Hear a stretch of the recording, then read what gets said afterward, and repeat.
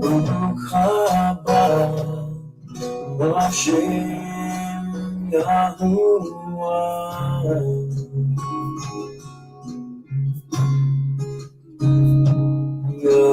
Yahusha, living water.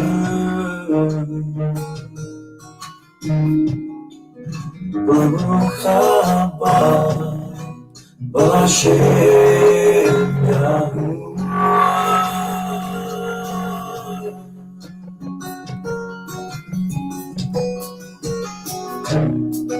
I sing out with praise to you. Your name is beautiful to me, my King. I sing out with praise to you. My heart desires to honor you, my God. I sing out with praise to you, Yahusha.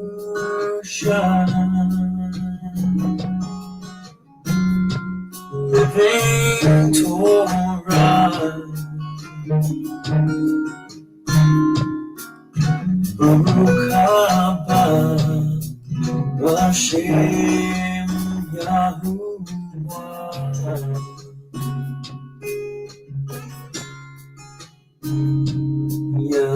Yahusha, living Torah,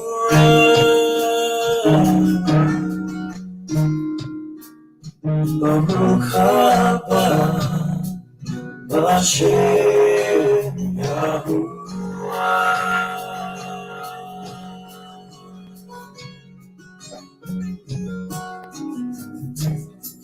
I sing out with praise to you. Your name is beautiful to me, my King. I sing out with praise to you. My heart desires to honor you, my God. I sing out with praise to you, Yahusha.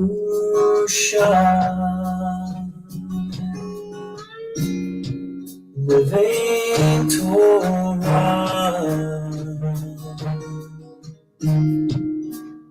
Baruch haba Hashem Yahuwah.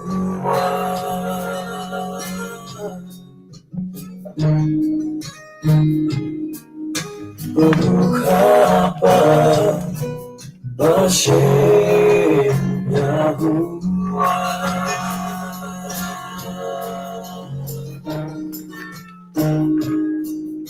Baruch haba Hashem Yahuwah.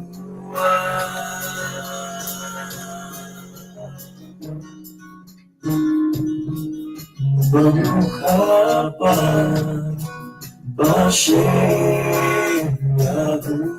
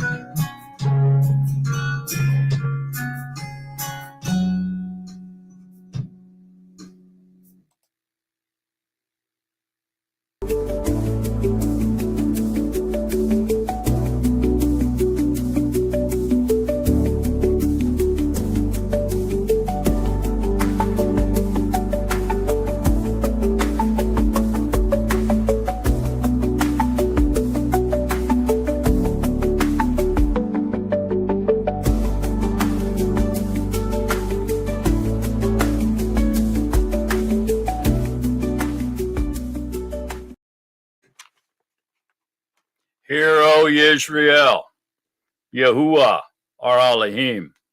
Yahuwah is one. And you shall love Yahuwah your Elohim with all your heart, and with all your being, and with all your might.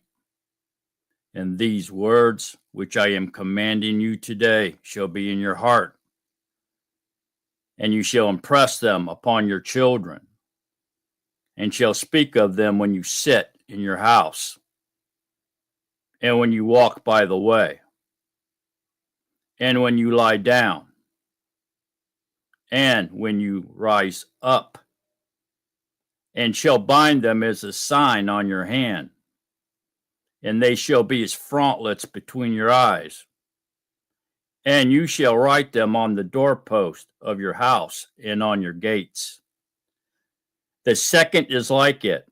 You shall love your neighbor as yourself. On these two commands hangs all the Torah and the prophets. Hallelujah. Hallelujah.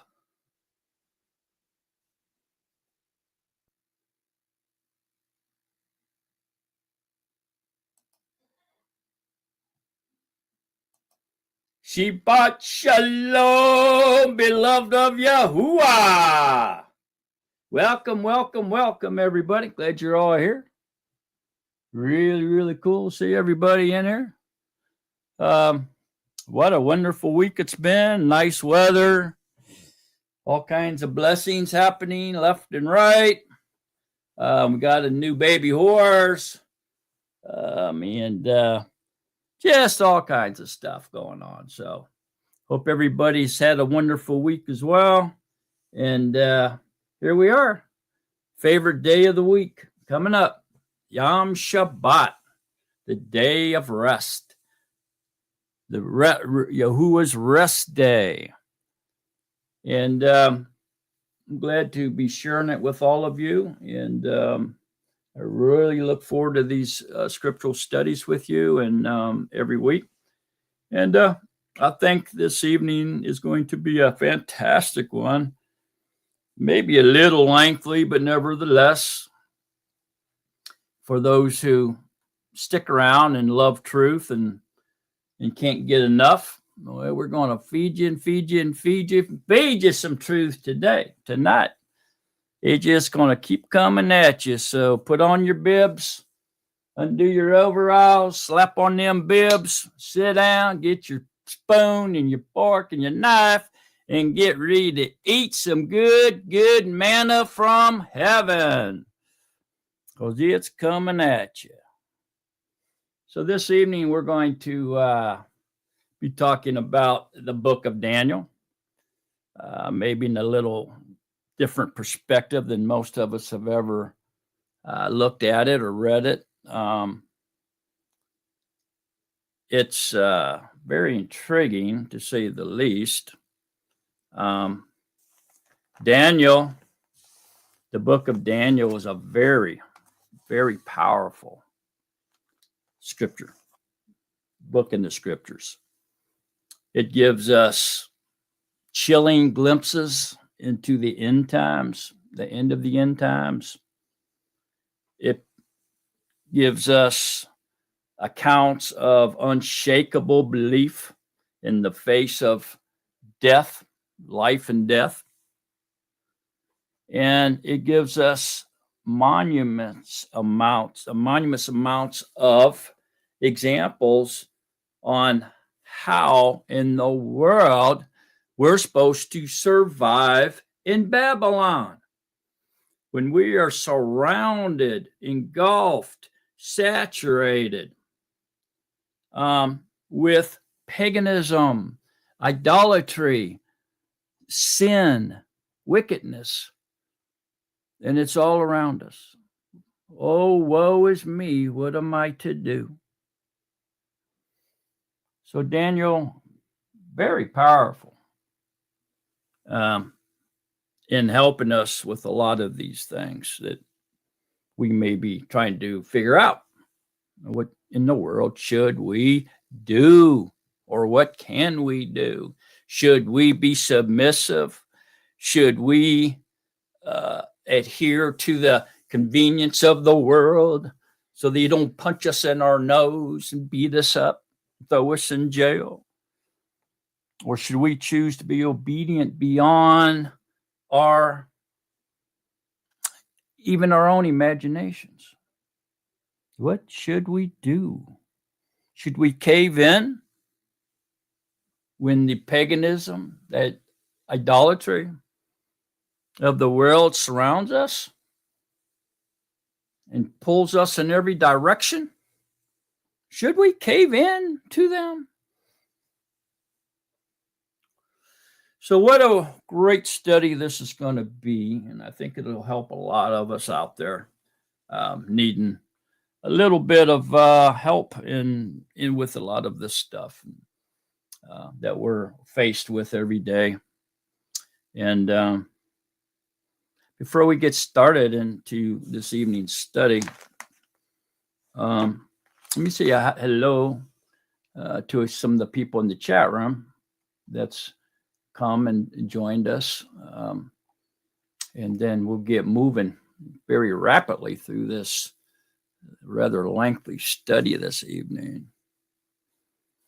Okay, so here we go. Miss Sandra Brunston. Welcome, Sandra. Glad you're here, Sister Sandra. Shema. Brother Levi Davis, glad you're here, brother. Shalom.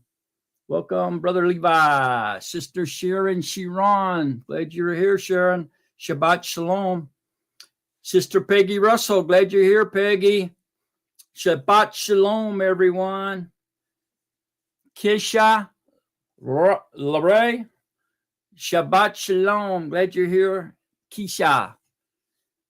Brother Raul and Sister Yami Koto, glad you all are here. Shalom, familia. Sister June Manning and Joe, glad you all are here. Shabbat Shalom, blessed family from June and Joe. Brother Lou and Sister Phyllis, glad you all are here. Shalom, lovely family. I am so glad to be here to share what the Ruach has to teach us. Jocelyn Stewart Bagley. Welcome, Sister Jocelyn. Happy Shabbat. New Creation 222. Welcome, New Creation 222. Glad you're here. Shabbat Shalom, everyone. Love y'all. Lorena Maran. Glad you're here, Sister Lorena. Shabbat Shalom, everyone. Yahuwah is Love 7. Glad you're here. Yahuwah is Love 7. Shabbat Shalom. Beth Lati. Glad you're here, Sister Beth. Shabbat Shalom, everyone. Brother Yahudru. Glad you're here, Brother Yahudru. Shabbat Shalom, family from Delmara, Chesapeake, East Chesapeake Bay area, home of the duck decoy makers. Brother Phil Dickey, glad you're here, Brother Phil. Baruch haba b'shem Yahuwah. Brother Jeremiah, glad you're here, Brother Jeremiah. Shabbat Shalom, family. Sister Rose Wright, glad you're here, Rose. Shabbat Shalom. Yahuwah saves in the name of Yahusha. Carlton Rushing. Shabbat Shalom, everyone. Welcome, brothers Carlton. There's some character on here named Sparking You is Yah. Any of you ever hear of that guy? He says, Shabbat Shalom, beloved of Yahuwah. Welcome, brother. Sparking You is Yah. Karaoke Virtual. Glad you are here, Karaoke Virtual. I'm in love with Yahuwah.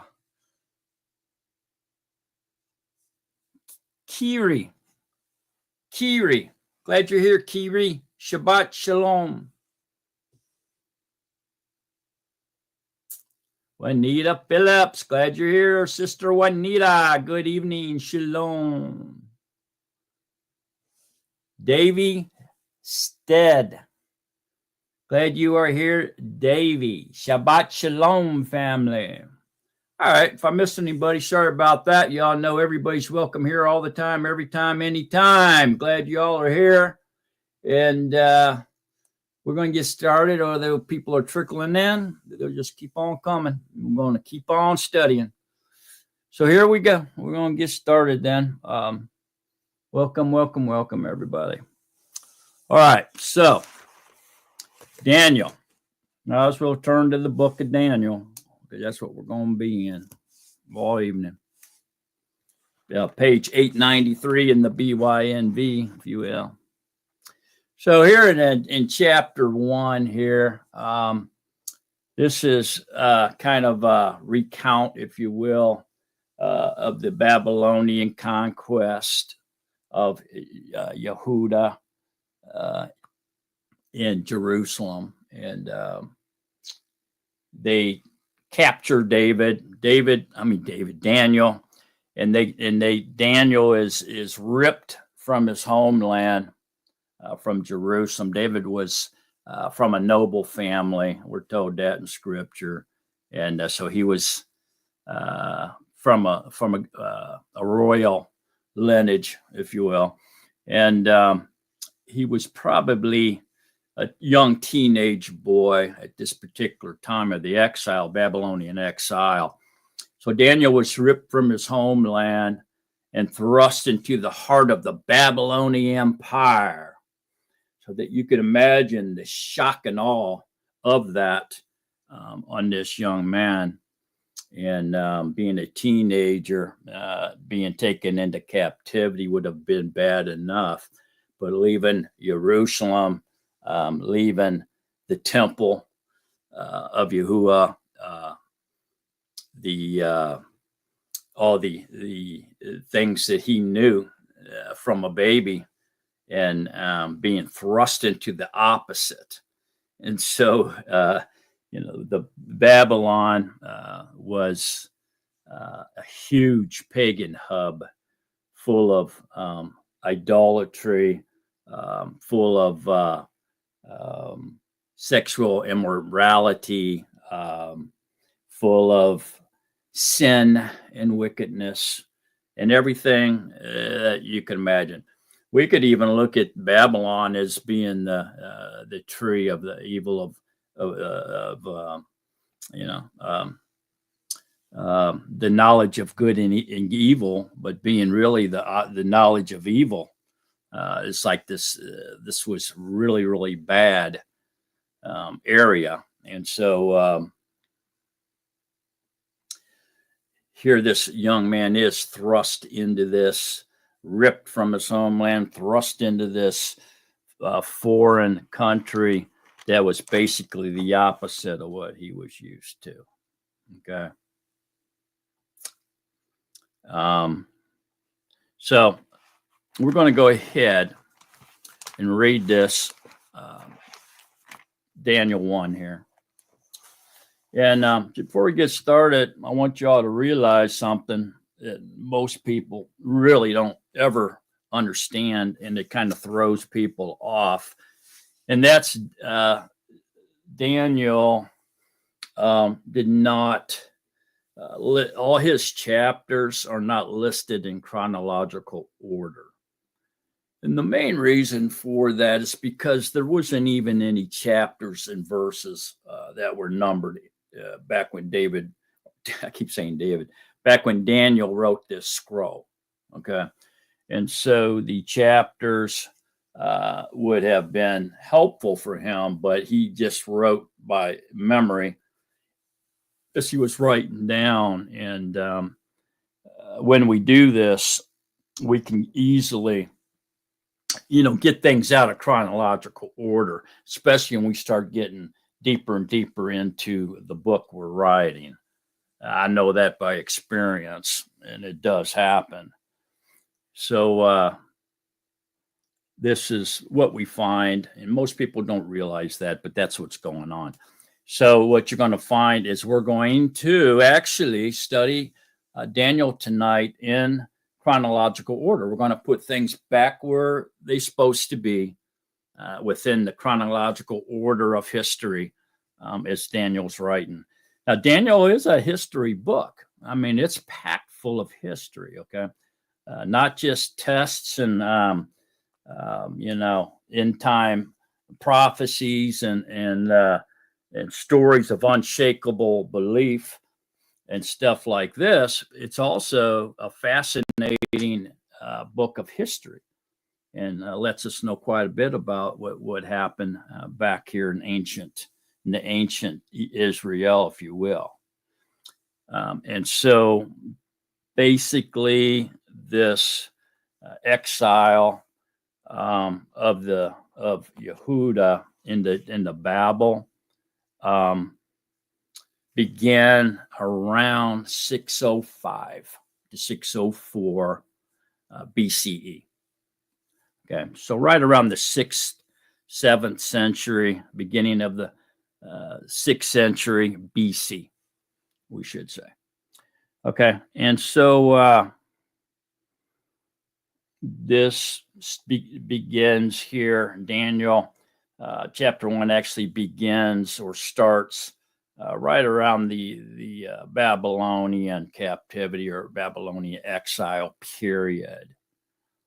Okay, now, again, Daniel being a young man, young teenager, probably 15-ish type thing like that.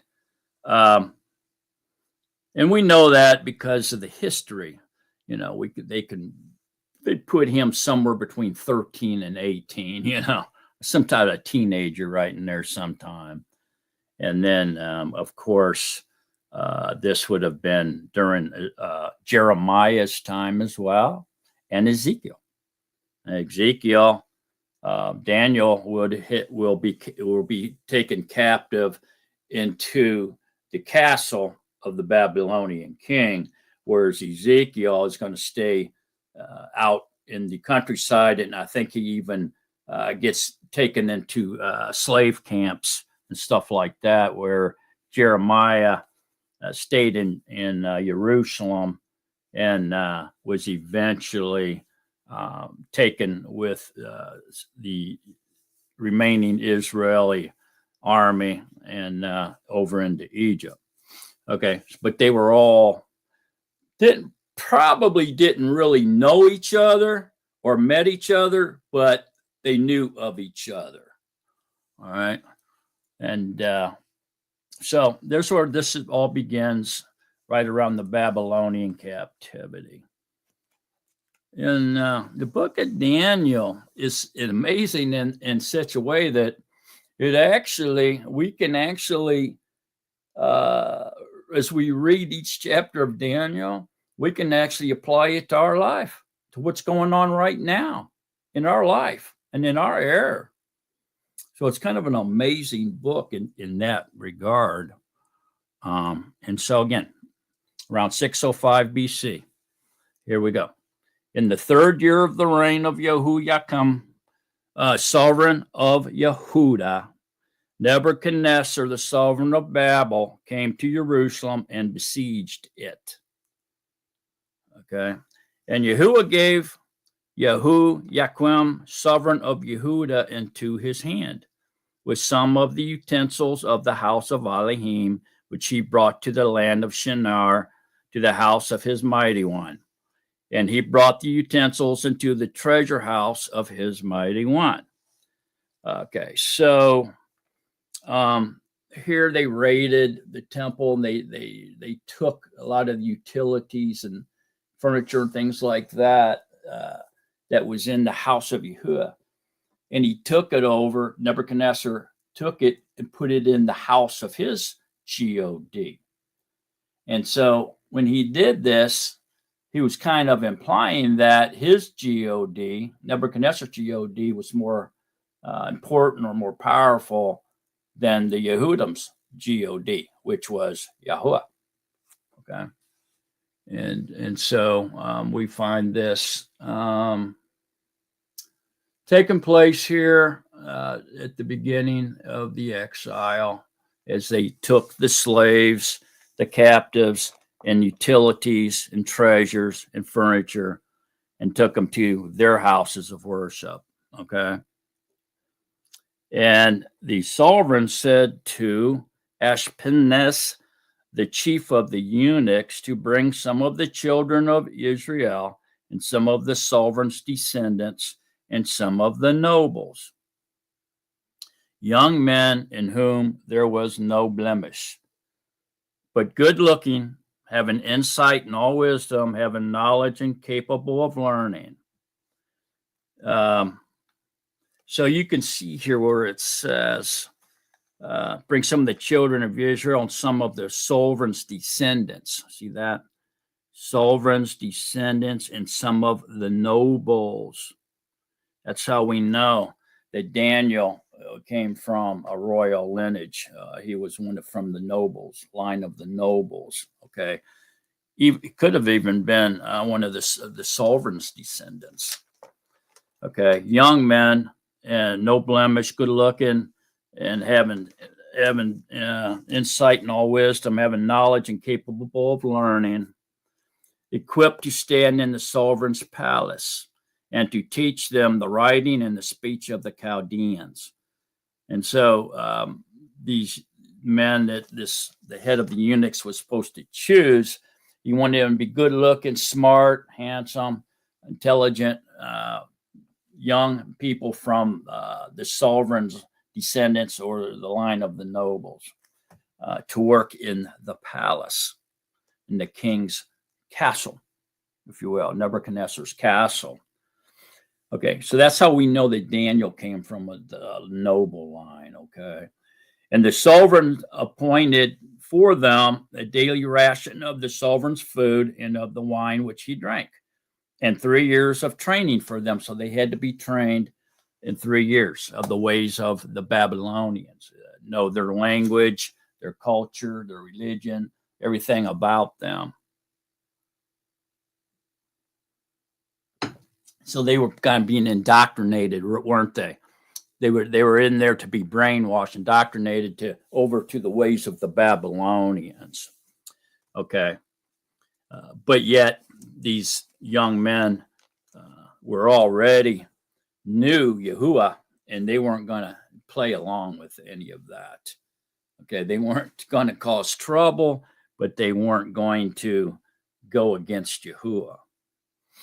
Okay, so anyway, they were assigned for 3 years in training, so that at the end thereof they should stand before the sovereign. So at the end of the 3 years when they graduated, they were to stand before the sovereign and be questioned and checked out and make sure that they were worthy to be in his court. Now, among them, this were the young boys that were taken to the castle to serve the king and go to that school, were from the sons of Yehuda. So they were from the tribe of Yehuda. And that was Daniel and Cananiah, Mishael, and Azariah. Okay, so there's 1, 2, 3, 4. All right. That came from the tribe of Yehuda. And the chief of the eunuchs gave them names. For he called Daniel Belteshazzar, and then he called Cananiah Shadrach, and Mishael, Meshach, and Azariah, Abednego. All right. So this is a big bummer. Okay. Because what happened here, and a lot of people miss this, but this is really important, what the Babylonians did. So what the Babylonians did was they changed the names of these Hebrew boys to honor their Babylonian gods. And they actually named them after some of their Babylonian gods. Is what they did. And so these boys, these 4 boys, their Hebrew names were stripped of them and were replaced with substitute names that honored their Babylonian gods. Notice some of their Hebrew names honored Yahuwah. Hananiah, Azariah. See how Yah, his name is attached to their name right there? And even Mishael, Al is all. And so they replaced these names with names that would honor their Babylonian gods, not the Hebrew God. And so the reason they did this, and this is real important, is this was a direct attempt to erase the Hebrew boys' true identity along with the identity of their God. Does that sound familiar? Who else did they do that to? Oh, Yahusha. Right? He came in his father's name. They stripped him of his father's name. They stripped him of his true identity and the identity of his father and gave him a pagan name to honor their God, their Greek God. Jesus, Jesus, Jesus, Hail Zeus. Wow. And so we see here then this was a practice of the pagan Gentiles to do. When they would captive a Hebrew person, take them captive or under their rule or thumb, whatever, they would love to change those Hebrew names, which usually honored their God, Yah, and replace it with names that honored their Babylonian or Greek or Roman or Egyptian God. That's what happened to Yahusha. That is what happened to Daniel and his 3 buddies.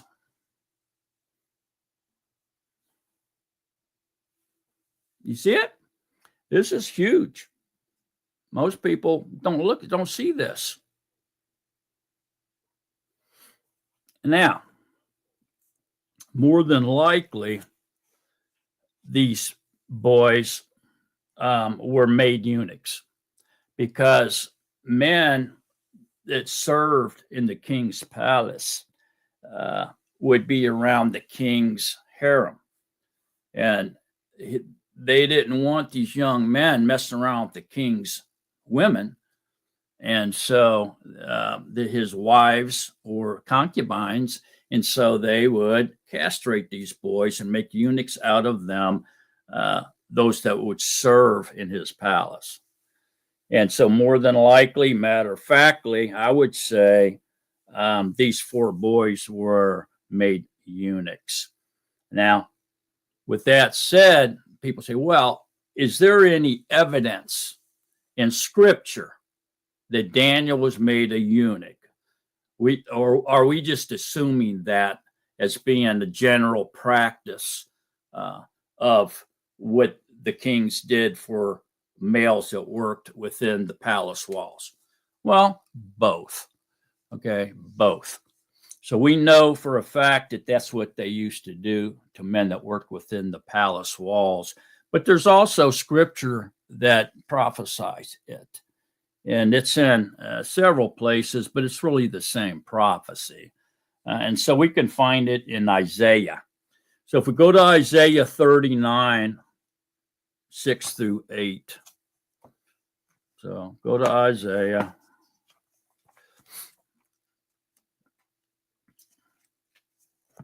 So Isaiah 39, 6 through 8 says,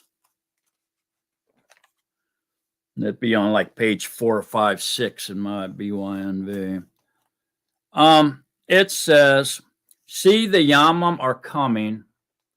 This is Isaiah, Yashayahu, talking to the king, okay? Kesadiah, Kesquiyahu, okay?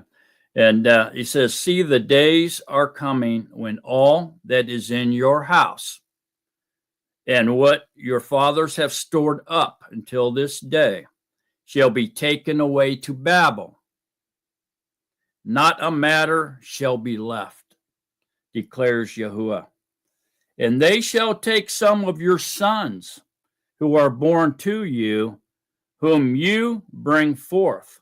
Speaking of this, the line of the king now. See, this is why I say Daniel was a noble. He was from the line of the king, more than likely. He was a descendant of the kingship line.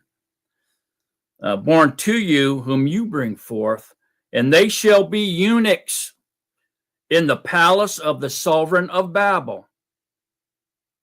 See that? Right there's the prophecy, man. And Kesquiyahu said to Yashayahu, the word of Yahuwah which you have spoken is good.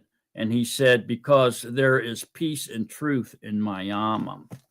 And so the king didn't care what was going to happen to his offspring, his lineage, because his days were good and he wouldn't be alive when those bad things happened. So he didn't really care. As long as his life, his days were good, he was a happy little camper. Okay. So this is the prophecy in Isaiah that tells us that those who were taken to work into the palace of the king of Babel would be made eunuchs. In other words, cutting off the line of the king, right? So there it is. And you can find that same prophecy written in 2 Kings 20:18, if you're interested in that. Okay. So then it says, but Daniel laid it upon his heart that he would not defile himself with the portion of the sovereign's food, nor with the wine which he drank. So he asked from the chief of the eunuchs not to defile himself. And Elohim granted Daniel kindness and compassion from the chief of the eunuchs. But the chief of the eunuchs said to Daniel, I fear my master, the sovereign, who has appointed your food and drink. For why should he see your faces looking worse than the young men who are your age? Then you would make my head guilty before the sovereign. And Daniel said to the overseer, whom the chief of the eunuchs had set over Daniel, Hananiah, Mishael, and Azariah, please try your servants for 10 days and let them give us vegetables to eat and water to drink. Okay, so this is a refusal from Daniel and his buddies to eat the food of the sovereign. And this could have turned really, really bad for Daniel if Yahuwah hadn't showed kindness and compassion toward Daniel and influenced the chief of the eunuch's mind. But it could have turned out really bad. Why? Because this would be like turning down the food offered from the king. It's basically be like slapping the king upside his head and saying, I'm not eating your nasty food. Basically, would have been considered a great insult. And of course, we all know that the king could have made heads roll if he wanted to, if he felt insulted enough. So this refusal to eat the king's food could have insulted the king. Okay. And but a lot of people see this as a refusal to eat because of a violation of the dietary laws in the Torah. And it may have been, that's a good possibility as well. I mean, it could have been the reason why they didn't want to eat the food. Um, and it could also been that this food may have been offered to idols, and they knew that they were offering this food to idols before they sent it to them to eat. They didn't want to eat it.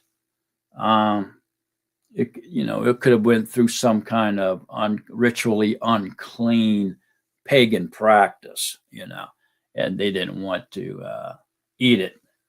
And so they opted out of eating this food for whatever reason. It really doesn't tell us, but whatever reason, they asked if they could just eat vegetables and water instead. Okay. So I don't think, although this seems to be, if on the surface, is a test for these young men to keep the dietary laws, and it very well could have been, but I think it goes a little deeper in its testimony to them wanting to depend on Yahuwah's supplies, his provisions, rather than the king of Babel's. Okay.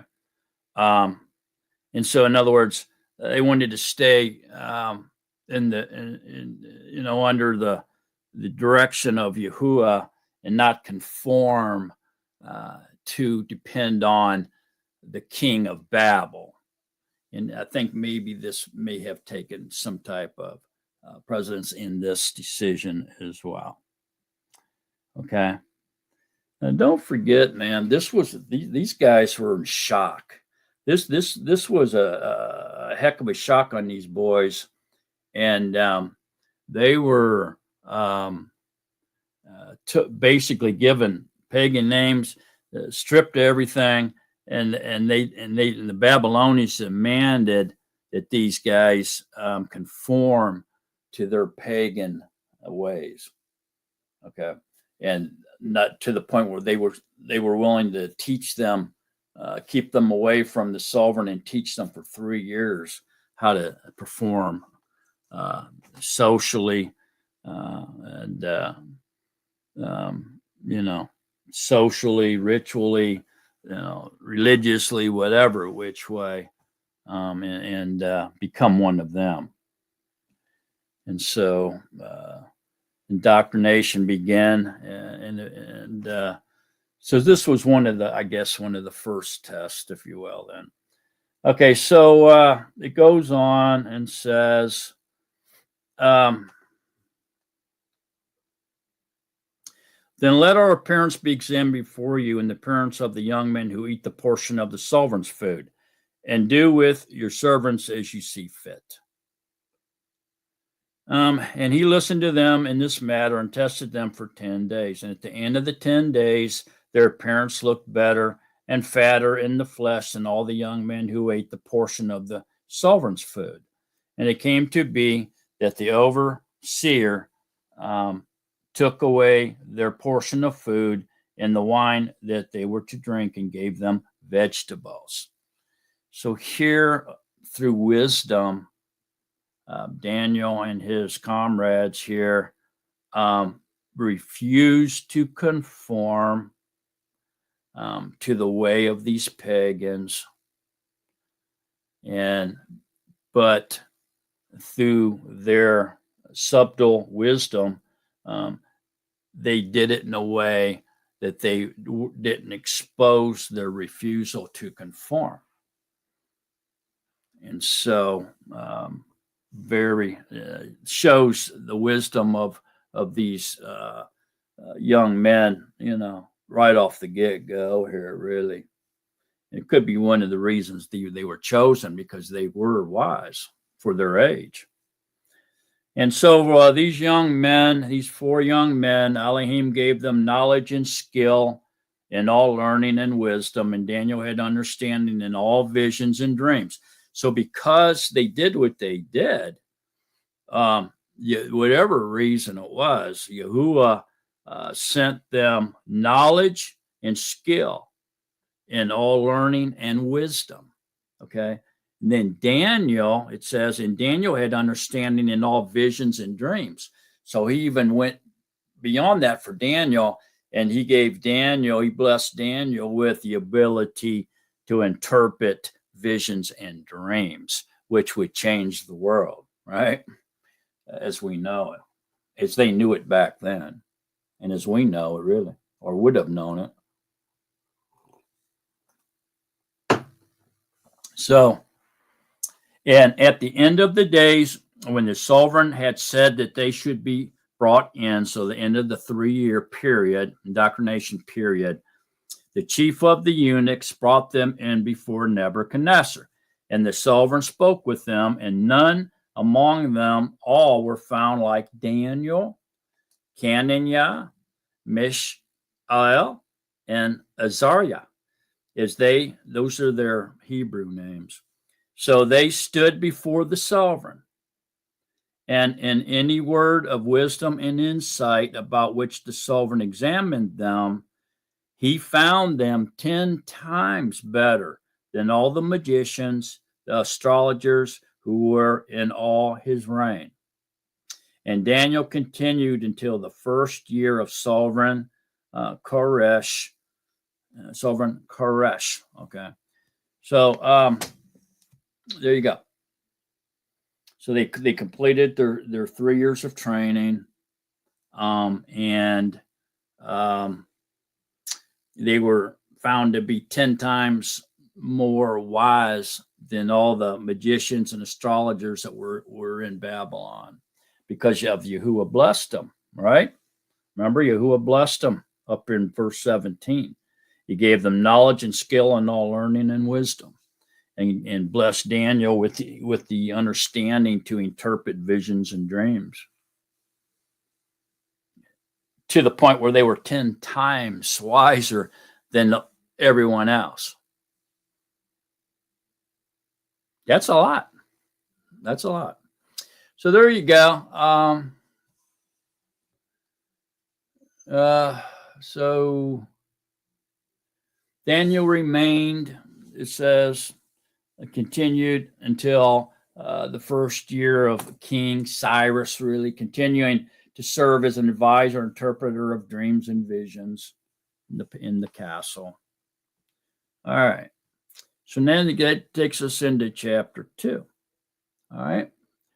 So chapter 2 is a recount of King Nebuchadnezzar's dream. Okay. This great dream of Nebuchadnezzar. And he dreamed of this big, great statue, which we find out as we read through this, represents successive world empires or kingdoms. And it ends up culminating in a stone that smashes this statue, hits it on the feet, and tumbles it. And this stone, which turns into a mountain, symbolizes Yahuwah's reign that will never end and never be destroyed. But this Nebuchadnezzar's dream here is about a massive statue made of different metals, different materials, gold, silver, bronze, iron, and clay, that's struck by this stone and shattered. Okay. So let's go ahead and read about it. I think this is the longest chapter in Daniel, chapter 2. But it's extremely interesting. So Daniel, he serves under 3 kings, 3 sovereigns in his during his exile. Nebuchadnezzar, Belshazzar, and then Cyprus. And so this King Koresh here in verse 21 is we know is Cyrus. Okay, so under Cyrus. Um,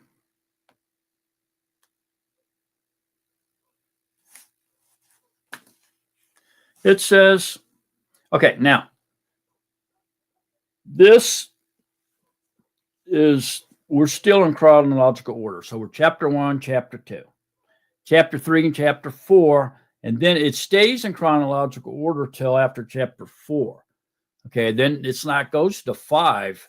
It actually should go to 7 and 8, and then back to 5 and 6. And so we're going to follow that chronological order as we study through here, and you'll see it why that is. Don't ask me why Daniel wrote out a chronological order, but like I said, more than likely it's just because that's what happens when you write a book. You just sometimes that can happen to you. That's all I can tell you. And that it was a scroll. Remember, there was no chapters or verses numbered in Daniel's original writing. It was a scroll. So chapter 2, then we started in 605 BC.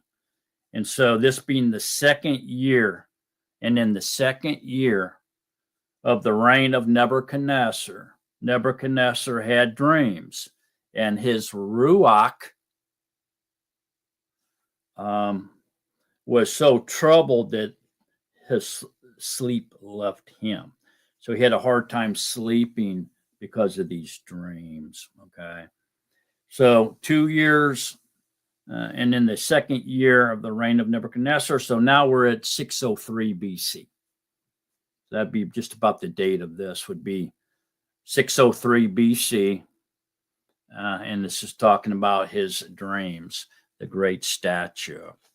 And we began at 604 BC at the exile, Babylonian exile. Okay.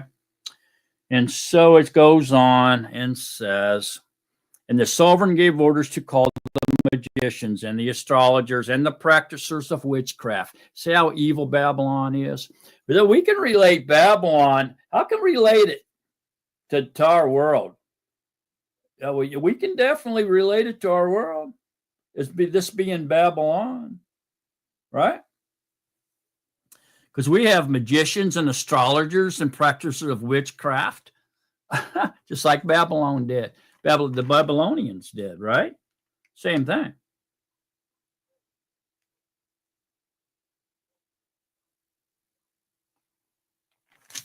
And so under the pressures of the world, can we say, no, we don't eat pork. No, we don't eat mice. No, we won't eat seafood. No, we won't eat anything that's not ordained as food by Yahuwah in the Torah. Can we stand up like Daniel did and declare this and use wisdom? Can we use wisdom in our life in order to, so people don't know that we're refusing their hospitality? Well, yeah, this is something that's real. Even in our life right now, we can be confronted with this, and we can learn from what Daniel did here about these dietary laws. Under all the pressure, just think about it.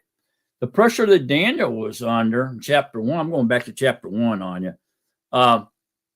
was not to eat the king's food, but to refuse the king's food, which could have brought death. Almost everything that happened to Daniel and his three amigos here could have brought on death for their refusal to conform. This was all about conforming to the ways of the pagan and living among them, even being brainwashed by them for 3 years, indoctrinated. All right?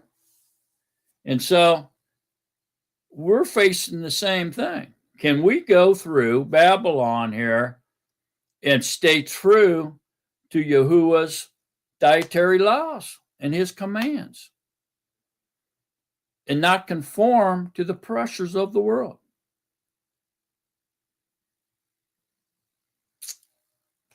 You know, under all that scrutiny, under that pressure, under the indoctrination, under everything, Daniel and those three boys, his friends, did not disobey Yahuwah. They chose obedience over convenience. How convenient was it for them to eat off of the table of the king? The same food that the king ate.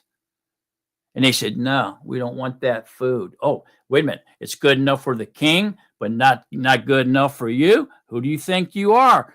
Cut off their heads. Throw them in the dungeon. But through all of that, they were able to come out on top. And even though we're confronted with these same type of pressures in this world that we can call Babylon, we should do as Daniel and his three amigos did and stay obedient to the Torah and not cave in to the convenience of the world's food system. How convenient, how easy it is to go down to a restaurant or a store and buy seafood. It's right there for you. You don't even have to go catch it.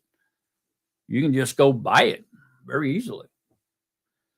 So anyway, back to chapter 2. And so here in Babylon, back in these ancient times, and even now in the Babylon, the world that we're in, the world's Babylon, it's the same thing, really.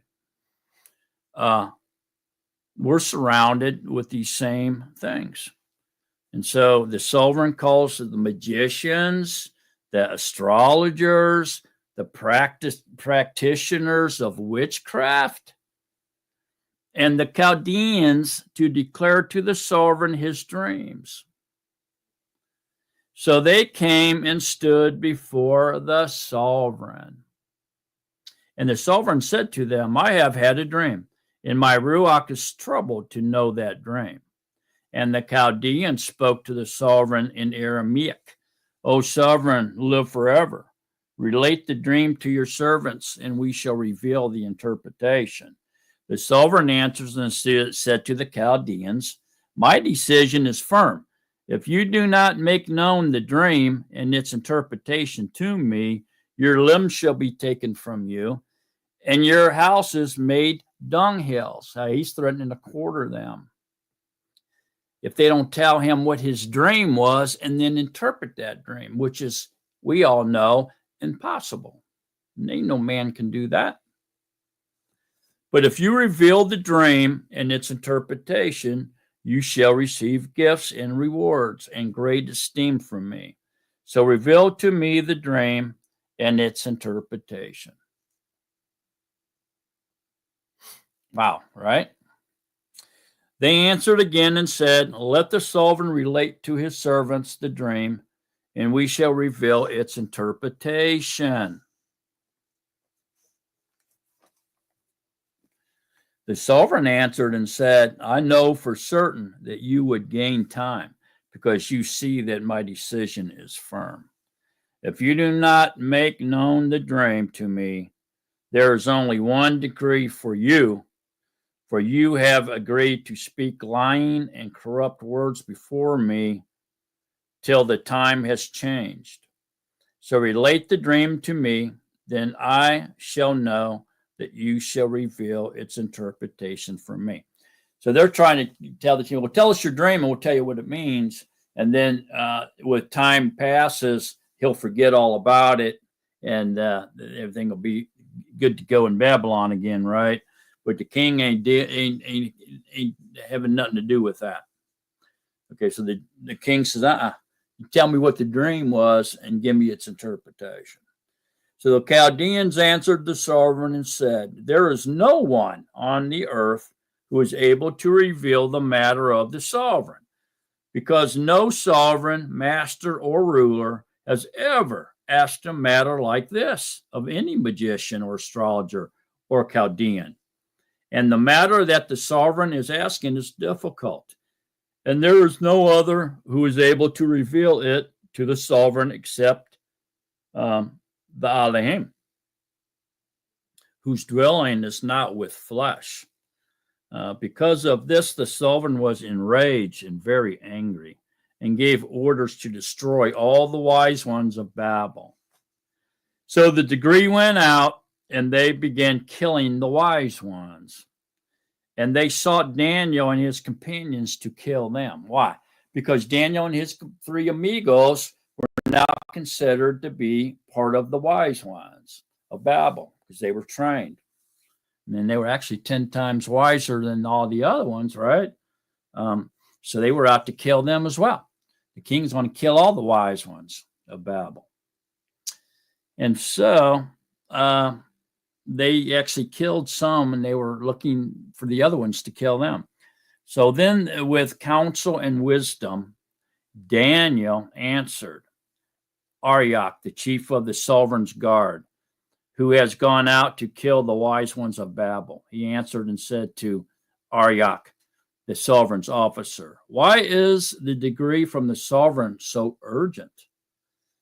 So Arioch made the decision known to Daniel, and Daniel went in and asked the sovereign to give him time, and he would show the sovereign the interpretation. Then Daniel went to his house and made the decision known to Hananiah, Mishael, and Azariah, his companions, to seek compassion from the Allah of the Shemaim concerning this secret, so that Daniel and his companions should not perish with the rest of the wise ones of Babel. Then the secret was revealed to Daniel in a night vision, and Daniel blessed the Allah of the Shemaim. Daniel responded and said, blessed be the name of Allah forever and ever, for wisdom and might are his. And he changes the times and the seasons. He removes sovereigns and raises up sovereigns. He gives wisdom to the wise and knowledge to those who possess understanding. He reveals deep and secret things. He knows what is in the darkness, and light dwells with him. I thank you and praise you, Allah of my fathers. You have given me wisdom and might, and have now made known to me what we asked of you. For you have made known to us the sovereign's matter. Okay, so this Allah here that Daniel's talking about is not the same Allah of the Islamics, okay? This is Allah, A-L-A-H, or even A-L-A-U-H, Allah. Okay, it's not the same Allah as the Islamics pray to, okay? This is just the way the Hebrews say that it says G-O-D. It's all A-L or Alua or Allah or Elohim, showing his immensity, his immense qualities, that he's everywhere all the time, everywhere all at once all the time. Elohim. So you have given me wisdom and might, and have now made known to me what we asked of you, for you have made known to us the sovereign's matter. So Daniel went to Arioch, whom the sovereign had appointed to destroy the wise ones of Babel. He went and said this to him, do not destroy the wise ones of Babel. Bring me in before the sovereign, and I shall show the interpretation to the sovereign. Then Arioch brought Daniel in a hurry before the sovereign and said thus to him, I have found a man among the sons of the exile of Yehuda who does make known to the sovereign the interpretation.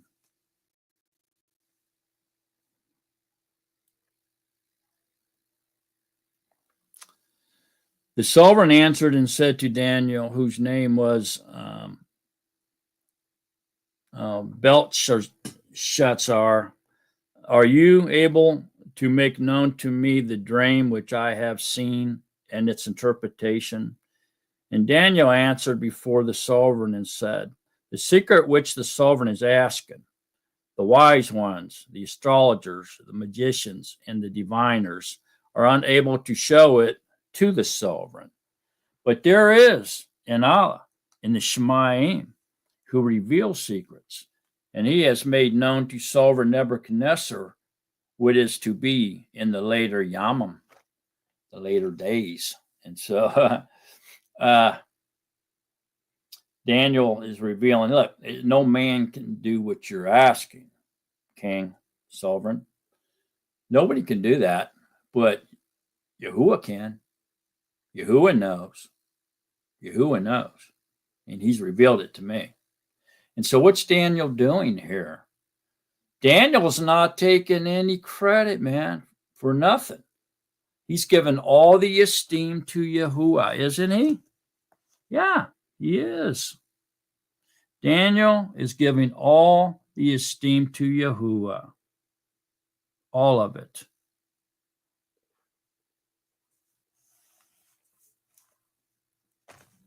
Okay? He's not taking any of the esteem for himself at all. Okay? Then he goes on and says, your dream and the visions of your head upon your bed were these. As for you, sovereign, on your bed, your thoughts came up. What is going to take place after this? And he who reveals secrets has made known to you what shall be.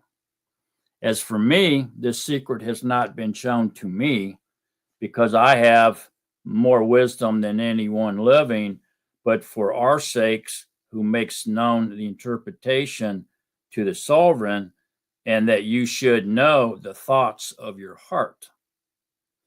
You, sovereign, were looking on and saw a great image. The great image and its shining excellent. What was standing before you?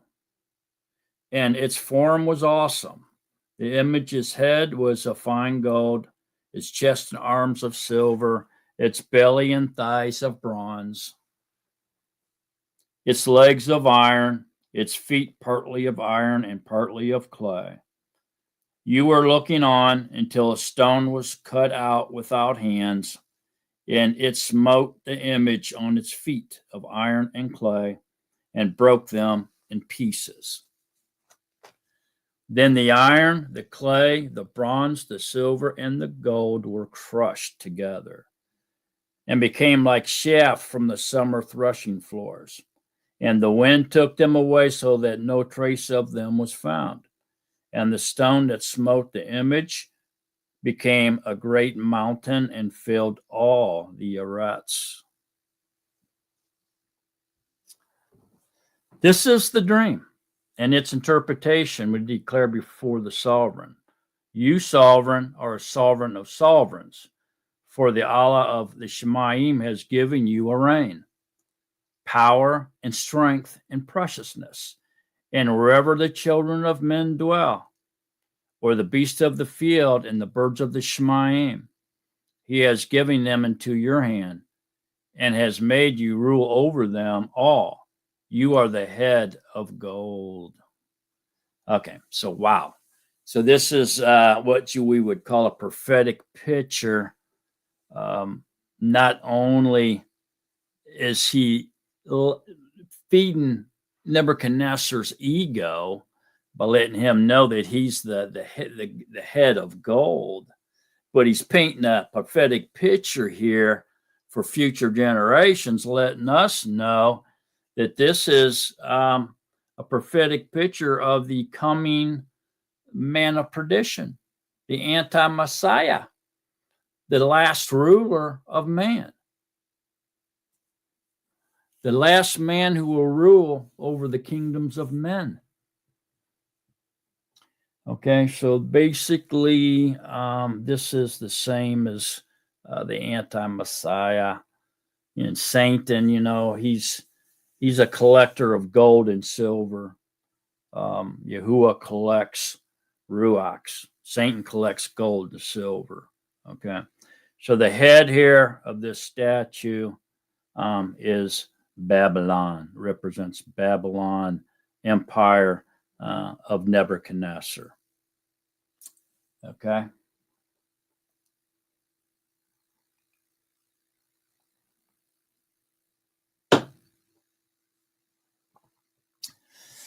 Okay. So your Daniel has told him his dream, and now he's interpreting that dream. Very powerful, man. And after you rise up, another reign lower than yours, and another third reign of bronze that rules over all the Eretz, and the fourth reign is as strong as iron, because iron crushes and shatters all. So, like iron that breaks in pieces, it crushes and breaks all these.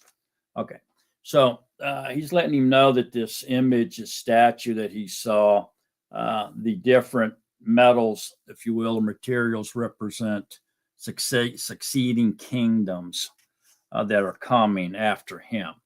He being the Babylonian empires, the gold, and then here come the Medes and Persians, the silver, and then the bronze, the Greeks, and iron legs would be, the Roman, and then the iron and the clay being the Holy Roman Empire that's ruled by a pope and an emperor together, a religious leader and a political leader ruling together. And so this is what he's letting him know here. Goes on and says, yet as you saw the feet and toes, partly of potter's clay and partly of iron. So you're talking about the feet and the toes now. The reign is to be divided, but some of the strength of the iron is to be in it, because you saw the iron mixed with muddy clay. And so this feet and toes, the reign to be divided, is the Holy Roman Empire. And it, in the end, when it gets to the toes, starts out with the feet, and then it goes into the toes, are 10 kingdoms. The toes are 10 kingdoms or 10 horns, same thing. And so the feet, the iron and the clay, that's to be divided, this means there's going to be two rulers that are going to equally rule over this last empire. Okay. And the political leader, the nobility, will be the anti-Messiah, and then the clay will be, the muddy clay will be the religious leader of that rules with the anti-Messiah, and we all know that that's going to be the false prophet. And so these rulers, the Holy Roman Empire was always ruled by a political leader and a religious leader, and it was always the Pope. The Pope had to crown the emperor, or he couldn't be emperor. So he had to be crowned by the Pope. Okay, and so these two together ruled together over the reign that was partly clay and partly iron. Okay, the feet. And so the Holy Roman Empire lasted for a while, and then it died in August 6th, 1806. They declared it dead. Okay. But not in the hearts and minds of the people, of course. They continued to live. And then there's evidence that this Holy Roman Empire, which was wounded and died in 1806, was reborn November 3rd, 2009. Okay. And so now the Holy Roman Empire has been reborn in 2009, and it continues to grow, and waits upon the final leaders, I should say, the final Pope and the final Emperor to come on the world stage and rule over the 10 kingdoms, which are the 10 toes, ruled by the last emperor and the last religious leader that's going to rule over the last kingdom of mankind. Because after that, and it's all the kingdoms will be destroyed, then the kingdom of Yahuwah comes. And it's never ending. There's no end to it. And so that kingdom lasts forever. And man won't never rule over himself again, ever. He'll always be ruled by under Yahuwah. Okay, so, and Yahuwah will be the high priest and our king, the sovereign of sovereigns and the master of masters, if you will, or the priest of priests. Okay. All right, so that's what that was. So the 10 toes is the same thing as the 10 kingdoms that we read about in Revelations 17 and Revelations 13, and also as we get into Daniel 7, we'll read about the 10 kingdoms as well. But the 10 toes are those 10 kingdoms, the final reign of man, that man will rule over himself. Man's final empire will be made up of those 10 toes, or those 10 kingdoms, ruled by 10 kings. That's what this statue is telling you. Now, one thing that's kind of cool about this statue, and a lot of people miss, is it's a timepiece. All right. And so, as being a timepiece, it's like an hour clock, if you will.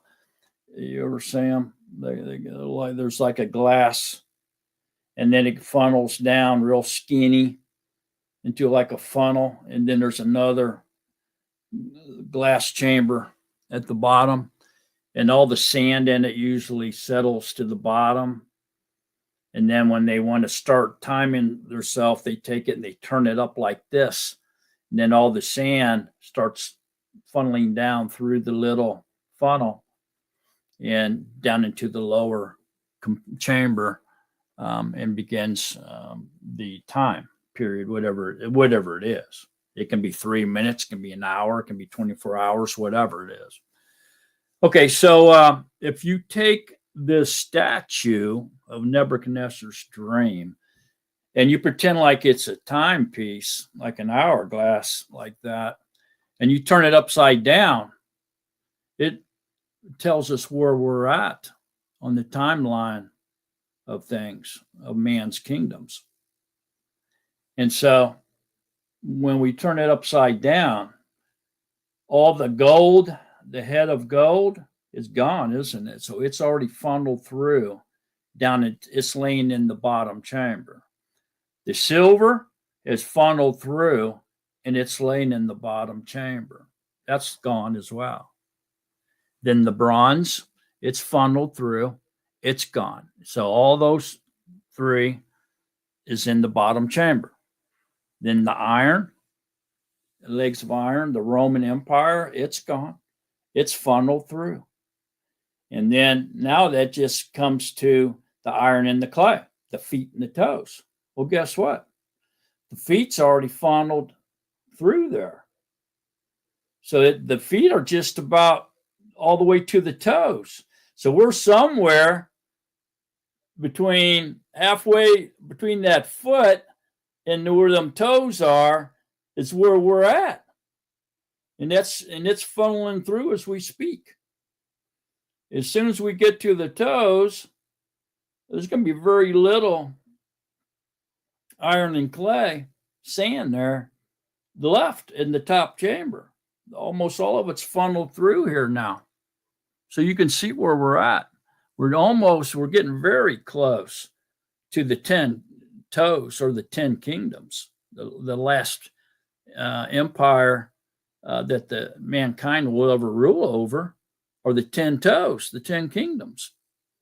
We're getting real close, folks, to the end of the end times. Getting real close. The 10 kingdoms haven't popped up yet, so we haven't filtered down through the entire feet. We haven't reached to the toes yet, but we got to be getting really close to those toes. So you can see is using this symbolically as an hourglass, that you can see that most of men's time has funneled through and is laying in that bottom chamber. There's not a whole lot of sand left, is there? Not a whole lot of time left. Time's running out as we speak. Okay, so all right, so this is real interesting. The reign of Yahuwah will be the stone that is the last kingdom that will exist. Will be the reign of Yahuwah, and that kingdom never ends, and that's represented by that rock. So let's go ahead and continue reading through this now. Notice that is the succession of the empires. It gets less and less expensive. So gold is, and then silver, then bronze, then iron, and also weaker. So less expensive, less weak. It gets more and more weaker. Men's empires until they're just iron mingled with clay, and then when they're gone, that's it. You know, it's men's ruling over himself is done. See what I'm saying? All right, so that's something important to see that and understand that as well. Okay, so let's go ahead and continue to read here now. 43 is extremely interesting. But let's go to 42. And as the toes of the feet were partly of iron and partly of clay, so the reign is partly strong and partly brittle, because it's the political leader has a military behind him. Partly brittle because the religious leader doesn't really have any teeth, right? He just rules with acting like he controls men's eternal destination, but really has no teeth as far as military might. So the reign's partly strong and partly brittle. And as you saw iron mixed with muddy clay, they are mixing themselves with the seed of men. And they are not clinging to each other, even as iron does not mix with clay. What a very interesting passage that is. And that can really get our minds going, right? And trying to figure out what exactly does that mean. But obviously here, the iron mixed with muddy, mixing themselves is they don't want to mix, because it's hard for two people to rule together. Somebody wants to be the ruler, and so they're going to butt heads and they're going to fight. And there's going to be friction there between these two worldly leaders. But nevertheless, they will rule together, because it's prophesied that they will. But this is the reign on the two other people. It crushes and puts an end to all these reigns. Wait a minute. So up here where it says mixing themselves with the seed of men, but they are not clinging to each other, even as iron does not mix with clay, is extremely interesting, man. I mean, we could get into cyborgs. We could get into robots, AI, all these different interpretations of this, but it really doesn't say. But it could even be the demons, trying to mix and mate with men again. Well, Yahuwah, he stopped that from happening when it happened the first time around before the flood. And I think Scripture speaks of him doing something so that couldn't happen again. And so, but they're still trying to make it happen, and they're making a lot of mistakes by splicing DNA and fooling around with DNA. men's DNA and animal DNA. And I think this may be what this is talking about as well. Okay, but I don't want to stick on that too long. Like I say, we can probably come up with a lot of things on that one. But let's move on. And in the Yamam of these sovereigns, the Allah of the Shemaim shall set up a rain which shall never be destroyed, nor the rain pass on to other people. It crushes and puts to an end all these rains, all the rains of man, and it shall stand forever. So there's no end to Yahuwah's reign. Okay. Because you saw that the stone was cut out of the mountain without hands, and that it crushed the iron, the bronze, the clay, the silver, and the gold, the great Allah has made known to the sovereign what shall be after this. And the dream is true, and its interpretation is trustworthy. Wow, huh?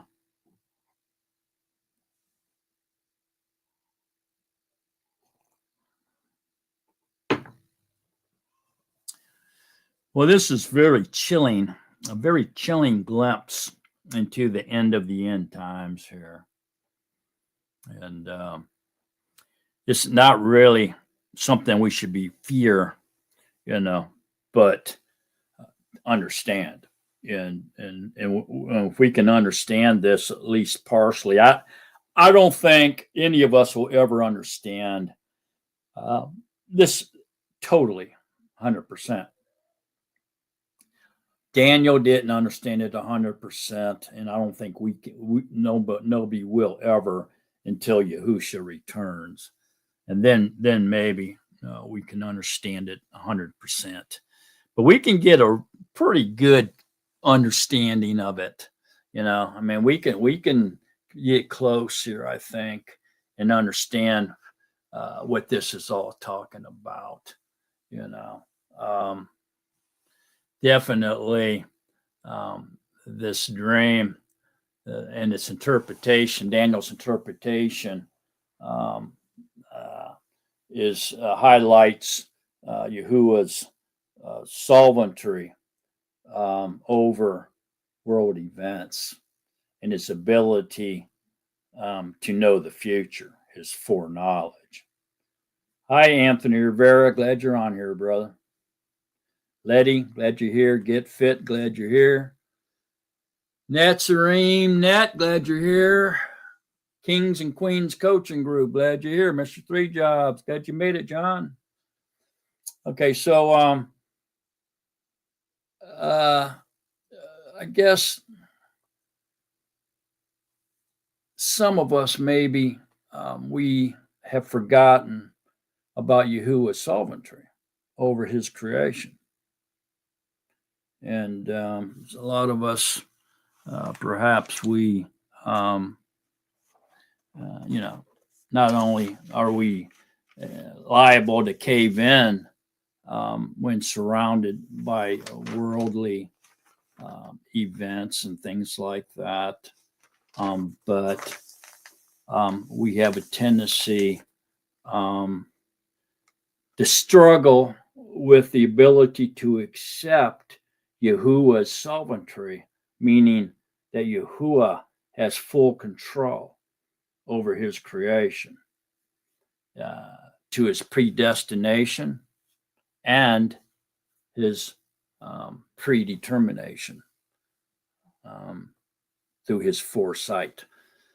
And we struggle with that, but we can see here this kind of proves that that these kingdoms, these world events, and all these future, the revealing of all this future prophecy should remind us of Yahuwah's sovereignty and that Yahuwah is in control. But he tells us all this, and all this is accurate and it's coming true.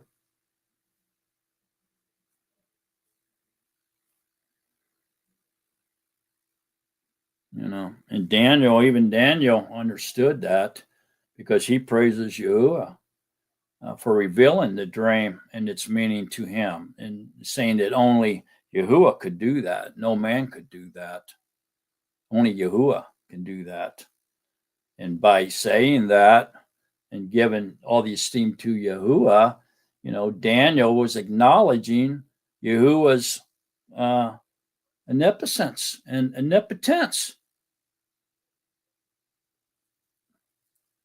and his omniscience. Was he not? Yeah, he was. Absolutely was. Look, we either serve a mighty, awesome Allah who is omnipotent, omniscient, and omnipotent, and is immutable, or he's not. You can't have it both ways. Although I think, at least as far as my little pea brain goes and my understanding goes, I do believe there's a little bit of free will here as far as responsibility and things like that goes. But I don't dare look past Yahuwah's sovereignty. And so through his foreknowledge, he predetermines everything as he's doing right here. This is predetermination, man. So predetermination means Yahuwah determines what's going to happen before it happens. And then it happens that way. That's prophecy, man. You can't deny that. You got to be crazy to deny that. And then predestination means he predestines our eternal life. Our eternal destination is predetermined where we're going to go. He predetermines by foreknowledge, and he predestines us through his election before he created anything. So if you're predestined, that means he destined you to either go to the lake of fire or you have eternal life before he created anything. So your eternal destination has been predestined. That's what predestined is. It always references your eternal destination, whether you're going to the lake of fire or eternal life. And then predetermination just simply means that everything he has predetermined the outcome of everything, how everything's going to happen and how it's going to happen.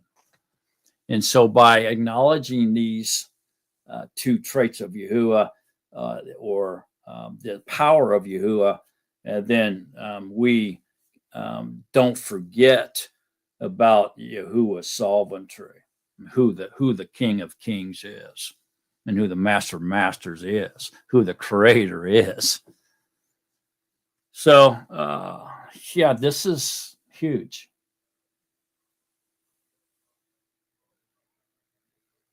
Very, very powerful. Powerful stuff here, man. Okay, so then it goes on and says, then sovereign Nebuchadnezzar fell on his face and did obedience before Daniel and gave orders to present to him an offering and incense. The sovereign answered Daniel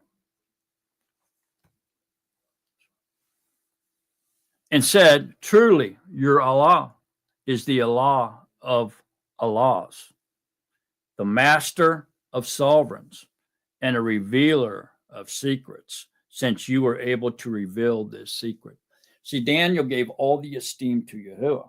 And so now King Nebuchadnezzar is declaring Yahuwah the sovereign of sovereigns and the master of masters and the Allah of all the Allahs.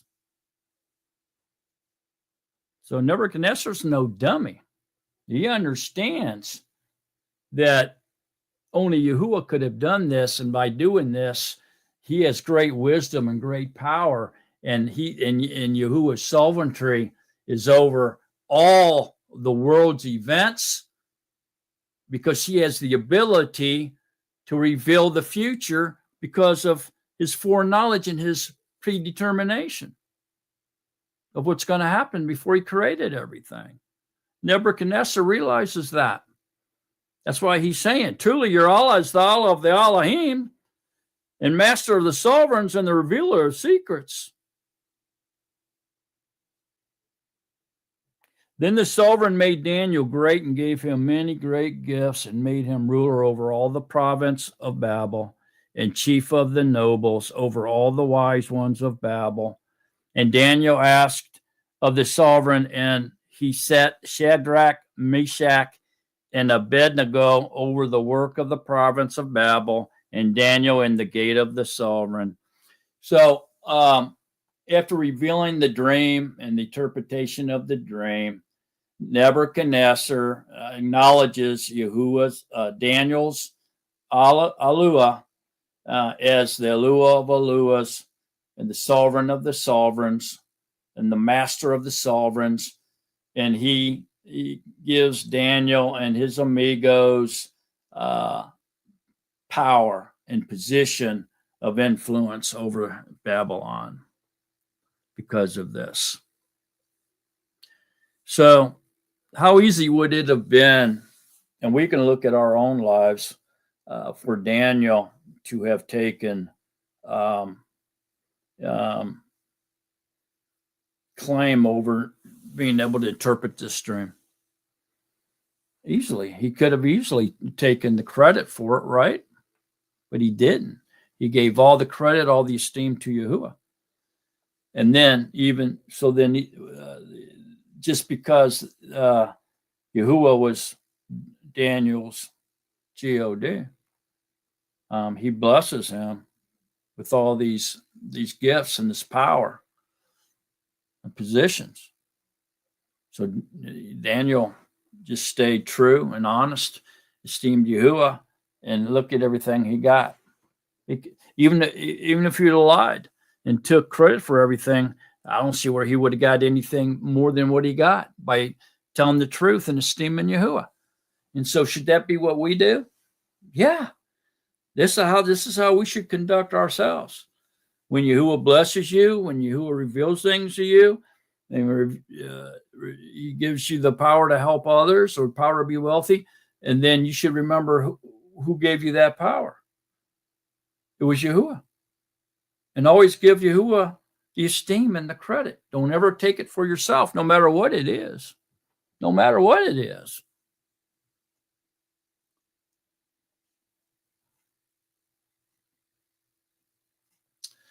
Okay. So now we're going to continue in chronological order here to chapter 3. The first 4 chapters are correct. And so chapter 3 here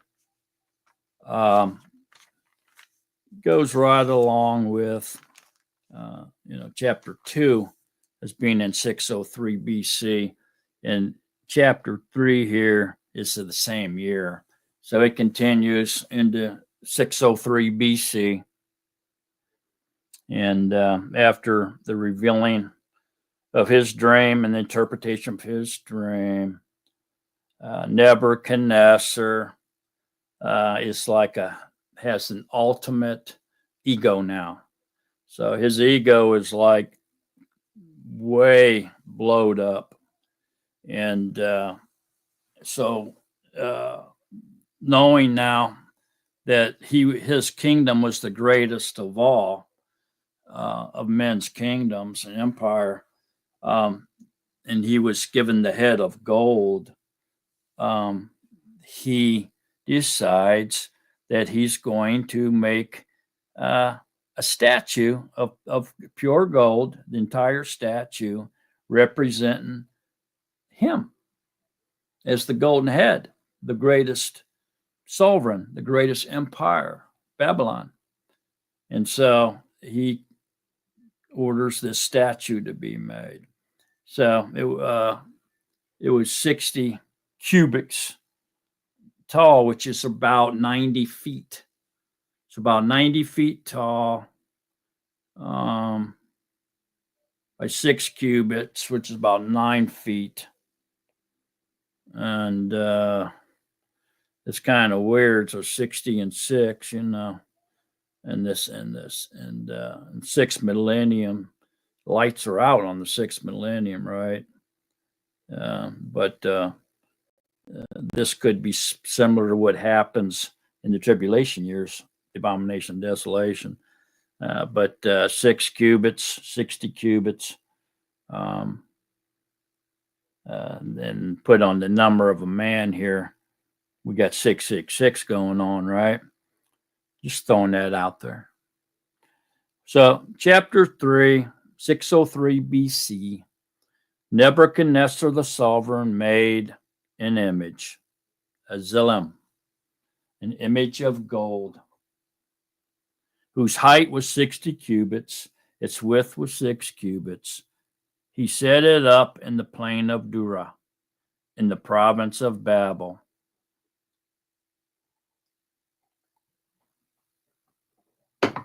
Okay, so in chapter 3 here,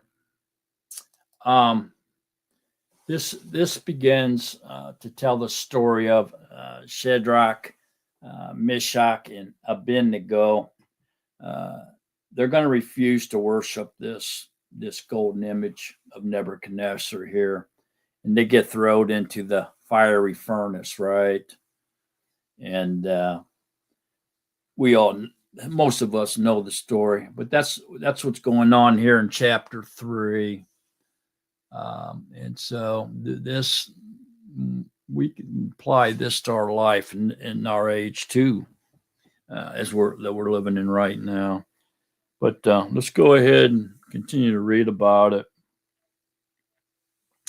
So the sovereign Nebuchadnezzar sent word to gather together the viceroys, the nobles, and the governors, the counselors, the treasurers, the judges, the magistrates, and all the officials of the provinces to come to the dedication of the image which sovereign Nebuchadnezzar had set up.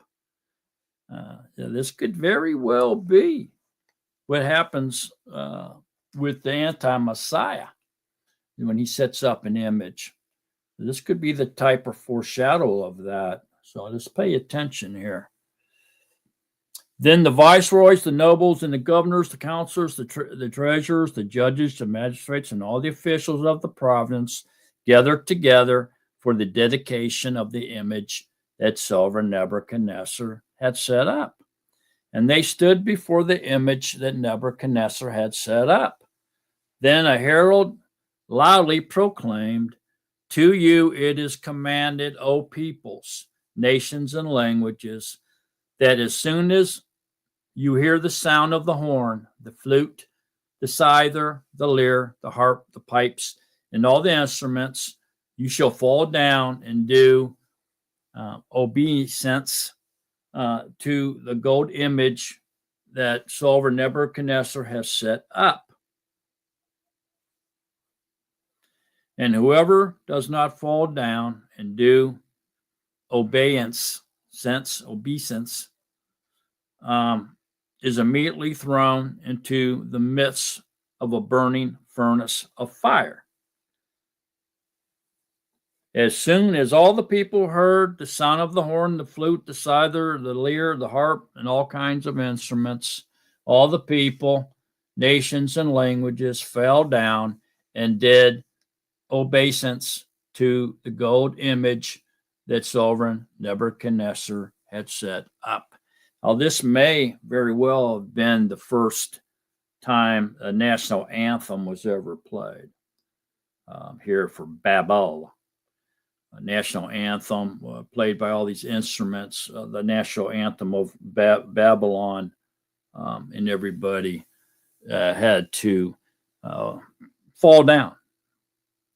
They actually went down on their knees. Nowadays, we don't go down on our knees, but we stand up, don't we? Put our hand over our heart, take our hats off, and that's kind of like obedience sense, isn't it? to the flag, to the country, to the empire. Yeah, could very well be. See how they trick you with that nationality stuff? So they play the national anthem. Everybody stands up, puts their hand over their heart, whatever. That's a way of doing obeisance to the flag or to the country. And they say, oh, that's a sign of patriotism and being a proud American and honoring the flag and all the people that fought and died under that flag, under those colors. And so they do all that to bring that pressure on you to get you to conform. It's all about conformity, just like it was here for Daniel and his amigos. This wasn't it? Yeah. It was all about conformity, man. It's what this is all about. Conforming to Babylon. And the world today is Babylon. He tells us, come out of her, my people. He's telling you to come out of Babylon, man. Is there a city that represents Babel? If the world's Babylon, yeah, Rome, the Vatican. It represents Babel. I think at the time, Babel actually was the greatest city that the world had ever known at this particular time, when Babylon was the world empire, ruling the world, that at least the world that as it was known. And I think Babel was the first city that the population went over 250,000, if I'm not mistaken. I think I read something like that before. See that? Yeah, it's interesting that Daniel was labeled as one of the wise men of Babel and was counted as one of the wise men, but he really never conformed, did he? No. Daniel never, and his three amigos never conformed, but they didn't rebel against the king either. They didn't cause any problems. They represented Yahuwah very well, even under all these adverse conditions. Being saturated in paganism, they never conformed to the paganism or to Babel, but they represented Yahuwah very well. They never conformed. Really quite amazing, isn't it? Do you all see that? That that's how we should be in this world that we're in? Can you see that?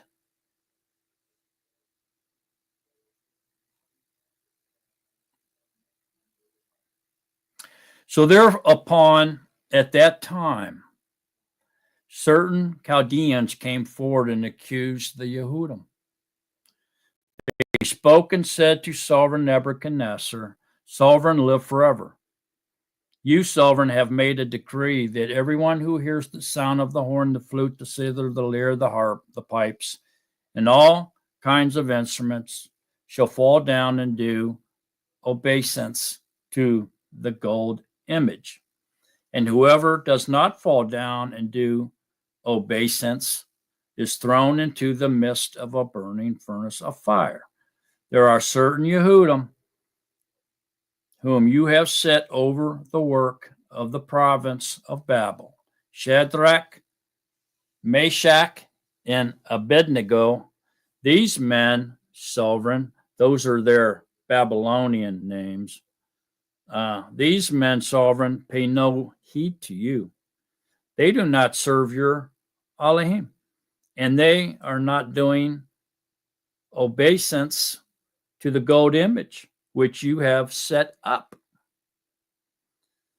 Then Nebuchadnezzar, in rage and wrath, gave orders to bring Shadrach, Meshach, and Abednego. Then they brought these men before the sovereign. Okay, so if we're living in the end times, and all of a sudden the anti-Messiah shows up in Jerusalem, And he erects an image of himself of gold up there, we'll just say, up on the Temple Mount. And everybody that goes there will just say, when some song is played, whatever, or shofars are blown or whatever, they have to bow down or stand up or whatever, and give obeisance to the anti-Messiah. And if not, they'll if they see you not doing it, they're going to run over there and capture you, punch you in your nose, put handcuffs on you, drag you by your hair over and throw you in a cage, and set up an execution date and hang you high on the square to show everybody else what happens to people that are disobedient to the anti-Messiah.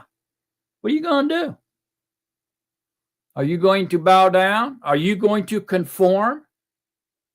Are you taking the convenient way out? Oh, I'll bow down, but I'm not going to say no. I'm not going to say nothing, but I'll go ahead and bow down so I don't get killed and captured. How convenient. What will you do? Will you do as these three amigos of Daniel did? Or will you take the easy way out, the convenient way, the disobedient way? It's a thought, isn't it?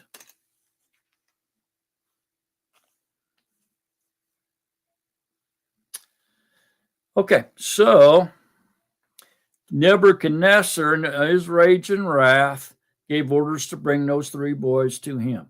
Then they brought these men before the sovereign, and Nebuchadnezzar spoke and said to them, "Is it true, Shadrach, Meshach, and Abednego, that you do not serve my Elohim, and you do not do obeisance to the gold image which I have set up?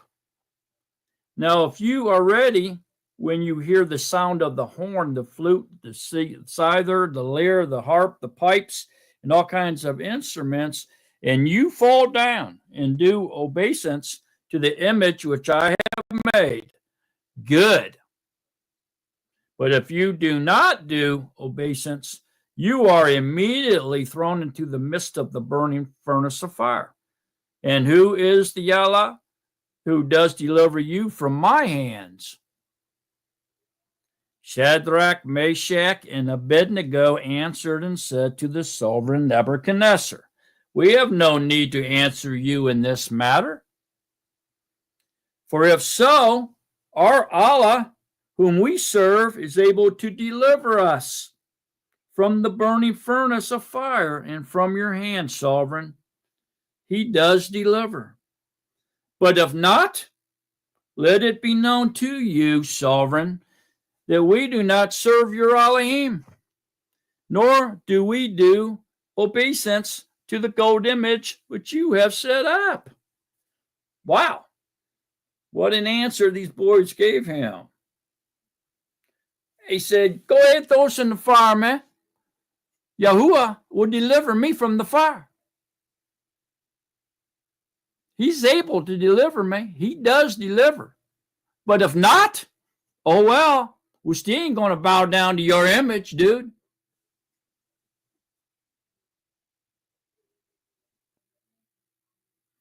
I think we all need to remember this lesson the closer and closer we get to the end of the end times and the image of the beast being set up.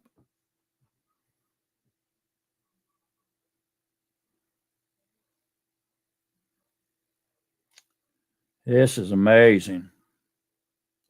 Them boys had some courage, I'm telling you. Okay, so then Nebuchadnezzar was filled with wrath, and the expression on his face changed toward Shadrach, Meshach, and Abednego.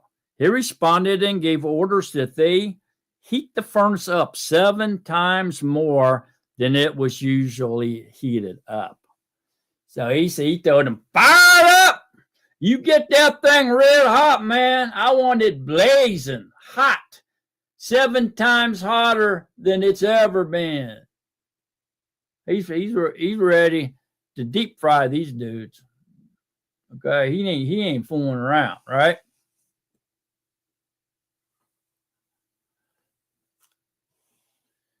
So enraged by their defiance, I think this is a little bit of we could say is defiance here with these guys.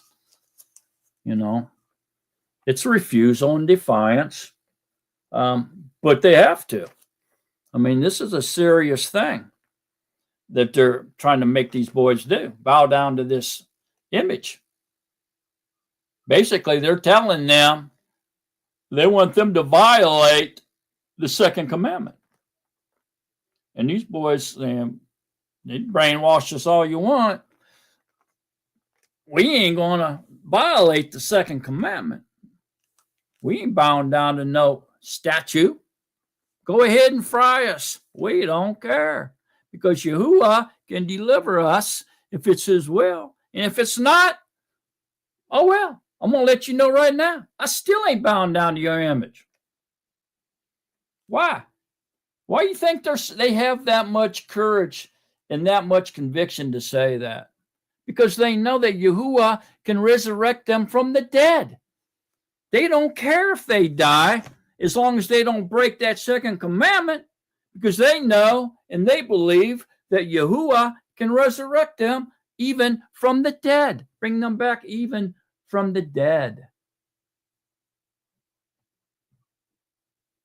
So they are standing strong with their alliance to Yahuwah. They're being obedient. They're not going to be disobedient, no matter what happens. Okay. Even though they heard the king say, well, we're going to heat that thing up to 7 times hotter than usual.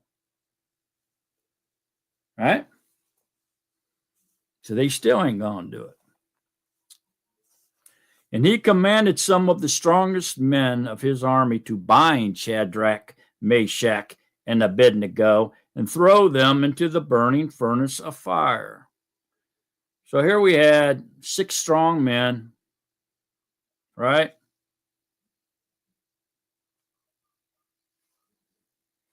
We'll just say. Then these 3 men, these 3 Hebrews,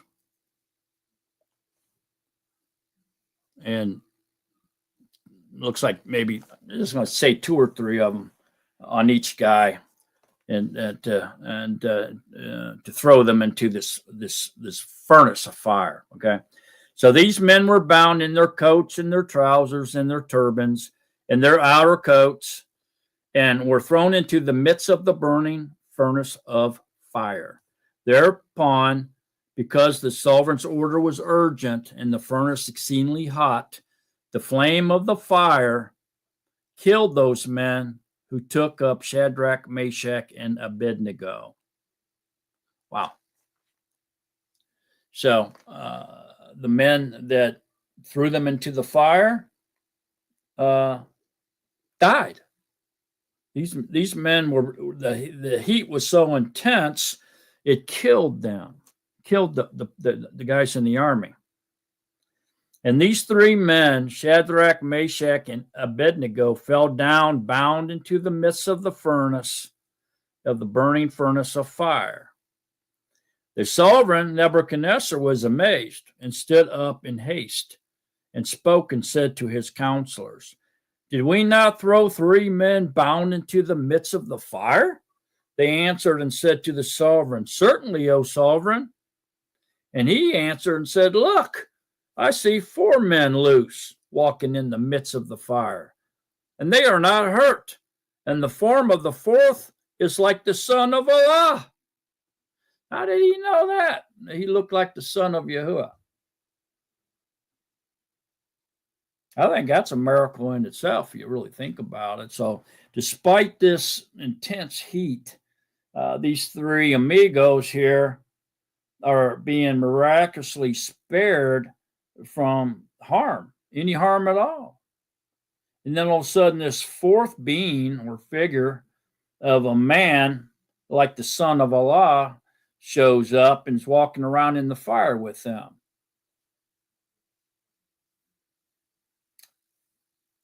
And so, how can we, I mean, you think about this. Um, what is it telling us? Even in right now, is in our ear, in our own life, what's this saying to us? And I think what we can get out of this, I think it's huge, is that Yahuwah really never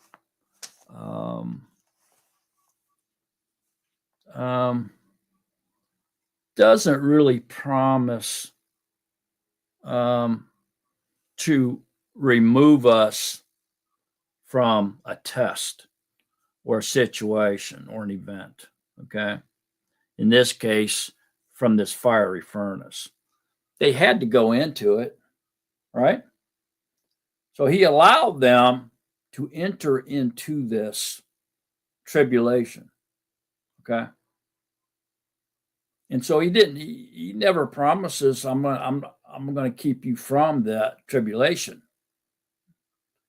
He's going to allow them to go into it. Okay. But one thing that we can depend on is that although Yahuwah doesn't promise to remove us from the tribulation or this fiery furnace in this case, Yahuwah does promise that he will walk with us through the tribulation, or in this case, walk with us in the fire and protect us and not allow it to hurt us.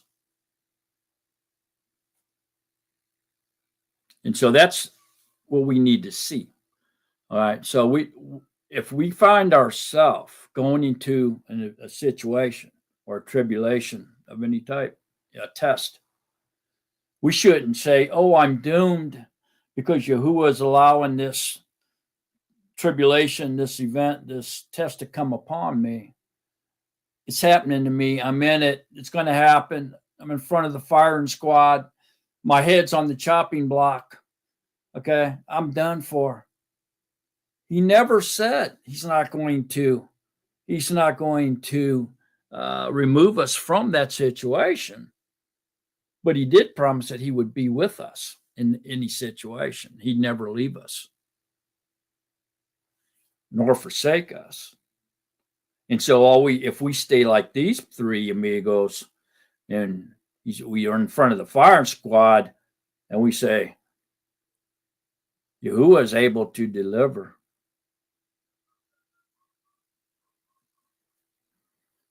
If Yahuwah wants to, all those bullets are going to bounce off of me, or they're all going to miss me, and I'm not going to get hurt.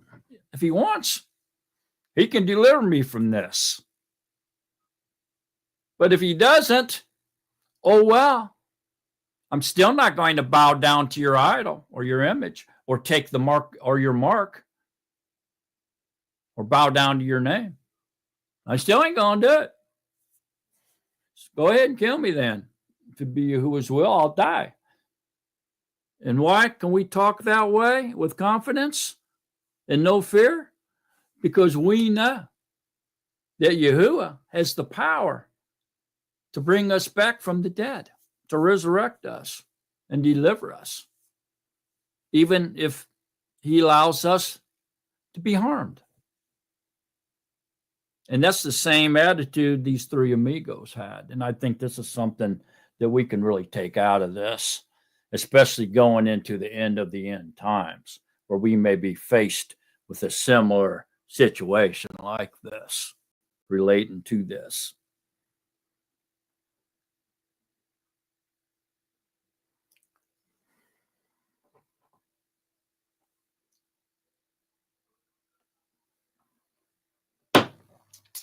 So, yes, Yahuwah is our strong tower. He's our refuge. And like these boys said, he does deliver. He's able to deliver us from the burning fire, from the furnace of fire, and from your hand. Sovereign, anti. But if not, let it be known that we do not serve your Elohim or you, or take your mark, or your bow to your name, or your image. Anyway. So if we die, we die, but Yahuwah can resurrect us and deliver us anyway. Whatever his will is. What a lesson to be learned. So he goes on and says, then Nebuchadnezzar went near the mouth of the burning furnace of fire. He spoke and said, Shadrach, Meshach, and Abednego, servants of the Most High Allah, come out and come here. Then Shadrach, Meshach, and Abednego came from the midst of the fire. And the viceroys, the nobles, and the governors, and the sovereign's counselors gathered together, seeing these men on whose bodies the fire had no power. And the hair of their head was not singed, nor were their garments changed, nor did the smell of fire come on them. They couldn't even smell smoke on them. They didn't even smell like smoke.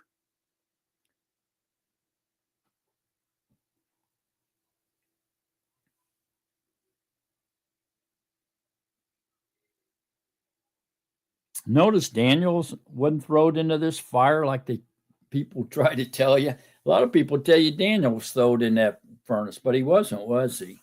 No, just his three amigos. So Nebuchadnezzar responded and said, Blessed be the Allah of Shadrach, Meshach, and Abednego, who sent his messenger and delivered his servants who trusted in him, and changed the sovereign's order, and gave up their bodies that they should not serve nor do obeisance to any Allah except their own Allah. Therefore, I make a decree that whoever of any people, nation, or language who speaks any wrong against the Allah of Shadrach, Meshach, and Abednego, his limbs shall be taken. He's going to quarter you. And his house made a dunghill, because there is no other Allah who is able to deliver like this. Then the sovereign promoted Shadrach, Meshach, and Abednego in the province of Babel. Wow. Wow, wow, wow. Okay, so Shadrach, Meshach, and Abednego are promoted again in the province of Babylon. And the king acknowledgement, Nebuchadnezzar, he witnessed this miracle and acknowledged the power of Yahuwah, and decreed to everyone in this entire kingdom that they should do obeisance to Yahuwah, and better not talk about him, or I'll cut off all your limbs. Wow, man. All right, so wow, I think a great lesson for the end times coming up that we all need to remember what happened here in Daniel chapter 3. So I really do think Daniel is really a type foreshadow of what's coming, and teaching us what's coming and how we should conduct ourselves through this tribulation period. That's what it seems to me. Chapter 4, Daniel.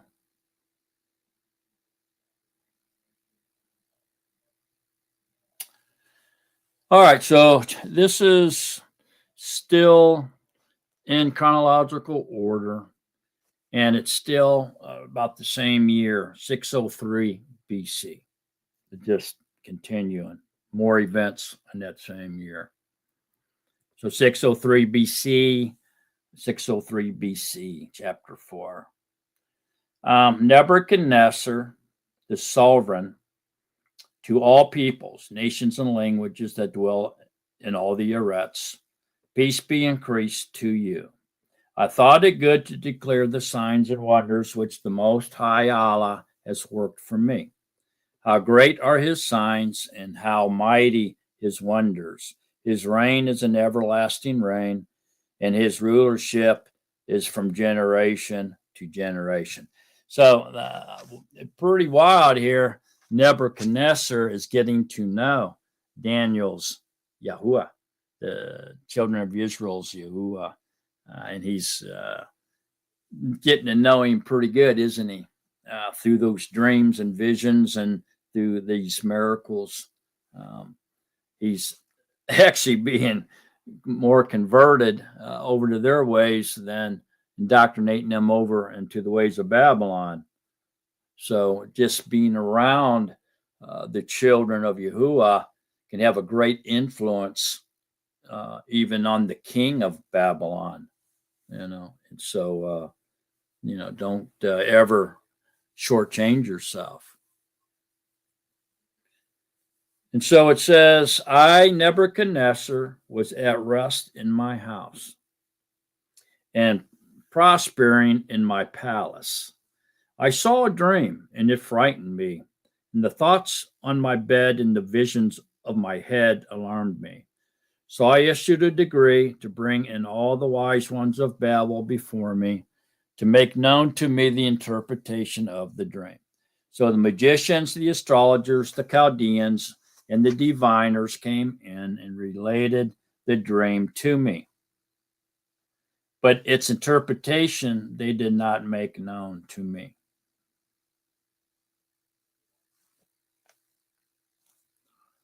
And at last Daniel, whose name is Belteshazzar, according to the name of my Allah, came before me. So he's named after a Babylonian god. In him is the Ruach of the set apart Allah. So I related the dream to him, saying, Belteshazzar, chief of the magicians, because I know that the Ruach of the Kadesh Allah is in you, and no secret is too difficult for you. Explain to me the visions of my dream that I have seen and its interpretation.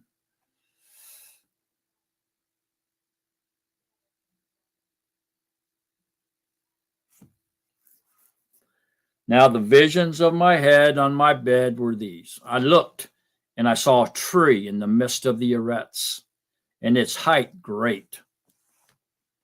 The tree became great and strong, and its height reached to the Shemaim, and it was visible to the ends of all the Eretz. Its leaves were lovely, and its fruit plenty, and in it was food for all. The beasts of the field found shade under it. The birds of the Shemaim dwelled in its branches, and all flesh was fed from it. In my visions of my head on my bed, I looked and I saw a watcher, even a set apart one, coming down from the Shemaim. This would have been a messenger, Malachim, an angel. Okay. He cried aloud and said this, hew down the tree and cut off its branches, strip off its leaves and scatter its fruit. Let the beasts flee from under it and the birds from its branches, but leave the stump of its roots in the Eretz, even with a band of iron and bronze in the tender grass of the field. And let it be wet with the dew of the Shemaim, and let his portion be with the beast on the grass on the Eretz. Let his heart be changed from man's. Let him be given the heart of a beast, and 7 times pass over him. This matter is by the decree of the watchers, which are Malachim, and the command by the word of the set apart ones, so that the living know that the Most High is ruler in the reign of men and gives it to whomever he wishes and sets over it the lowest of men. So, there you go. That right there lets you know that Yahuwah is the one, is the Most High, and is the ruler over the reigns of men. Even though men thinks they're ruling over themselves, they're really not. Yahuwah is the ruler, and he gives the kingship to whoever he wants to, and sets over it the lowest of men. This dream have I seen, I, sovereign Nebuchadnezzar, and you, Belteshazzar, reveal its interpretation, since all the wise ones of my reign are unable to make known to me the interpretation. But you are able, for the Ruach of the set apart Allah is in you. Ain't that funny? He knows that the Ruach HaKodesh is in Daniel. Why? Because Daniel gives all the esteem to Yahuwah. Yahuwah's the one that knows. Not me. Yahuwah knows. Then Daniel, whose name was Belteshazzar, was stunned for a short time, and his thoughts alarmed him. This crazy little name of this pagan god that they changed Daniel's name to,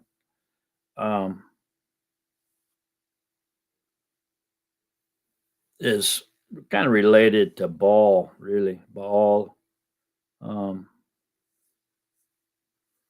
it kind of means that Baal protects the life of the king, is what that kind of means there.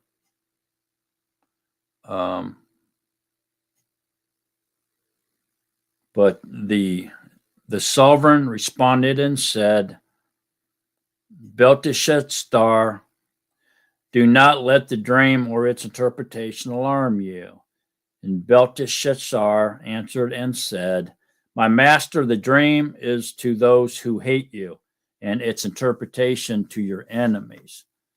So he's telling him, I wish that was your enemy's dream and not yours. So he's letting him know, this ain't good, man. This ain't good at all, king. I wish this referred to your enemies, not you. And so he's kind of like setting him up, letting him know, man, this ain't good.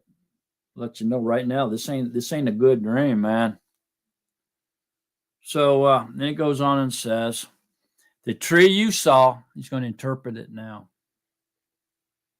which became great and strong, whose height reached to the Shemaim and was visible to all the Eretz, whose leaves were lovely and its fruit plenty, and in it was food for all, under which the beasts of the field dwelt, and on whose branches the birds of the Shemaim set.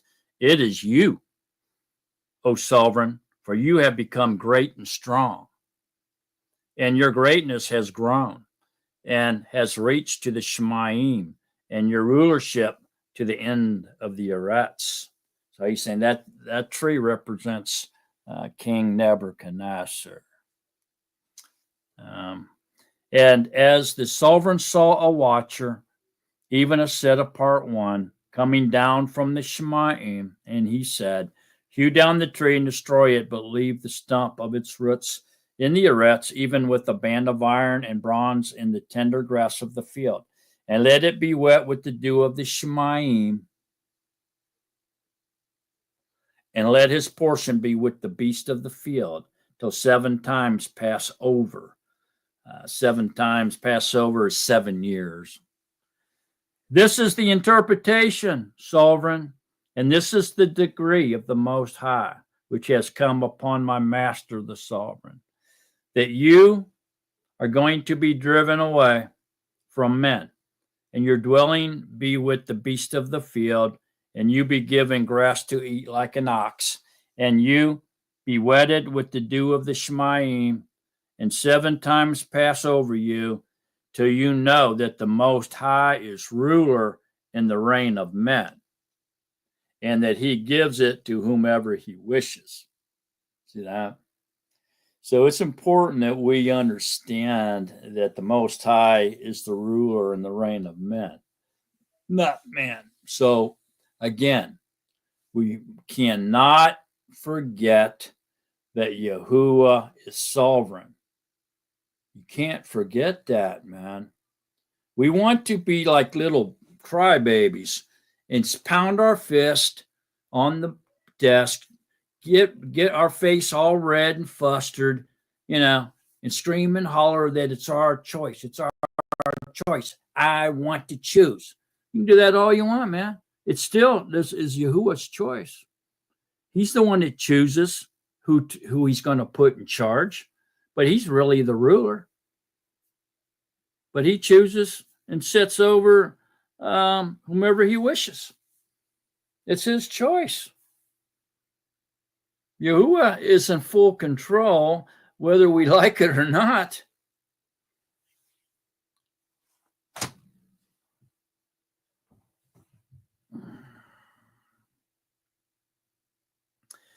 And they that gave the command to leave the stump of its roots of the tree, your reign remains yours from the time you come to know that the Shemaim are ruling. Therefore, O sovereign, let my counsel be acceptable to you, and break off your sins by righteousness and your crookedness. Crookedness is by showing favor to the poor. Your prosperity might be extended. All this came upon sovereign Nebuchadnezzar. In the end of the 12 months, at the end of the 12 months, he was walking around about the palace of the reign of Babel. The sovereign spoke and said, is not this great Babel, which I myself have built, for the house of the reign, by the might of my power, and for the esteem of my pleasure, or my splendor? See there? So he's saying, I did it. It's my choice. I chose to do it. I did it. I did it. It was me, me, me. It's all mine. It's mine. I did it. It's me. It's me. I chose it. I did it. It's me. It's me. I'm the sovereign. It's my work. It's all about me. So Nebuchadnezzar here, vision of this great tree. And Daniel gives him the interpretation for it. He's told this, the king. He said, either repent and change your ways, or you're in big trouble, king. And he told the king, you've been given to judgment. And he goes on here and lets him know that he will be delivered after he repents. So he's telling him he's given over to judgment and then delivered. So he was delivered. I do believe that. But we can see here why that he's put into this tribulation. You can see he thinks he's the one that did it all. He thinks that this was all his choice and his doing, his work. He should be credited for all this. Is not this great Babel, which I myself have built? I'm the golden head, man. I'm the gold image. I'm the one everybody bows down to. Which I myself have built. I chose it. I built it. I found it. I'm the king. For the house of the reign, by the might of my power, and for the esteem of my splendor, his splendor. I thought it was for Yahuwah's delight, not King Nebuchadnezzar's or anybody else's. I think all this is for Yahuwah's delight. Isn't Yahuwah the one that did it, that's doing it, spoke it, made it happen? He's the one doing it all for his delight. Pretty sure that's what Yahuwah said. See where King Nebuchadnezzar's putting himself in the place of Yahuwah, taking all the esteem for himself. This is what happens when people believe in free will. When you start thinking it's free will and it's all about you and your actions, your choice, your power for your splendor, you get to do it all and choose it all and do whatever you want. And Yahuwah has to like your choice and go along with what you decided. You acting just like King Nebuchadnezzar here.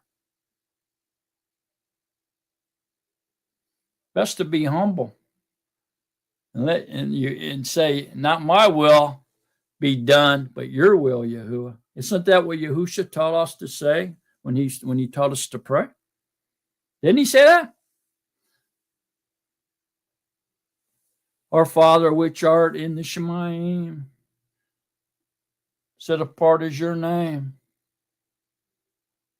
Your kingdom come. Thy will be done on the earth as it is in the Shemayim. Right? The word was still in the sovereign's mouth when a voice fell from the Shemayim. Sovereign Nebuchadnezzar, to you it is spoken. The reign has been taken away from you. So now Yahuwah's going to let him know. It's not your choice, man. You didn't make yourself king. I appointed you king and put you in charge. It was my choice. I chose you. I did it. It's my power for my splendor. I'm taking it away because you think you did it. You think it was your choice. So I'm taking it away from you. I'm going to show you it wasn't you at all. And I'm going to make you act like a crazy wild man until you admit that it was me. It was Yahuwah's choice, Yahuwah's splendor, Yahuwah's power, and not yours. Until you learn that lesson, you're going to act like a wild man, like a wild beast. You'll be no better than a wild beast. What a lesson here, man. And you are driven away from men, and your dwelling is to be with the beasts of the field. You are given grass to eat like an ox, and 7 times shall pass over you, or 7 years, until you know that the Most High is ruler in the reign of men, and he gives it to whomever he wishes. In that hour, the word was executed on Nebuchadnezzar, and he was driven from men, and he ate grass like an ox, and his body was wet with the dew of the Shemayim, till his hair had grown like eagle's feathers, and his nails like bird claws. Oh, madman. And at the end of the Yamam, I, Nebuchadnezzar, lifted my eyes to the Shemayim, and my understanding returned to me. And I blessed the Most High and praised and made him great who lives forever, whose rule is an everlasting rule, and his reign is from generation to generation. And all the inhabitants of the Eretz are of no account. And he does as he wishes with the host of the Shemayim and among the inhabitants of the Eretz.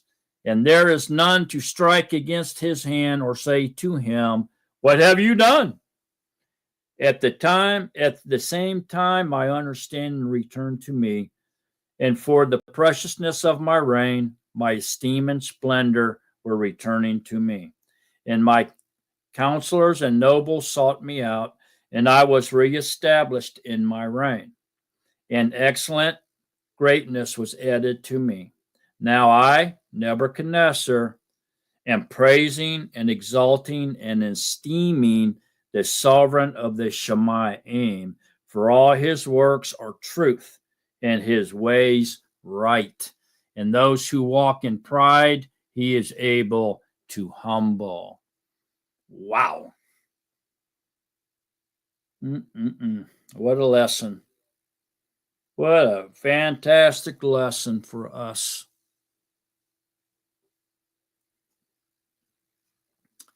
All right. So now, the next chapter is 5, but this is out of chronological order. Okay? So, we need to go, instead of going to 5, we need to go to 7, and then 8, and then back to 5 and 6, because 5 and 6 are out of chronological order. Okay. So since Daniel did that, we're going to go to skip 5. We're going to skip 5 and 6, and we're going to go to 7 and 8. Okay. So put 5 and 6 on the back burner and go to chapter 7. So you may want me to be writing this down. So the chronological order of Daniel, 1, 2, 3, 4, and then 7 and 8, and then back to 5 and 6, 9, 10, 11, and 12. Some people believe that 10 should be the last chapter, and there's reason for that. So you can either go 9, 10, 11, and 12, or you could go 9, skip 10, 11, 12, and then 10 at the end. That's up for debate there, but yeah, 5 and 6 is definitely out of chronological order, so you'll see that. Let's go to chapter 7 now. So we're going from 4, which was the year 603 BC, over to 7, which starts out at 553 BC. Okay. So 553 BC. You might want to write that down. Chapter 7. So we're going from 603 to 553 BC. Chapter 7. Okay. So in the first year of Belshazzar, the sovereign of Babel. Okay, see that? So then his first year. So Belshazzar means Bel protects his life. Okay.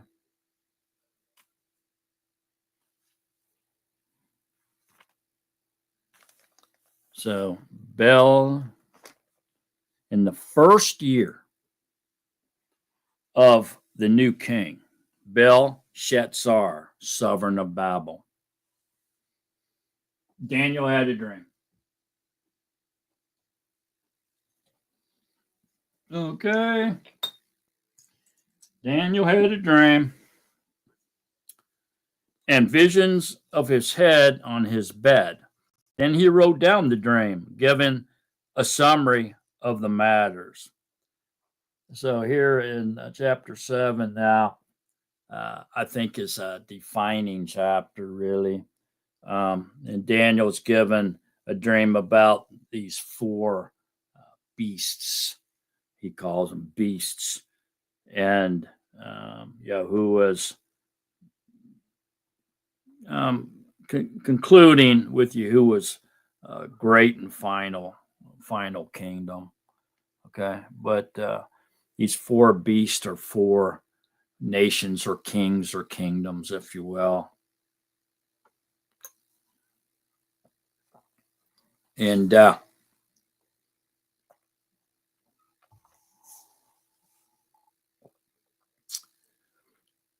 there's a lot here, and hopefully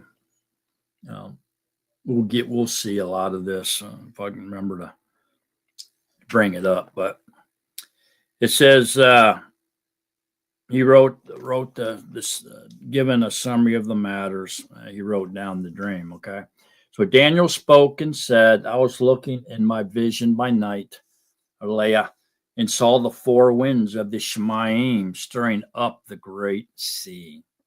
Okay, so the 4 winds would be all 4 directions, north, south, west, and east of the Shemaim, stirring up the great sea, which the great sea is nations. Okay, it's not the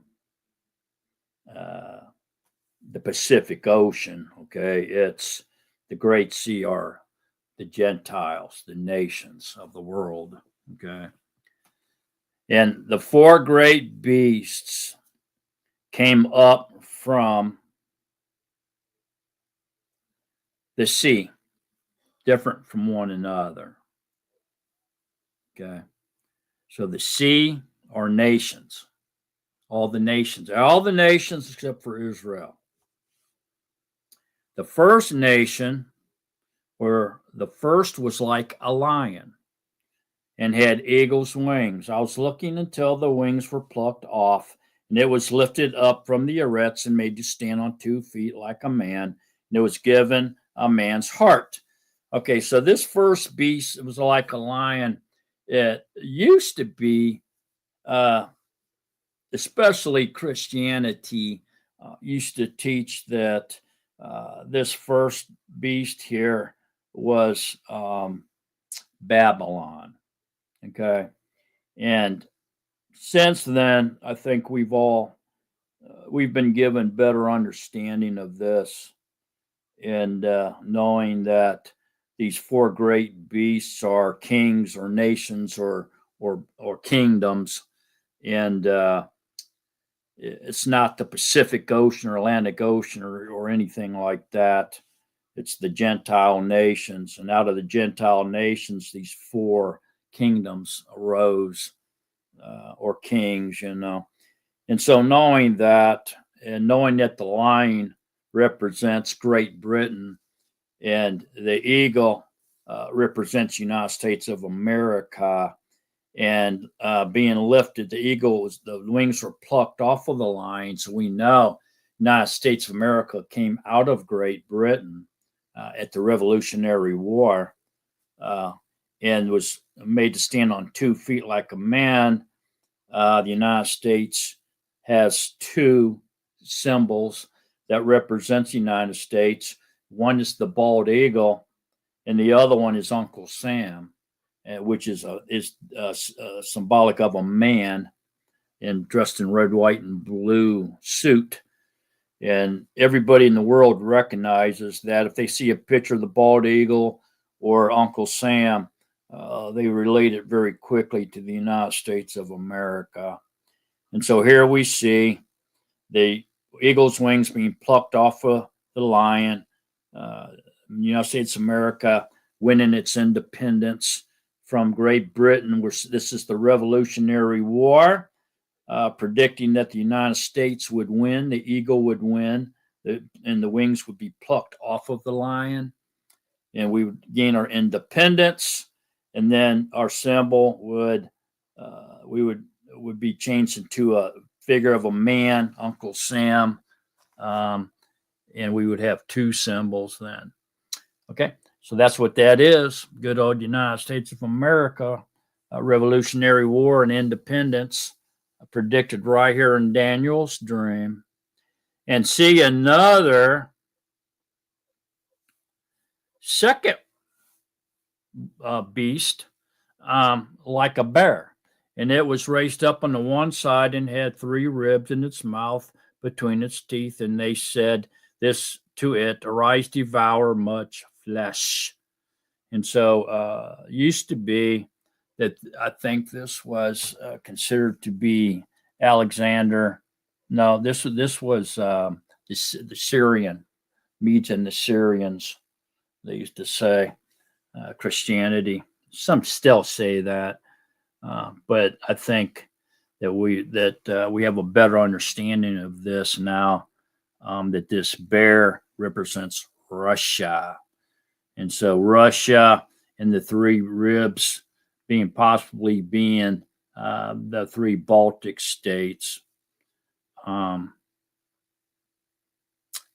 that would be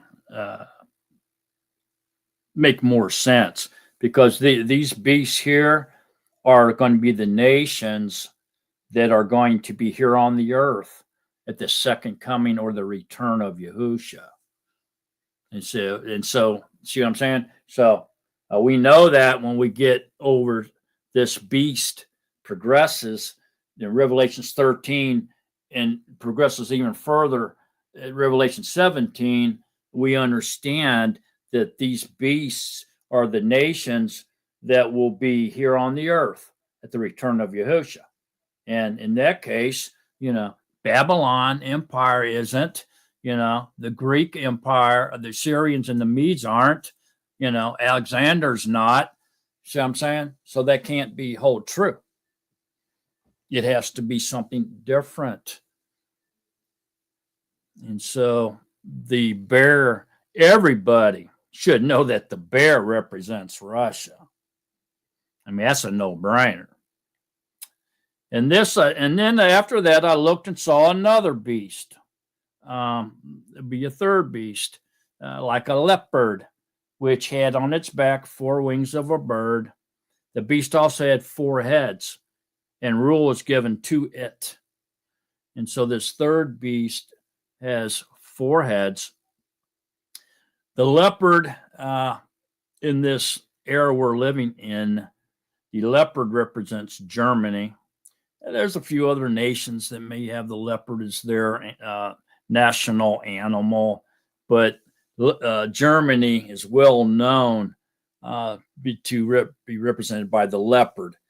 Their battle tank is called a leopard, and some say it's the best battle tank made, and it's called the leopard.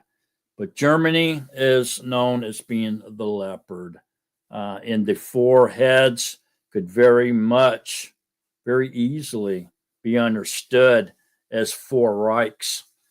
The Third Reich would be Hitler. Hitler ruled under the Third Reich of Germany. And so the Germany lost World War II. They was cut in half, separated East Germany, West Germany. The United States had control of West Germany. The Russians controlled East Germany. And Berlin was divided in half as well, in the same way. But then Germany gained back its independence, has reunited, which everybody thought would never, ever, ever happen again because they caused both world wars. But it did. And it's now a sovereign nation again. There's no East and West Germany now. It's just Germany. It's back to being a sovereign nation. Matter of fact, one of the most powerful nations, if not the most powerful nation out of NATO in the United Nations, the European Union. So then the 4 wings of the bird could be the Germanic states, that were born out of Germany, like the Franks, France, Belgium, Greece, Italy. These countries made up the Roman Empire. Most people don't know that Germany is who controlled the Roman Empire, and the Holy Roman Empire was controlled by Germany. Most people think it was Italy, but it wasn't. It was Germany. So look that up if you don't know that. And then he saw in this, I looked in the night vision and saw a 4th beast, fearsome and burly, exceedingly strong. And it had great iron teeth. Military might is what iron teeth is in scriptures.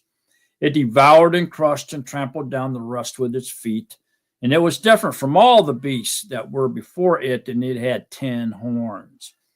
So these 10 horns are the same thing as the 10 toes of iron and clay, or the 10 kingdoms, Revelation 17:12.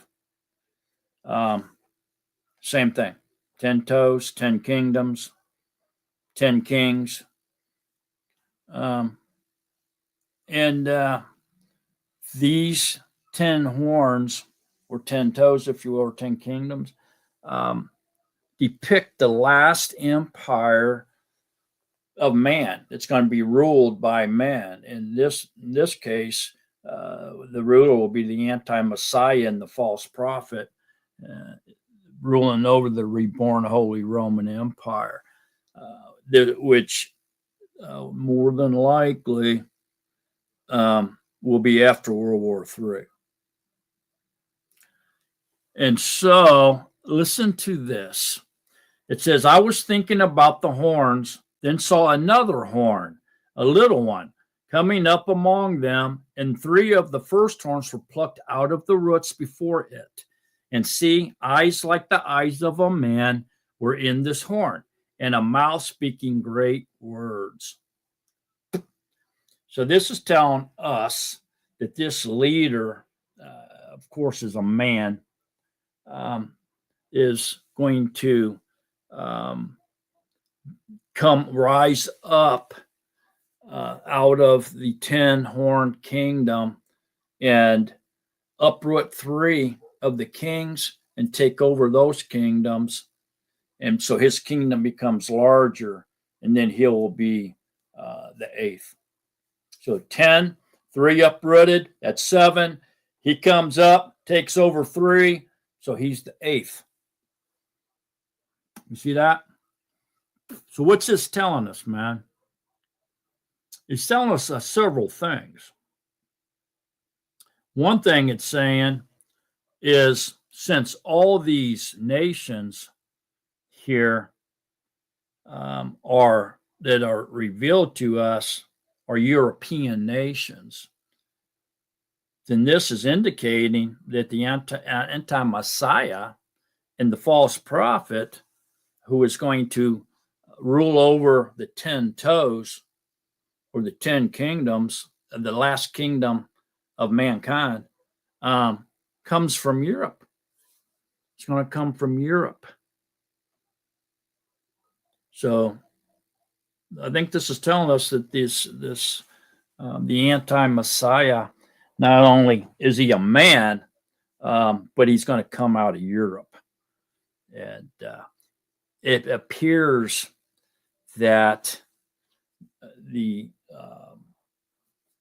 kingdom of iron mixed with clay, the feet, which was, like I said, died and then was reborn in 2009. There's a war. We're going to call it World War III. 1/3 of mankind will die, right? We all should know that. Okay, so after this war, it seems to me that they're going, and they've already done this. They've been talking about this for a while, and actually they've already done it as far as division. But the world's nations after World War III, the world's going to be in such a disarray. There's going to be so much carnage, death, and just destruction that people are going to be crying out for peace and order. And the anti is going to walk out of that dust and when everything settles, and that's going to usher him into the world stage. And then he's going to have the answers. And what he's going to do is they're going to divide all the kingdoms, all the nations of the world into sections. There's going to be 10 of them. And these 10 kingdoms they're going to give 10 kings rule over these 10 kingdoms or areas or whatever you want to call them. Okay.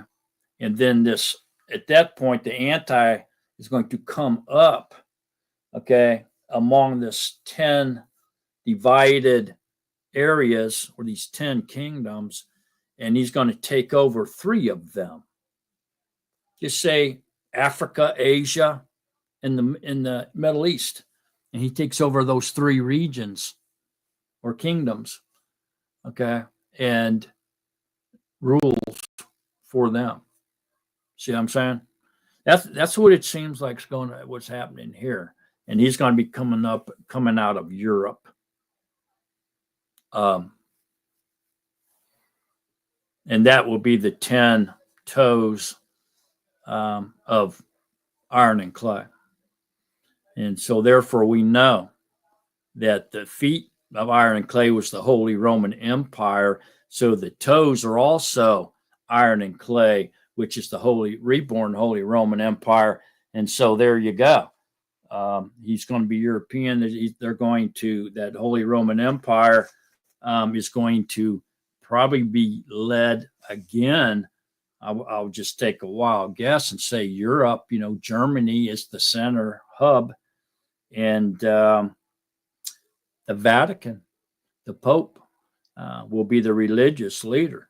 That's represented by the muddy clay, and then the iron will be Germany or whatever that is, that United Nations or European Union, whatever it's going to be coming out of Europe, that emperor or the king of those three nations will unite with the religious leader, the Pope, and rule over the whole reborn Holy Roman Empire, the 10 kingdoms, which will be reduced to 8.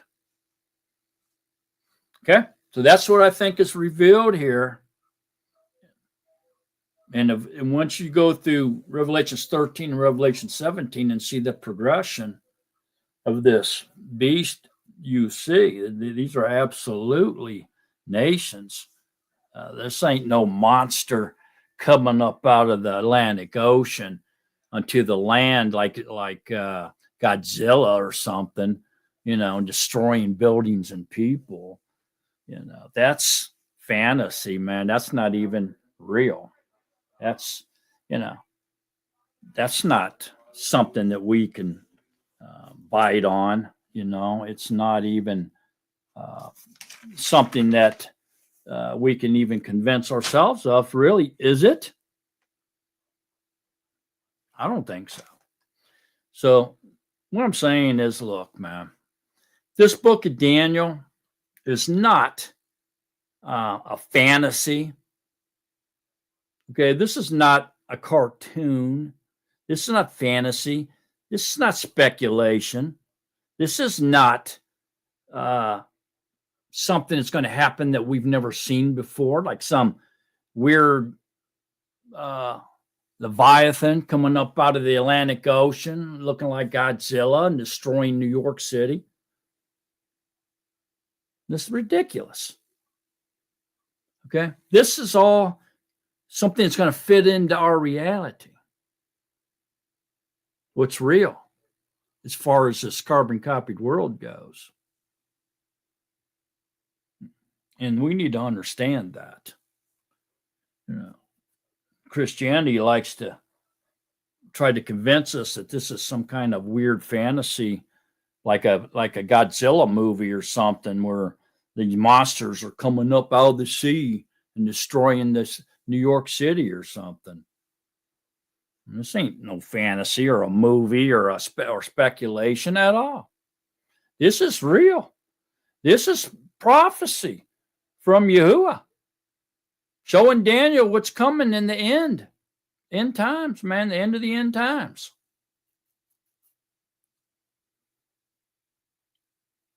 And so the quicker we get that nonsense thrown off our head, better we'll be.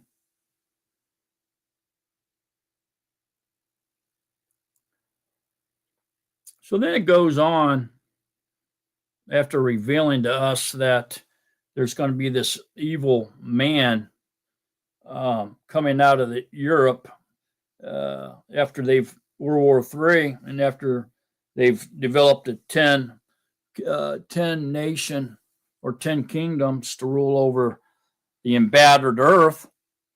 The Antichrist shows up and takes over 3 of these areas and rules. Looks like highly suggesting he's going to be a European. I'm sure the false prophet will be from the Vatican.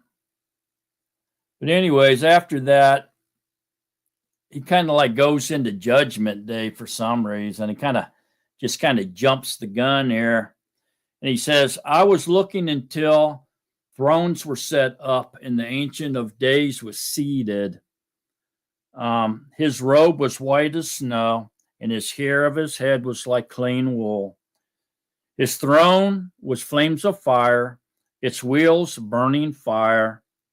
A stream of fire was flowing and coming forth from his presence, and 1,000 served him, and 10,000 times 10,000 stood before him.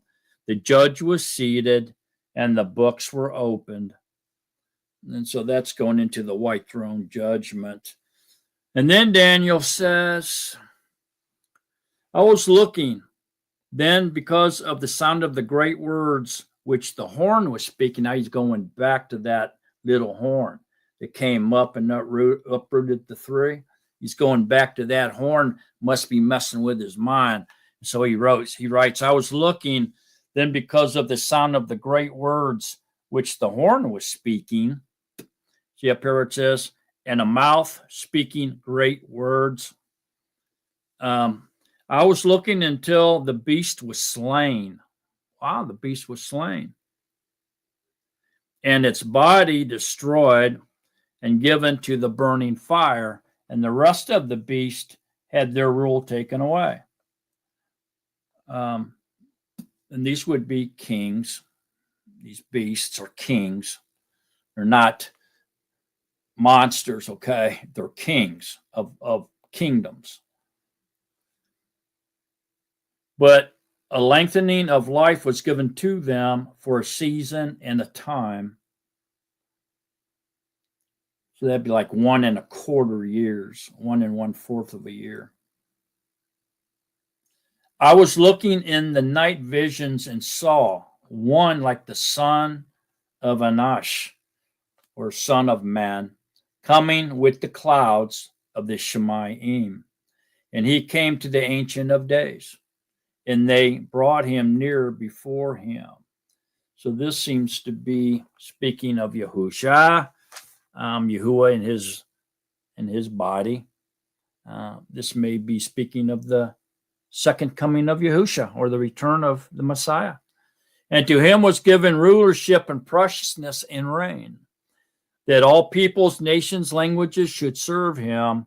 His rules an everlasting rule, which shall not pass away, and his reign, that which shall not be destroyed. As for me, Daniel, my ruach was pierced within my body, and the visions of my head alarmed me. I drew near to one of those who stood by and asked him the certainty of all this. And he spoke to me and made known to me the interpretation of the matters. Now he's going to tell him interpret a little bit about what he saw. Really, 4 beasts.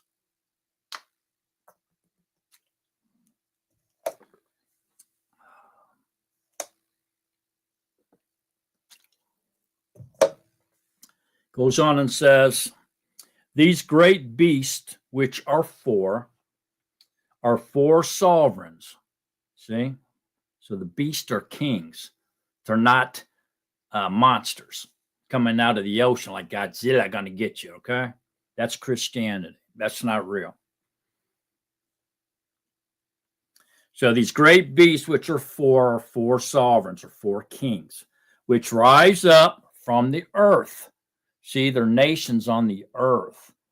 Then the set apart ones of the Most High shall receive the reign and possess the reign forever, even forever and ever. So the set apart ones, his chosen ones, his elect, who he had an election and chose them, elected them before the foundations of the earth, are going to reign with him in his reign forever. There will be no end to it, even forever and ever. Then I desired for certainty concerning the 4th beast, which was different from all the others, very fearsome, with its teeth of iron and its nails of bronze, which devoured, crushed, and trampled down the rest with its feet. And so it just tried to take over the world, going for world dominance is what he's doing. And concerning the 10 horns that were on his head, and one of the other horn that came up, before which 3 fell, this horn, which had eyes and a mouth, which spoke great words, whose appearance was greater than his fellows. I was looking, and this horn was fighting against the set apart ones. Okay, so we know that he's going to fight against the set apart ones, and he's going to win. We know that. And was prevailing against them until the Ancient of Days came, and justice was given to the set apart ones of the Most High. And the time came, and the set apart ones took possession of the reign. This is what he said. The fourth beast is the fourth reign on Eretz, which is different from all other reigns. And it devours all the Eretz, tramples it down, and crushes it. So this will be a one world government combined with a one world religion.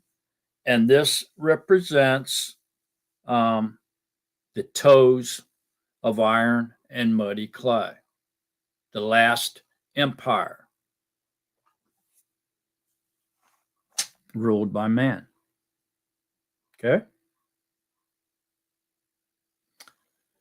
And there's a little note here in this BYNB on page 903 up at the top there in chapter 7. I'm going to go ahead and read it, but this is not part of scripture now. This is just a little side note or footnote, whatever you want to call it.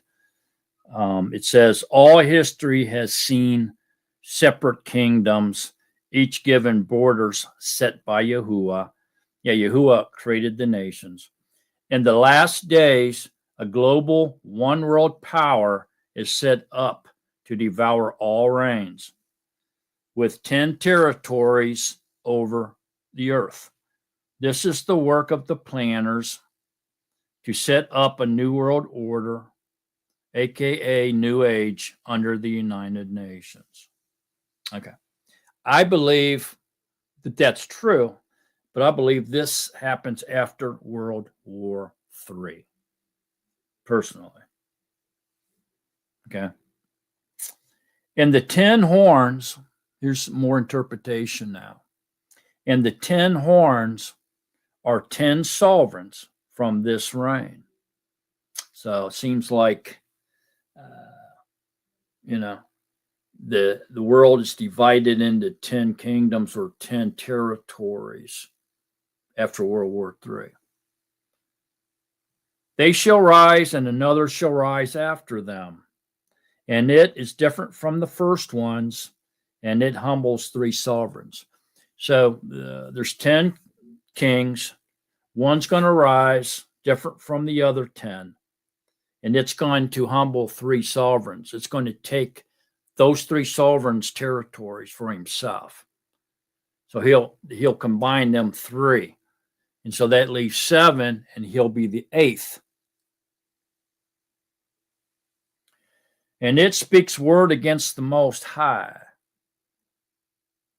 And it wears out the set apart ones of the Most High.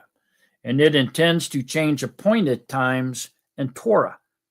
And they are given into the hand for a time and times and half a time. That's 3.5 years. Change appointed times and Torah. It's good, I mean, they're changing the Torah now.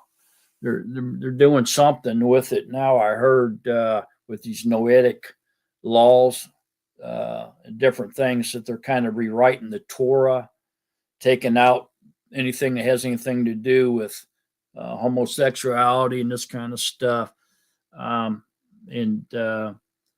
changing. They've been changing it. I mean, Catholicism has even changed the 10 Devarim and so forth and so on. But change appointed times, perhaps a new calendar will come out and the world will go by a new calendar, we'll just say. I mean, that's happened before. We've changed calendars quite a few times.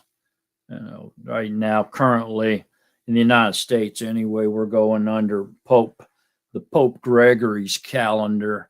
He invented, they call it the Gregorian calendar, and that's what we go by here.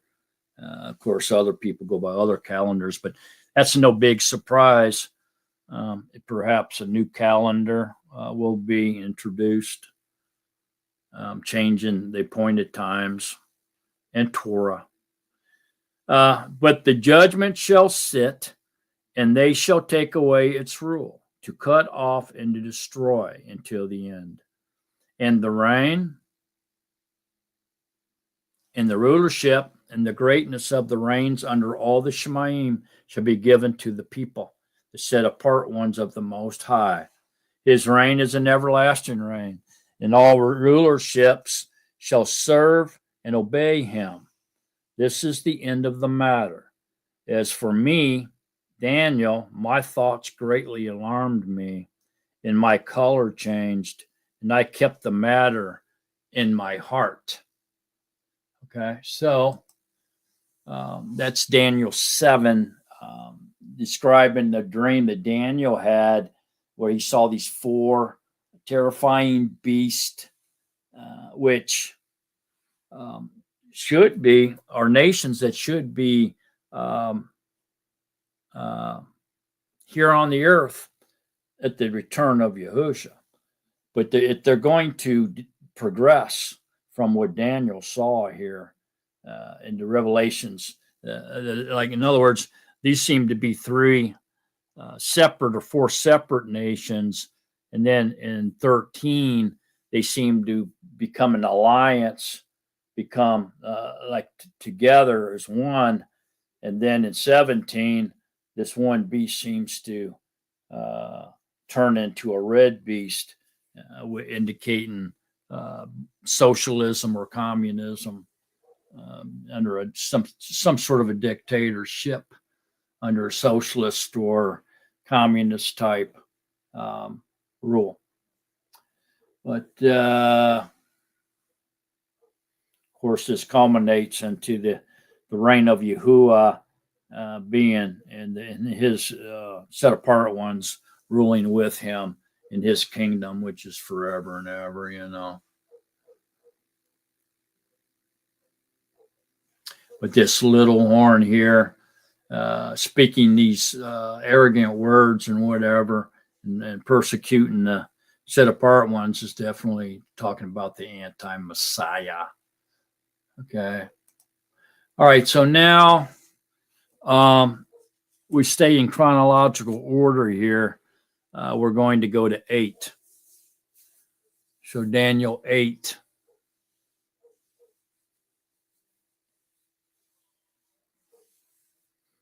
So now we're going from 4, 603 BC to 7, 553 BC, and now over to 8, which takes place around 551 BC. And that's because 7 is the first year of Belshazzar's rule, sovereign over Babel, and then 8 is the 3rd year of the reign of Belshazzar the sovereign. See that? So that would bring it to 551 BC. All right. So we're going from 1, 2, 3, skipping 5 and 6 because they're out of chronological order. And then we went to 7, 553 BC, and now we're on 8, which is 551 BC, 3 years later, the 3rd year. 7's the 1st year. Everybody with me? All right.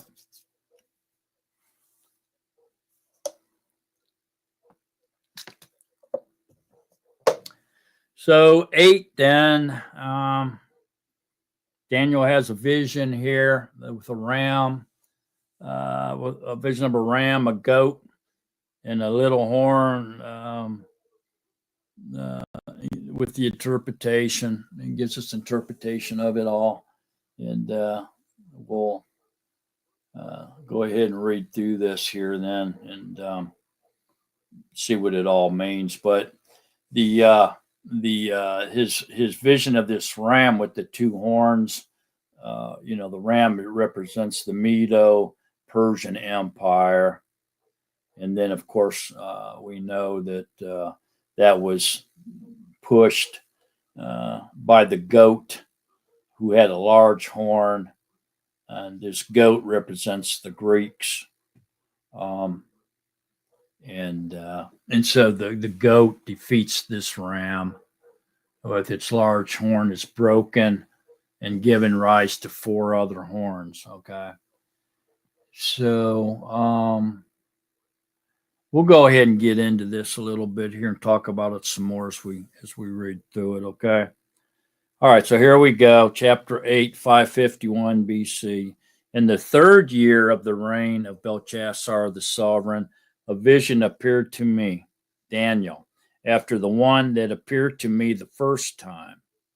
And I looked in the vision, and it came to be, while I was looking, that I was in the citadel of Shushan, which is in the province of Elam. And I looked in the vision, and I was by the river Ulai. And I lifted my eyes and looked and saw a ram standing beside the river, and it had two horns. And the two horns were high. The one was higher than the other, and the higher one came up last.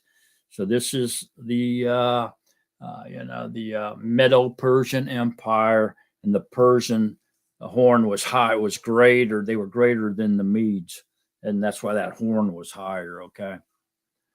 And the higher one came up last. And I saw the ram pushing westward and northward and southward, so that no beast could stand before him, and there was no one to deliver from his hand, while he did as he pleased and became great. All right. So the Persians and the Medes, basically Iran. That's Iran. And I was observing and saw a male goat came from the west over the surface of all the Eretz without touching the ground. That means he was very swift, moved very quickly without touching the ground. And the goat had a conspicuous horn between his eyes. And he came to the ram that had the two horns, which I had seen standing beside the river, and ran at him in a rage of his power. And so this is Alexander the Great, the Greeks. Alexander the Great conquered the world in just short of 2 years' time. So his army moved very quickly throughout the world, and he was able to conquer the entire world just shy of 2 years. That's why the goat it was moving without touching the ground, showing how fast they took over. And I saw him come close to the ram, and he became embittered against him and smote the ram and broke his two horns. And there was no power in the ram to withstand him, but he threw him down to the ground and trampled on him, and there was no one to deliver the ram from his hand. And the male goat became very great, but when he was strong, the large horn was broken, and in place of it, 4 conspicuous ones came up toward the 4 winds of the Shemaim. Okay, so this was when Alexander the Great died at a young age, and his kingdom was split in four kingdoms. His 4 generals took territory, and they split it up into 4 different territories. The Alexander the Great died at a younger age. So it says, and from one of them came a little horn, which became exceedingly great toward the south and toward the east and toward the splendid land, which is Israel.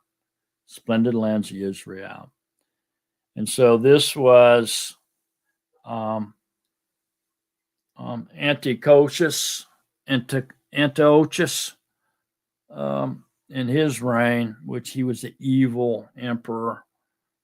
And it became great up to the host of the Shemaim, and it caused some of the host and some of the stars to fall to the Eretz and trampled them down.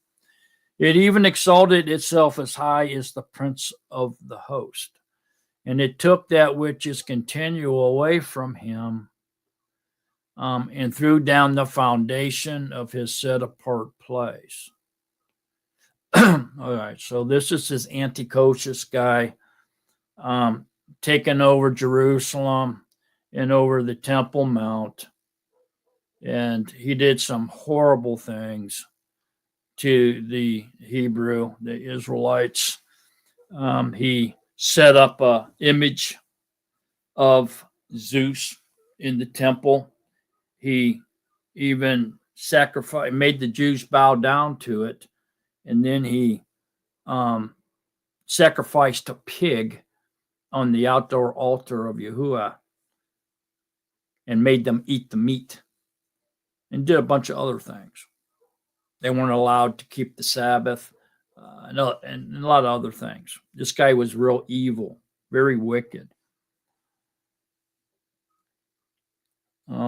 He definitely is a type or foreshadow of the anti-Messiah. There's no doubt about that.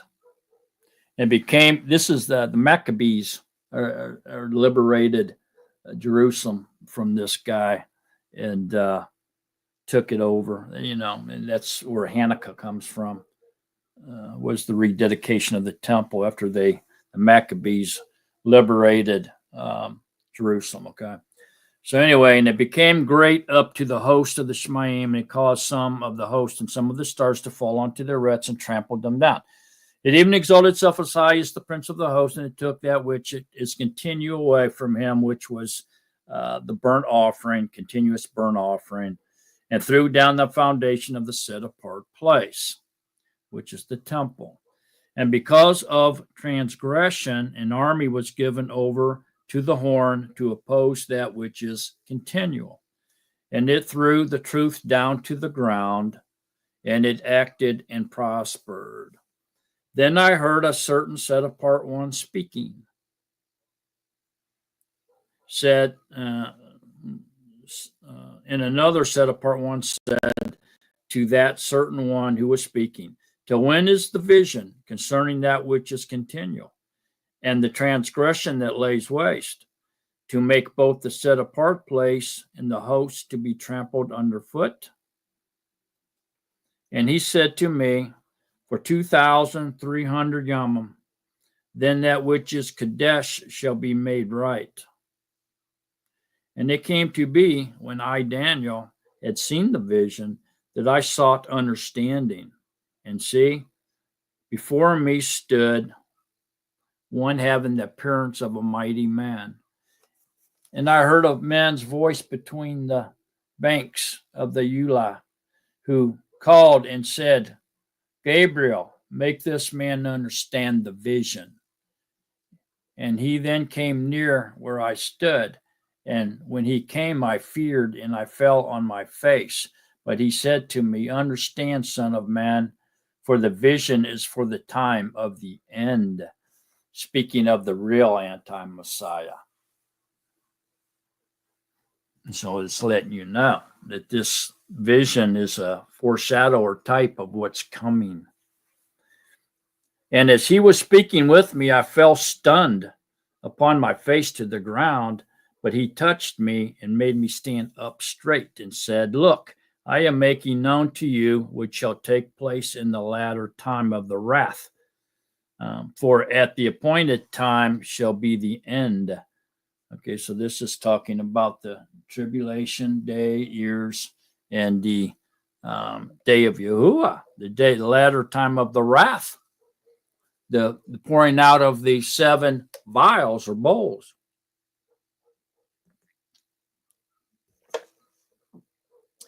The ram which you saw having 2 horns are the sovereigns of Mede and Persia. So there you go.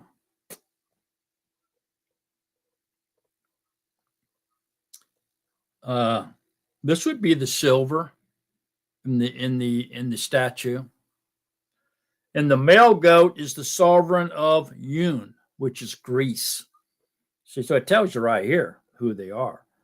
And the large horn between its eyes is the first sovereign, which would be Alexander the Great. And that it was broken and forced it up in its place are 4 rulerships arising out of that nation, but not in its power. And so Alexander the Great when he died young, his empire was split in fourths and given to 4 generals. And they have all took a territory. And I'll tell you what, man, if this ain't a type of the end times, I don't know what is. This is just crazy. So we have a 4 rulership, 4 kingdom nation out of 1 here, but there's going to be 10 in the end times, right?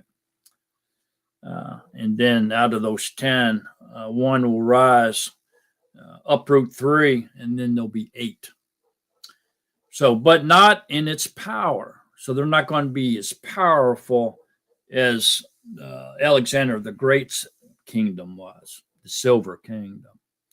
And in the later time of their rule, when the transgressors have filled up their measure, a sovereign, fierce of face and skilled at intrigues, shall stand up, and his power shall be mighty, but not by his own power, and he shall destroy incredibly, and shall prosper and thrive, and destroy mighty men and the set apart people.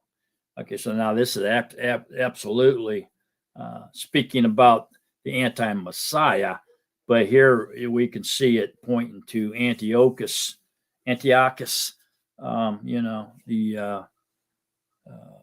He was just a horrible guy, and associated with the Maccabees. Okay,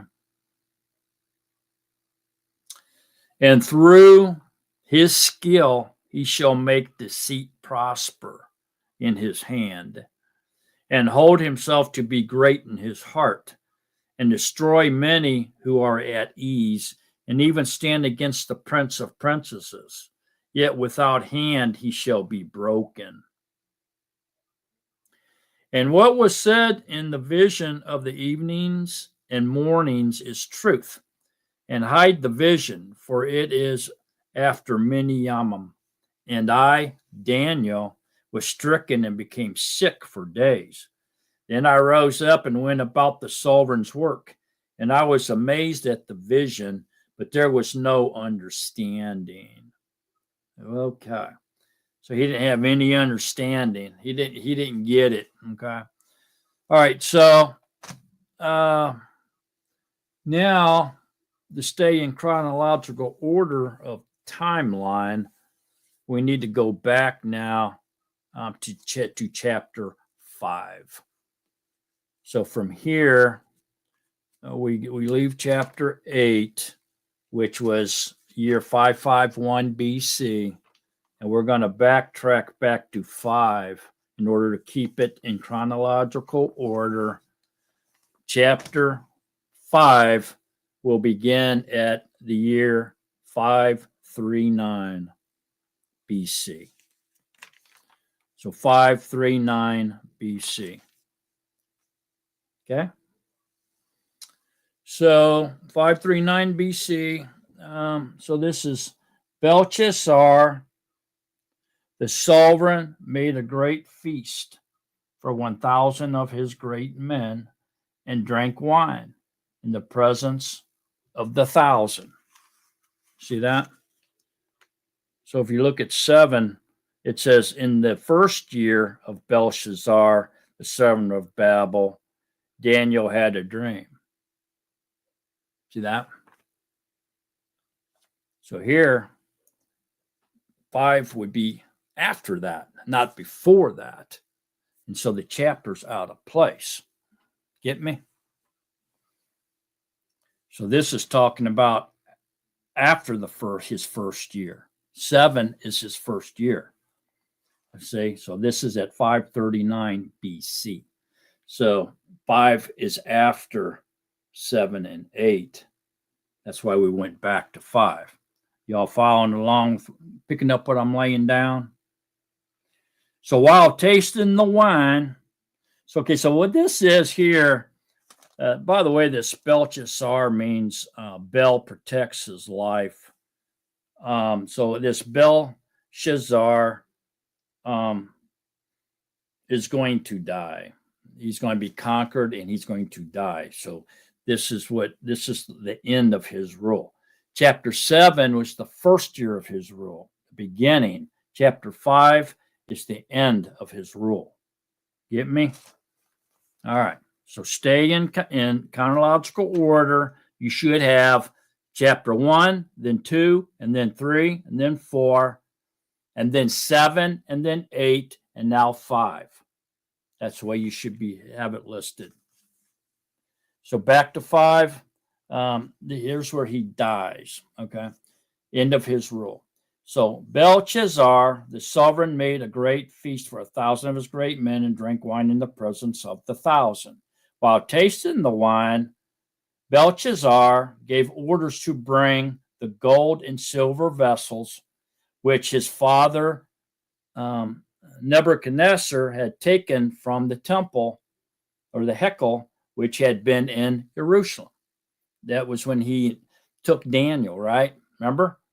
That when they invaded Jerusalem and they sacked the temple and took all the men, the boys, and the utilities and furniture and the treasure. Remember? Okay. So that the vessels which Nebuchadnezzar had taken from the Hekel, which had been in Jerusalem, that the sovereign and his great men, his wives, and his concubines could drink from them. Then they brought the gold vessels that had been taken from the Hekel of the house of Allah, which had been in Jerusalem. Okay.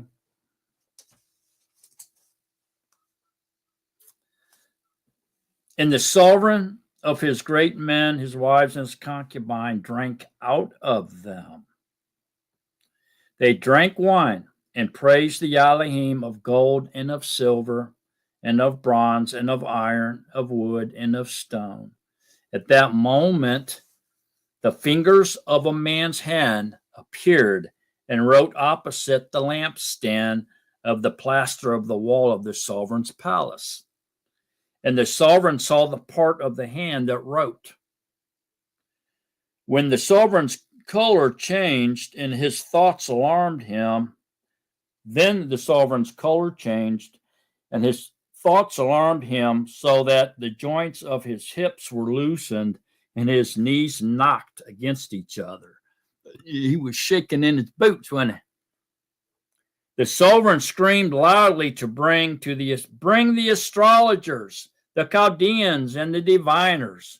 The sovereign spoke and said to the wise ones of Babel, whoever reads this writing and shows me its interpretation is robed in purple and has a chain of gold around his neck and shall be the third ruler in the reign. Okay.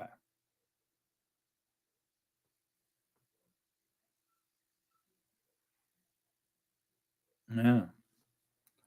So all the sovereign's wise ones came, but they were unable to read the writing or to make known its interpretation to the sovereign. Then sovereign Belshazzar was greatly alarmed, and his color changed, and his great men were puzzled. The empress, which was his mother, okay, is the wife of Nebuchadnezzar, which would make the empress would be the mother of Belshazzar, the empress. Because of the words of the sovereign and his great men came to the banquet hall. And the empress spoke and said, O sovereign, because she was Nebuchadnezzar's wife, live forever. Do not let your thoughts alarm you, nor let your color change. There is a man in your reign in whom is the Ruach of the set apart Allah. She knew this because of her husband Nebuchadnezzar, which is dead now. And in the Yamam of your father, light and insight and wisdom, like the wisdom of the Elohim, were found in him. And sovereign Nebuchadnezzar, your father, the sovereign, made him chief of the magicians, astrologers, the Chaldeans, and the diviners, because in excellent Ruach, knowledge and insight, interpreting dreams and explaining riddles and solving difficult problems were found in this Daniel, whom the sovereign named Belteshazzar. Okay. Which means ball protects. Okay. Now let Daniel be called and let him show the interpretation. So Daniel was brought in before the sovereign. The sovereign spoke and said to Daniel, "Are you that Daniel who is one of the sons of the exile from Yehuda, whom my father the sovereign brought from Yehuda? I have heard of you, that the Ruach of Allah is in you, and that light and insight and excellent wisdom are found in you. And the wise ones, the astrologers, have been brought in before me, that they should read this writing and make known to me its interpretation. But they were unable to show the interpretation of the word. And I myself have heard of you, that you are able to give interpretations and to solve difficult problems. Now, if you are able to read the writing and make known its interpretation to me, you are to be robed in purple and have a chain of gold around your neck, and shall be the third ruler in the reign." Then Daniel answered and said before the sovereign, "Let your gifts be for yourself, and give your rewards to another. Yet I shall read the writing to the sovereign and make known the interpretation to him." Sovereign, the Most High Allah gave Nebuchadnezzar, your father, a reign and greatness and preciousness and esteem. Because of the greatness which he gave him, all peoples, nations, and languages tremble and feared before him. Whomever he wished he executed, and whomever he wished he kept alive, and whomever he wished he raised up, whomever he wished he made low. But when his heart was lifted up and his ruach was so strong as to act proudly, he was put down from his throne of reign, and they took his preciousness from him. Then he was driven from the sons of men, and his heart was made like the beast, and his dwelling was with the wild donkeys. He was given wet with his dew of the Shemayim. His body was wet with the dew of the Shemayim, till he knew that the Most High Allah is ruler in the reign of men, and he sets up over it whomever he wishes. And you, his son, Belshazzar, have not humbled your heart, although you knew all this. And you have lifted yourself up against the master of the Shemayim. And they brought before you the vessels of his house, and you and your great men, your wives, and your concubines have been drinking wine from them. And you have praised the Elohim of silver and gold and bronze and iron and wood and stone, which neither see nor hear nor know. But the Allah who holds your breath in his hand and owns all your ways, you have not made great. Then the part of the hand was sent from him, and this writing was inscribed. And this is the writing that was inscribed: Mene, Tekel, person. This is the interpretation of each word. Mene, Allah has numbered your reign and put an end to it. Tikwa, you have been weighed on the scales and found lacking. Person, your reign has been divided and given to the Medes and Persians. That's the king, the silver of the statue. Then Belshazzar gave orders, and they robed Daniel in purple and put a chain of gold around his neck. And they proclaimed concerning him that he is the third ruler in the reign. In that night, Belshazzar, sovereign of the Chaldeans, was slain. He died. He was killed. And Darius the Mede took over the reign, being about 62 years old.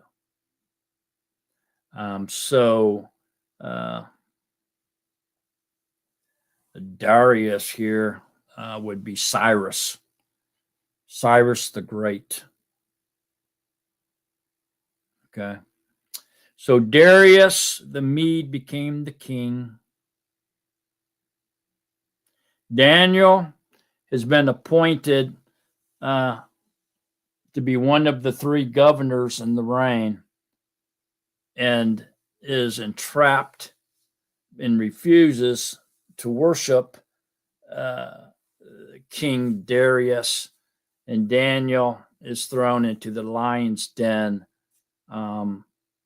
but is delivered by Yahuwah as we go into this next chapter. So this image, these idols of gold, silver, and bronze and iron, these statues obviously has no power, but Yahuwah does.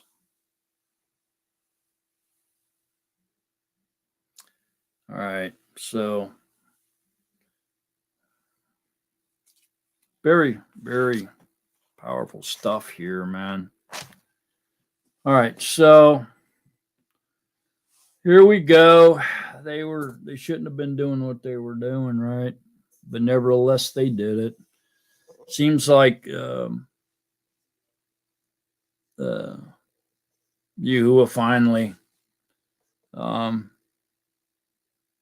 brought in I don't know if revenge would be the right word, but for what Nebuchadnezzar did when he took ransacked the temple, took all the utilities from it and everything. And he ended up taking his son's life here in this chapter. But it would go now into chronological order. And now we're going to continue in 6. So this is the reign of Cyrus the Great, or Darius. So what the BYNV calls him. So 5 began in 539 BC. And now in chronological order, we're going to go with 6, which is also 539 BC or 538. It could be 538 BC. Okay, let's just say it's 538 BC. Could be 539 though. Probably was 539 and then went into 538 shortly afterwards, because it says here that in that night, Belshazzar, the sovereign of the Chaldeans, was slain, and Darius the Mede became king. The Mede took over the reign, being about 62 years old. Oh, yeah, Darius. That's right, not Cyrus. Darius. So look at. Let's go to Kings. Let me see. Kings.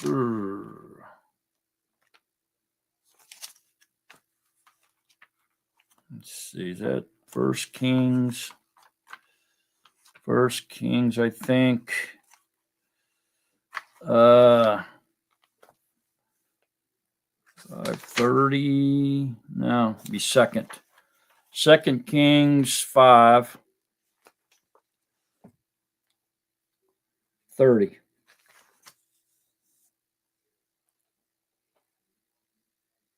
No, it's not it either. Yeah, I'm not sure what that would be then.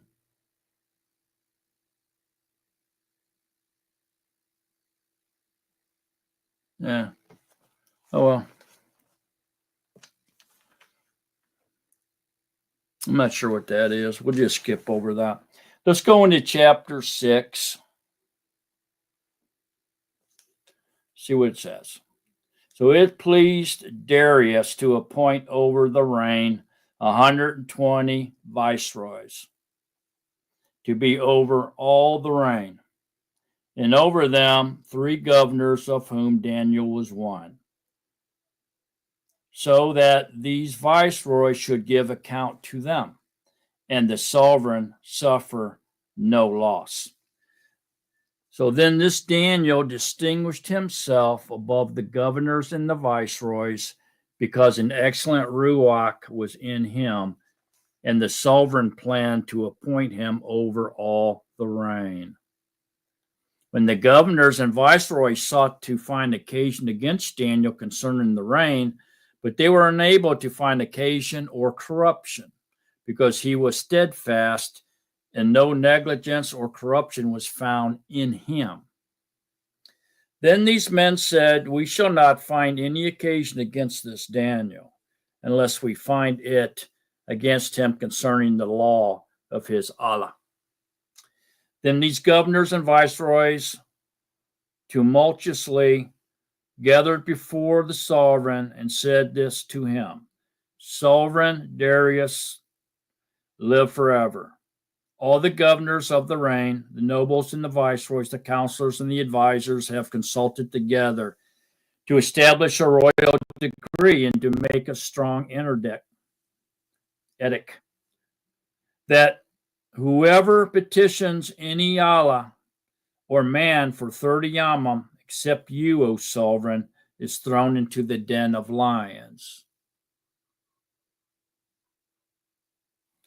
Now, sovereign established the edict and signed the writing, so that it is not to be changed, according to the law of the Medes and the Persians, which does not pass away. So sovereign Darius signed the written edict, and Daniel, when he knew that the writing was signed, went home in his upper room with his windows open towards Jerusalem.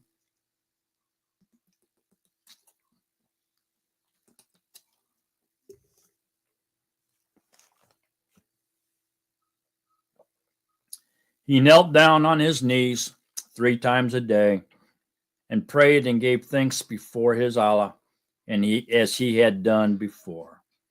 Then these men tumultuously gathered and found Daniel praying and entreating before his Allah. Then they approached the sovereign and spoke concerning the sovereign's edict. "Have you not signed an edict that every man who petitions any Allah or man within 30 days, except you, sovereign, is thrown into the den of lions?" The sovereign answered and said, "The word is certain, according to the law of the Medes and Persians, which does not pass away." Then they answered and said before the sovereign, "Daniel, who is one of the sons of the exile from Yehuda, pays no heed to you, O sovereign, nor for the edict that you have signed, but makes his petition 3 times per day." Then the sovereign, when he heard these words, was greatly displeased with himself and set his heart on Daniel to deliver him. And he labored till the going down of the sun to deliver him. Then these men tumultuously gathered before the sovereign and said to the sovereign, "Know, O sovereign, that it is the law of the Medes and Persians, that any edict or decree which the sovereign establishes is not to be changed." Then the sovereign gave orders, and they brought Daniel and threw him into the den of lions. But the sovereign spoke and said to Daniel, "Your Allah, whom you serve continually, he himself delivers you." And a stone was brought and laid on the mouth of the den, and the sovereign sealed it with his own signet, and with the signets of the great men, that the situation concerning Daniel might not be changed. And the sovereign went to his palace and spent the night fasting. And no entertainment was brought before him, and his sleep fled from him. Darius liked Daniel, and he was kind of upset about all this. But notice that Daniel didn't change what he was doing. I mean, he didn't go there to the upper room, and he looked out the window that pointed east toward Jerusalem, in obedience to the prayer of King Solomon. And he didn't like go there and pray more and more and more, or he didn't pray less. He just continued to do what he was doing. He didn't change his routine. And so here he is now, thrown into the lion's den, and Darius is kind of upset about it, and he's hoping Daniel lives through it. So we go on then into 19. It says, "Then the sovereign rose up very early in the morning and hurried to the den of lions." So he was anxious. As soon as the sun came up, peeked across the horizon, he ran down to the lion's den. And when he came to the den, he called with a grieved voice to Daniel. The sovereign spoke and said to Daniel, "Daniel, servant of the living Allah, has your Allah, whom you serve, continually been able to deliver you from the lions?" Then Daniel said to the sovereign, "Sovereign, live forever. My Allah has sent his messenger and has shut the lions' mouths, and they did not harm me because I was found innocent before him. And also before you, sovereign, I have done no harm." Then the sovereign was very glad and gave orders that Daniel be taken up out of the den. And Daniel was taken up out of the den, and no harm was found on him because he trusted in Allah. And the sovereign gave orders, and they brought those men who had accused Daniel, and they threw them, their children and their wives, into the den of the lions. And the lions overpowered them and broke all their bones in pieces before they reached the floor of the den. Wow. Then sovereign Darius wrote to all peoples, nations, and languages that dwell in all the Eretz, "Peace be increased to you. From before me is made a decree that throughout every rule of my reign, men are to tremble in fear before the Allah of Daniel, for he is the living Allah and steadfast forever. And his reign is one which is not destroyed, and his rule is to the end. He delivers and rescues, and he works signs and wonders in the Shemaim and on Eretz. For he has delivered Daniel from the power of the lions. And this Daniel prospered in the reign of Darius, and in the reign of Koresh the Persian." Okay, so that's Cyrus. Koresh the Persian. That's Cyrus. All right, so there we go. There's 6 then in chronological order. So now we're at 1, 2, 3, 4, 7, and 8, then 5 and 6, and now we're back to 9. All right, so 6 was 539 BC. And so going to 9 now, we're going to be at 538 BC, we'll just say. So 538 BC, more than likely. Could be 539 still, but we'll just say 538 BC. So this would be Darius in the first year of Darius. See what I'm saying? So it could still be 539. And so in the first year of Darius, the son of Akashsharush of the seed of the Medes, who was set up as sovereign over the reign of the Chaldeans in the first year of his reign, I, Daniel, observed from the scripture the number of the years according to the word of Yahuwah given to Jeremiah the prophet. For the completion of the waste of Jerusalem would be 70 years. And so we see that Where Daniel saw that, we should say, would be in Jeremiah 29. So this is how we know that even though it's highly unlikely that Daniel and Jeremiah ever met, he knew of him and had read his writing, and he knew of that he's seen in Jeremiah 29:10. He had read the letter. Remember, in Jeremiah 29, he had sent a letter to the exiles in Babylon.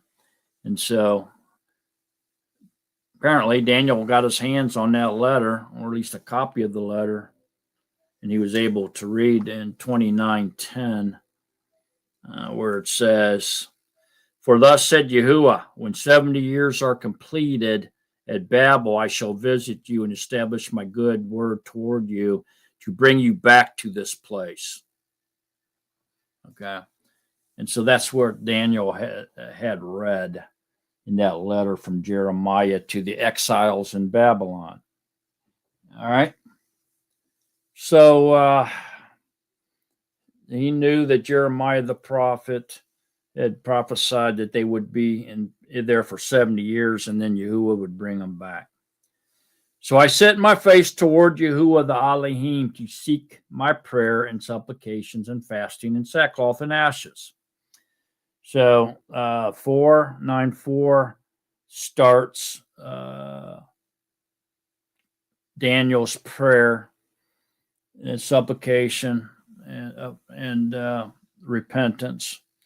"And I prayed to Yahuwah my Elohim and made confession and said, Yahuwah, great and awesome all, guarding the covenant and the kindness to those who love him and to those who guard his commands.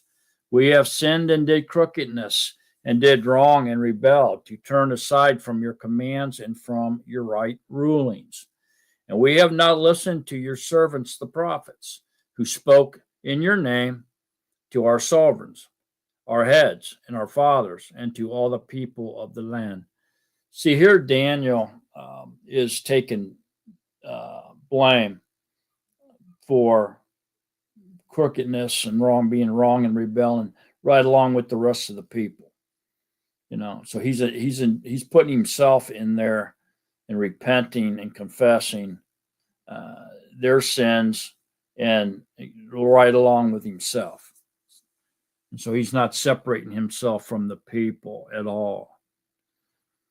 "So Yahuwah, to you is the righteousness, and to us the shame of face.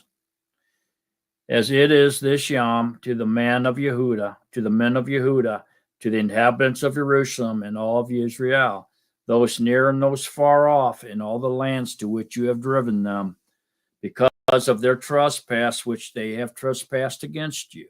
Master, to us is the shame of face. To our sovereigns, to our heads, to our fathers, because we have sinned against you. To Yahuwah our Elohim are the compassions and forgivenesses, for we have rebelled against him. And we have not obeyed the voice of Yahuwah our Elohim to walk in his Torah, which he set before us through his servants the prophets. And all Jerusalem have transgressed your Torah and turned aside, so as not to obey your voice. So the curse and the oath written in the Torah of Moshe, the servant of Elohim, have been poured out on us. For we have sinned against him, and he has confirmed his words, which he spoke against us and against our rulers who judged us, by bringing upon us great evil. For under all the Shemayim there has not been done like what was done to Jerusalem. And it is written in the Torah of Moshe, all this evil has come upon us, and we have not entreated the face of Yahuwah our Elohim, turned back from our crimes and to study your truth. Hence Yahuwah has watched over the evil and has brought it upon us. For Yahuwah our Elohim is righteous in all the works which he has done, but we have not obeyed his voice. And now, Yahuwah Elohim, who brought your people out of the land of Mitzrayim with a strong hand and made yourself a name, as it is this Yom, we have sinned and have done falsely. Yahuwah, according to all your uprightness, I pray, let your displeasure and your wrath be turned away from your city, Jerusalem, your set-apart mountain. For because of our sins, because of our crimes of our fathers, Jerusalem and your people have become a reproach to all those around us. So that right there kind of ends the confession in his prayer, but his prayer continues. And now, our Elohim, hear the prayer of your servant and his supplications in the sake of Yahuwah, and for the sake of Yahuwah, cause your face to shine on your set-apart place, which is laid waste. My Elohim, incline your ear and hear. Open your eyes and see our wastes, in the city which is called by your name. For we do not present our supplications before you because of our righteous deeds, but because of your great compassions. Yahuwah, hear. O Yahuwah, forgive. Yahuwah, listen and act. Do not delay for your own sake, my Elohim, for your city and your people are called by your name. And while I was still speaking and praying and confessing my sin and the sin of my people, Israel, and presenting my supplication before Yahuwah, my Elohim, for the Kadesh mountain of my Elohim, while I was still speaking in prayer, the man Gabriel, who is, Gabriel, of course, is a Malachim, whom I had seen in the vision at the beginning, came close to me in swift flight about the time of the evening offering. And he made me understand and talked with me and said, Daniel, I have now come forth to make you wise concerning insight.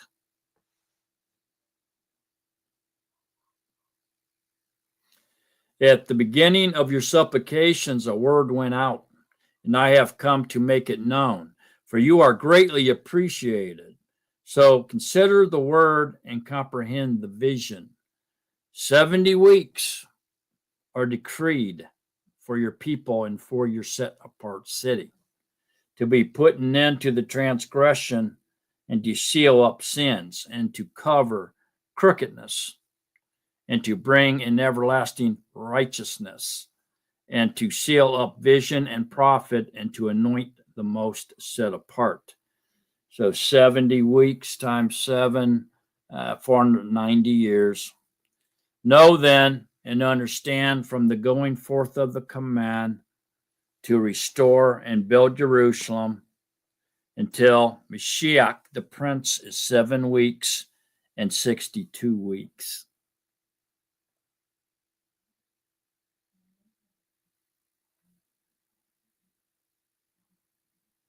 That would be 434 years.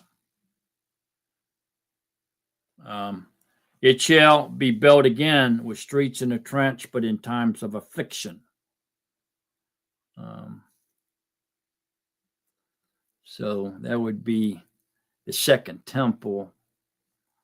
And after the 62 weeks, Mashiach shall be cut off and have nothing, and the people of a coming prince shall destroy the city and the set apart place. So this is talking about the first coming of Mashiach, Yahusha, and then he's going to be cut off or killed and have nothing. And then the coming prince will destroy the city, Jerusalem, which would be Titus in 70 AD or CE. And the end of it is with a flood, and wastes are decreed, and fighting until the end.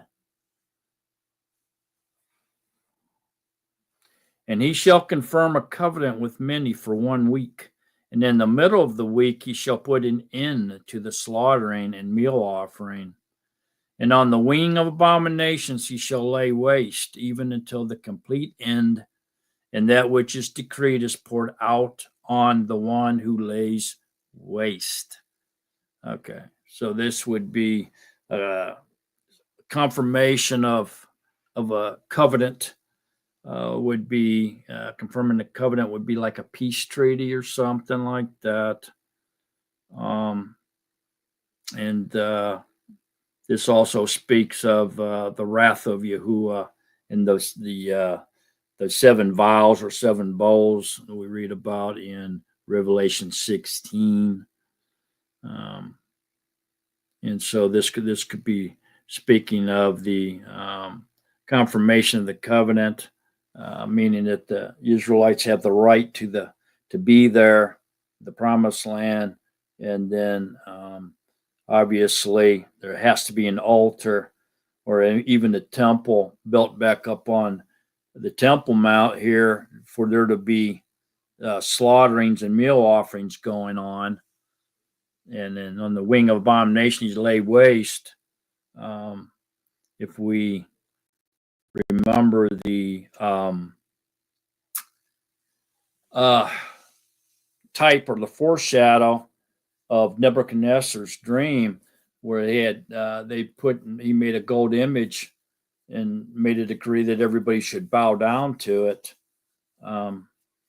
There's an image that's going to be put up there, and everybody's going to be required to bow down to that image of the beast, of the anti, up on the Temple Mount. It would seem to be abomination that lays waste, spoken about here in Daniel. And even in Daniel over in 11 here, 31, it talks about abomination that lays waste as well. So let me see. Is it in Daniel 11:31? Yeah.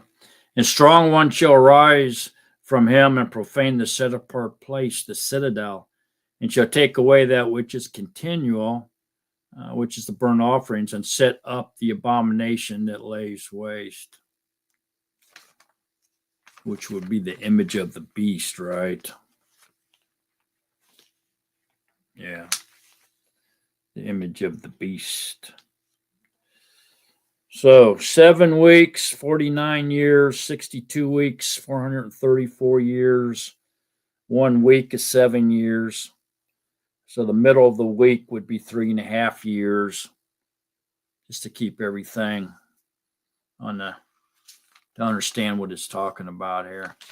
Okay, so now we're at 1, 2, 3, 4, 7 and 8, 5 and 6, 9, and now 10. Some people put 10 at the end, say it's out of chronological order. It should be the last chapter. But I want to leave it right there. I think 10 belongs right there. So I'm going to say 9, 10, 11, and 12. Like I say, some people put it at 9, skip 10, go to 11 and 12, and then put 10 at the end. Read it yourself, and you can determine whether chapter 10 is out of chronological order and should be at the end after 12. I've read it several times. I think it belongs right where it's at, in a way. But there are a few things that leads me to believe maybe it should be at the very end as well. Obviously, we can date it. It says, okay, here's 10. In the 3rd year of Koresh, which is Cyrus, okay, in the 3rd year of the rule of Cyrus, the sovereign of Persia, a word was revealed to Daniel, whose name was called Belteshazzar, and the word was true, and the conflict great. And he understood the word and had an understanding of the vision. Okay. So this is putting this at about 536 BC. So 9 would be probably 539, but maybe 538. And then, so this would be the third year. So if it was 538, then this would be 536, the third year of Cyrus. So I put it at 536. Okay. 11 and 12 really doesn't have any dates to it. It's just more talking about the end times. So that's why I think this belongs here, where we're supposed to be, because we can date it, because it's the third year of Cyrus. We can put a date on it. It's like a history book, right? 11 and 12 don't have dates. They're just basically about the end times. So that's why I think we should leave 10 right here. 9, 10, 11, and 12. Just where it's at, personally, because we can date it. Okay. All right. So here we go. I'm going to leave it right there after 9. A word was revealed to Daniel, whose name was called Belshazzar. The word was true and the conflict great. And he understood the word and had understanding of the vision. In those days, I, Daniel, was mourning 3 weeks of Yamam. I did not eat desirable food, and meat and wine did not come into my mouth. And I did not anoint myself at all until the completion of the 3 weeks of Yamam. And on the 24th Yam of the first month, while I was by the side of the great river, that is Kedilquil, then I lifted my eyes and looked and saw a certain man dressed in linen, whose loins was girded with gold of Uphaz, and his body was like beryl, and his face like the appearance of lightning, and his eyes like torches of fire, and his arms and feet like polished bronze in appearance, and the sound of his words like the sound of a multitude. And I, Daniel, alone saw the vision, for the men who were with me did not see the vision, but a great trembling fell upon them, and they ran away to hide themselves. So I was left alone.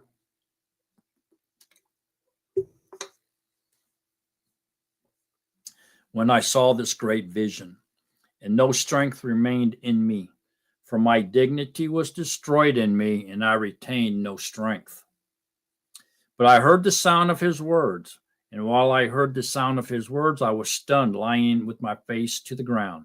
And see, a hand touched me and set me trembling on my knees and on the palms of my hands. So he was down on his hands and knees. And he said to me, Daniel, man greatly appreciated, understand the words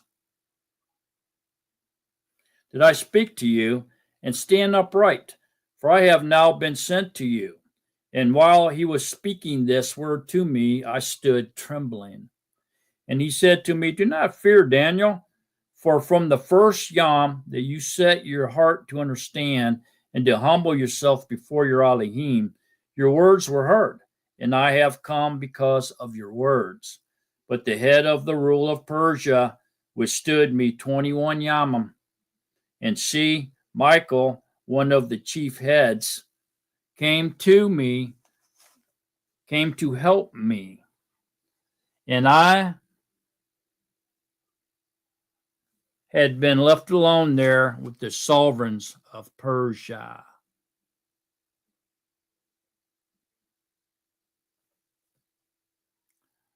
And I have come to make you understand what is to befall your people in the later Yamam, for the vision is yet for Yamam to come. So here's a vision of the end times. Okay, so what is this going on here? So we're talking about Michael, one of the archangels, if you will, the chief head, chief messenger, Melachim, fighting with these rulers of Persia, which would be demons, some type of demon that was ruling over Persia in that empire of the pagans. Where there's idolatry going on and names being thrown around of other mighty ones, false deities. These false deities can't hurt you because they're not real. They're myths, they're fables, they're fairy tales. But the problem is, behind these names that are attached to them is a demon. And that demon rules over those areas. And this is what this is telling us. So this is huge, man. This is powerful stuff right here. And so if you really understand what's being said here is over when you are in tribulation, or there's something going on in your life, some type of conflict, trouble, test, tribulation, whatever, there's something going on in the spiritual realm too, in which is spiritual warfare. So there's spiritual warfare going on at the same time that you are under some type of conflict or tribulation going on here in this carbon copied world in your life. There's demons and Melachim fighting over you as well, trying to defend you and get the demons away from you so that the will of Yahuwah can be done in your life. That's what this is telling us, man.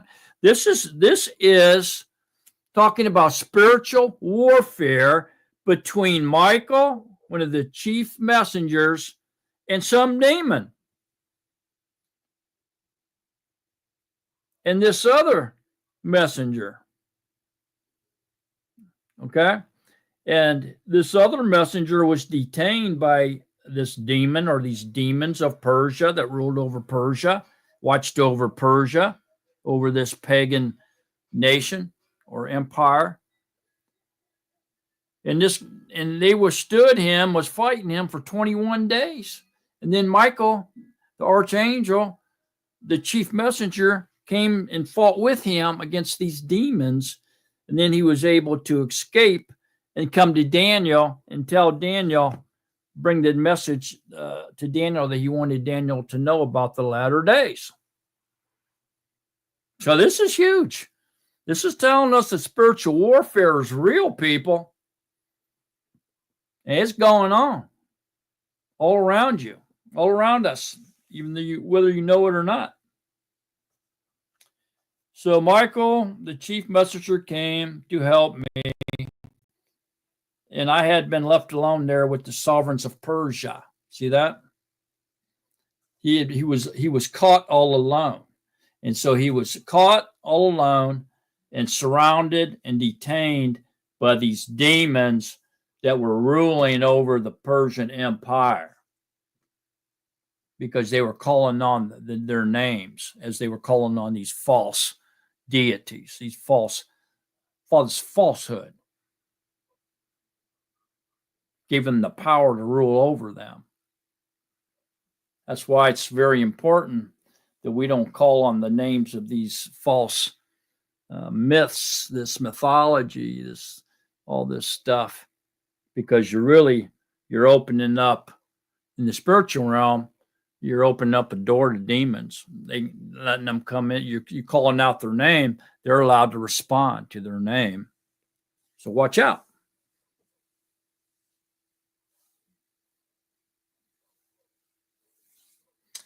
Then it goes on, says, and when he had spoken such words to me, I turned my face toward the ground and kept silent.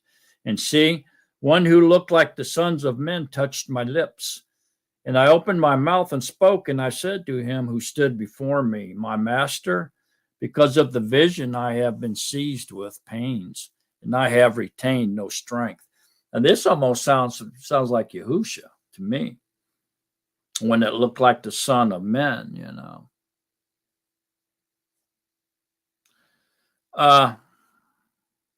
Let's read on and see. So how was this servant of my master able to speak with you, my master? So he's calling him my master, and obviously he's letting him call him master, so it must be Yahusha. As for me, no strength remains in me now, nor is any breath left in me. And again, the one who looked like a man touched me and strengthened me. And he said, do not fear, O man, greatly appreciated. Peace be to you. Be strong. Be strong. So when he spoke to me, I was strengthened and said, let my master speak, for you have strengthened me. And he said, do you know why I have come to you? And now I return to fight with the head of Persia. Going to go back and fight with them demons. And when I have left, see, the head of Greece shall come. And let me declare to you what is written in the scripture of truth. And there is no one supporting me against these, except Michael, your chief. Wow. So Michael is the chief head or the chief messenger over Israel. Okay. So this is spooky, man. This is a very chilling glimpse into the spiritual realm. So he's going to leave him. He's going to go back and fight with these demons that rules over Persia. And when he leaves, he's saying the head of Greece is going to come. And when I have left, see, the head of Greece shall come. But let me declare to you what is written in the scriptures of truth. And there is no one supporting me against these except Michael, your chief. And so Michael is going to help him fight off these demons of Persia and of Greece. It sounds like. This is spiritual warfare. Very powerful stuff, right? So now we stay in chronological order and we go straight into chapter 11. Now, chapter 11 seems to have a date on it, but it really doesn't.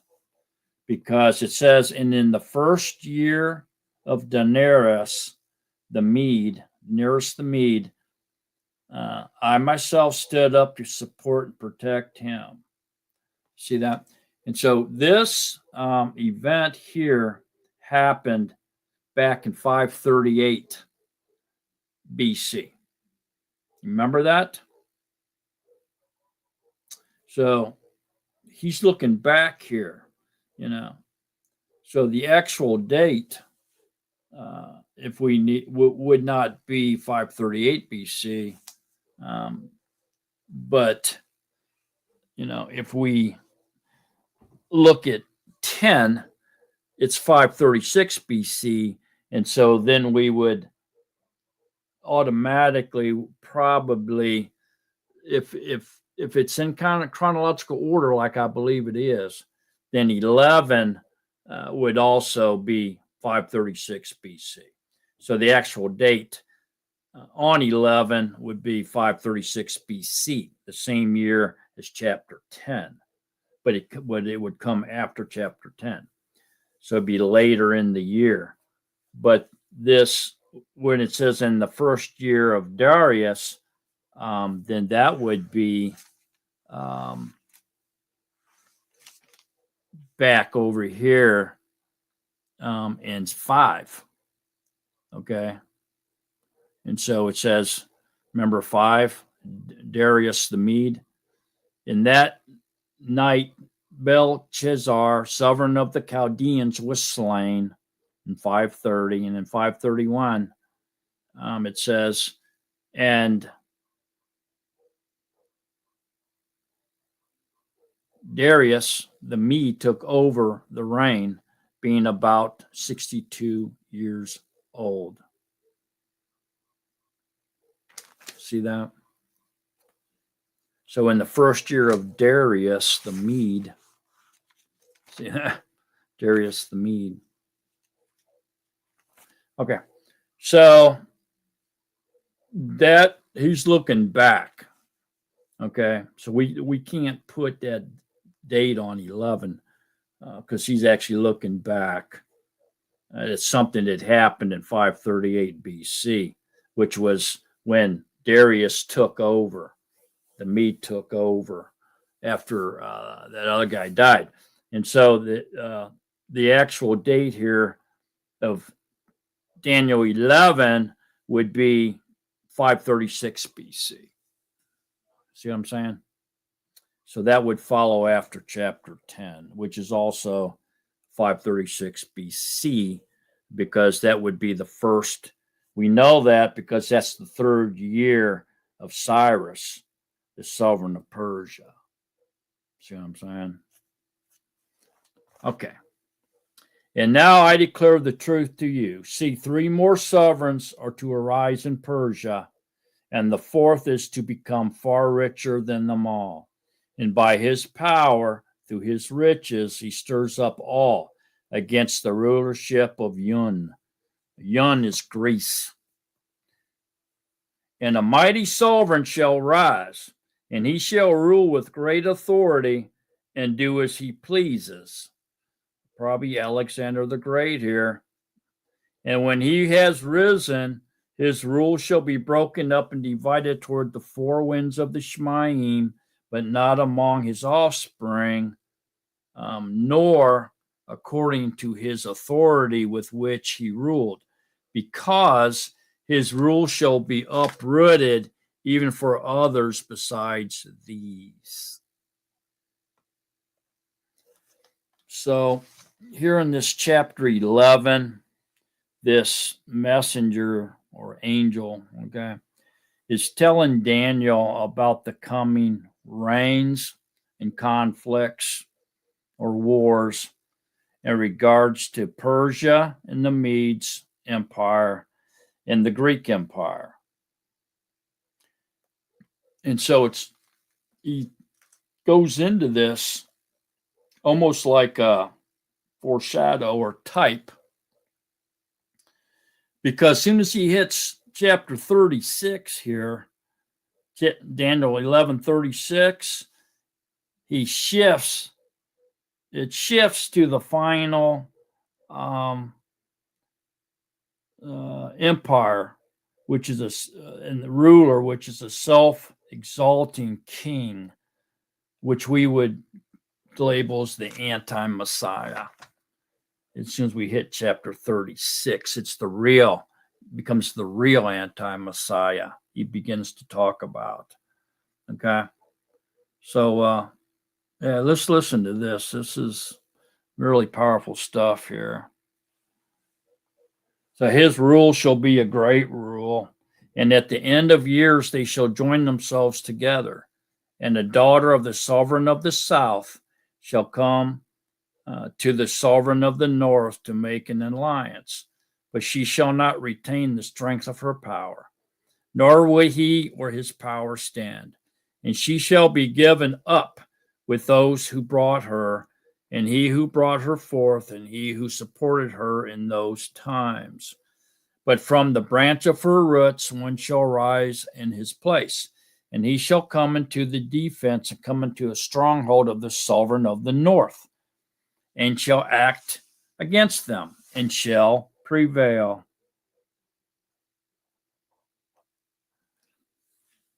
And also their mighty ones with their princes and their precious utilities of silver and gold he shall seize and bring to Mitzrayim.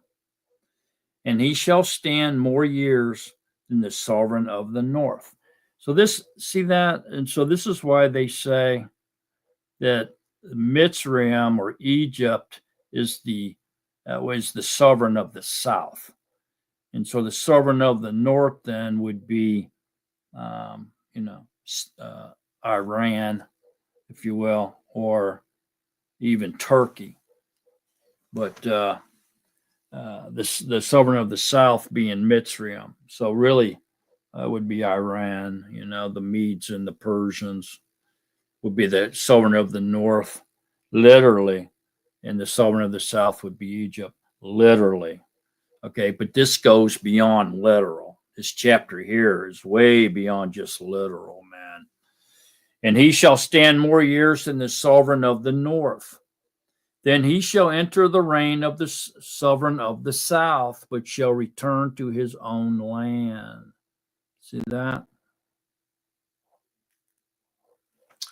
But his sons shall stir themselves up and assemble a great army. And he shall certainly come and overflow and pass through, then return to his stronghold and be stirred up. Then the sovereign of the south shall be enraged and go out to fight with him, with the sovereign of the north, who shall raise a large army. But the army shall be given to the hand of his enemy, and he shall capture the army, his heart being exalted, and he shall cause tens of thousands to fall, but not prevail. And the sovereign of the north shall return and raise an army greater than the former, and certainly come at the end of some years with a great army and much supplies. And in those times, many shall rise up against the sovereign of the south, while some violent ones among your people exalt themselves to establish the vision, but they shall stumble. All right, so this sovereign of the north here, the king of the north, if you will, is Antiochus, which was a Hellenistic Syrian guy. Okay, so it would be, Syria, the Medes and the Persians, but this Antiochus guy was a Syrian, Hellenistic type Syrian. Okay, the king of the south is Mitzrayim, or Egypt here. So back then, these were two powerful nations that were engaged in war after the death of Alexander the Great. Okay, and in the end time, so that would be literally, and then in the end time, this king of the north is probably referencing Russia and Europe. Okay, which would go up against the other kingdoms out of the 10. So you would have Europe, you would have Russia, and you would have, we'll just say, the Middle East, except for Israel. And the other, these other kingdoms, with Jerusalem at the center of this political intrigue. So these 10 kingdoms split and in conflict, calling the however many in this Northern Alliance, which would be led by the anti-Messiah as the king of the north, against whatever the other alliance, the king of the south, would be standing with Israel. Okay, and with Jerusalem being the centerpiece. Now this could be Egypt. It could include Egypt. It could be anything, because we don't know what the 10 territories are going to be. You know what I mean? So it could be like Australia could be one, Africa could be one. There's only 7 continents, right? But there's going to be 10 kingdoms. But then he's going to uproot 3, and there's going to be 8. So something could be split in half, and perhaps maybe Asia would split in half. We don't know what the territories are going to be, but we know there's going to be 10, and they're going to be 3 are going to be uprooted, and Anti is going to take over 3 and it's going to make 8. Okay. So, yeah, see what I'm saying? So, in the end times, however, the alliance of the northern kingdoms and the southern kingdoms are, the territories are split. That would fall into this prophecy for the end of the end times. Basically, Armageddon. Okay. So, yeah, this gets pretty deep here, as far as this king of the north and king of the south thing goes.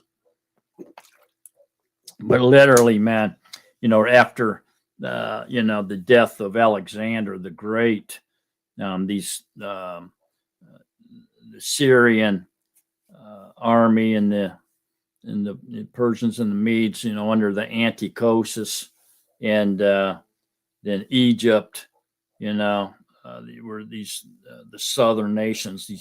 These two big, they were the two powerful nations in the world at the time, and then they were engaged in war after the death of Alexander. Okay, and that's the literal that this is talking about.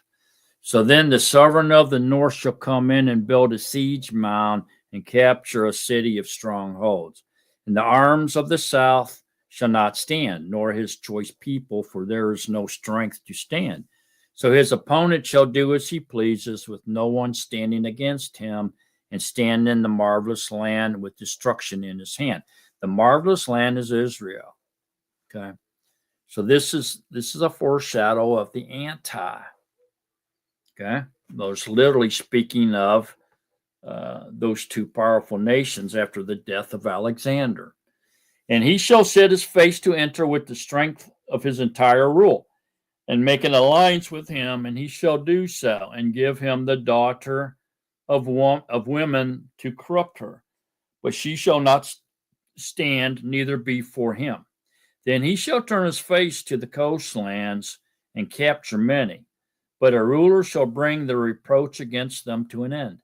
And with the reproach removed, he shall turn back on him. Then he shall turn his face toward the fortresses of his own land, but shall stumble and fall and not be found. And in his place one shall stand up who imposes taxes on the adorned city of the rule. But within a few yamam he is destroyed, but not in wrath or in battle. Okay. And in his place arises a despised one, to whom they shall not give the excellency of the rule, but he shall come in peaceably and seize the rule by flatteries. So basically, he steals the rule or the throne with trickery, with words, deceit. And the arms of the flood shall be swept away from before him and be broken, and also the prince of the covenant. And after they join him, he shall work deceit, and shall come up and become strong with a small nation. He's going to become strong with a small nation. So this is a foreshadow of the little horn. Right? He comes up, but he uproots 3. He shall enter peaceably even into the richest places of the province, and do what his fathers have not done, nor his forefathers, distribute among them plunder and spoil and supplies, and devise his plots against the fortresses, but only for a time. And he shall stir up his power in his heart against the sovereign of the south with a great army. And the sovereign of the south shall be stirred up to battle with very great and mighty army, but not stand, for they shall devise plots against him. And those who have been eating his food shall destroy him, and his army be swept away, and many fall down slain. And both these sovereigns' hearts are to do evil and speak lies at the same table, but not prosper, for the end is still for an appointed time. See that? So the end is still for an appointed time. So that's predetermined, is what that is. An appointed time, a predetermined time is the end will come. And then he shall return to his land with much supplies, and his heart be against the set apart covenant. And he shall act and shall return to his land. At the appointed time he shall return and go toward the south, but it shall not be like the former or the latter. For ships from Kittim shall come against him, and he shall lose heart, and shall return in rage against the Kadesh covenant, and shall act, and shall return and consider those who forsake the Kadesh covenant. And strong ones shall arise from him and profane the set apart place, the citadel, that's the temple, and shall take away that which is continual, the burnt offerings, and set up the abomination that lays waste. Okay, so this could be all about the Maccabees in this Antiochus guy that set up a statue of Zeus on the Temple Mount and sacrificed pigs on the outdoor altar of Yahuwah. And by flatteries he shall profane those who do wrong against the covenant, but the people who know their Elohim shall be strong and shall act, which would be the Maccabees. Literally. But you can see the future tense here, pointing strongly at the end of the end times, isn't it? It very well is. And those are the people who have insight shall give understanding to many. Well, that's definitely talking about the end time. And they shall stumble by sword and flame, by captivity and plundering for Yamam. And when they stumble, they shall be helped, a little help, but many shall join them by flatteries.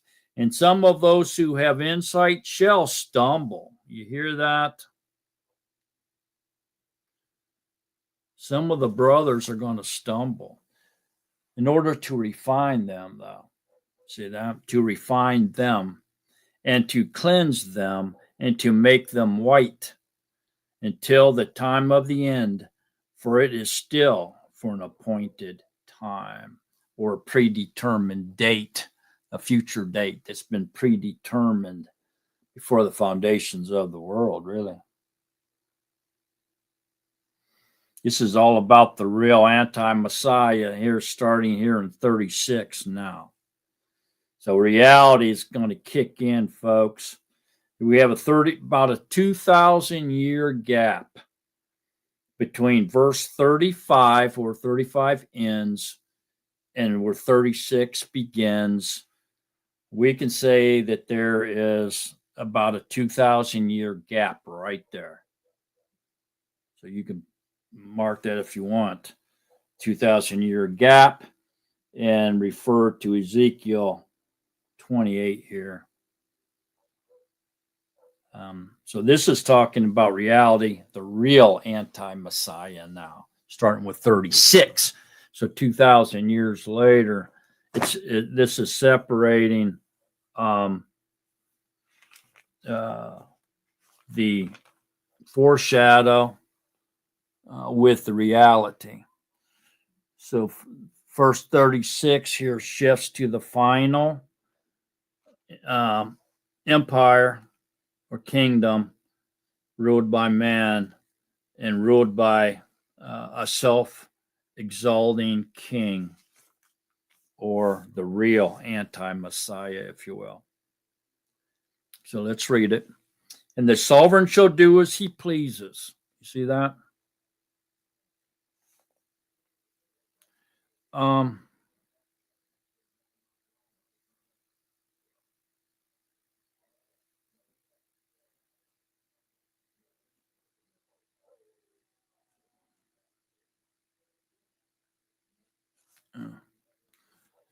and exalt himself and show himself to be great above every mighty one, and speak incredible matters against the all of mighty ones, and shall prosper until the wrath has been accomplished, for what has been decreed shall be done.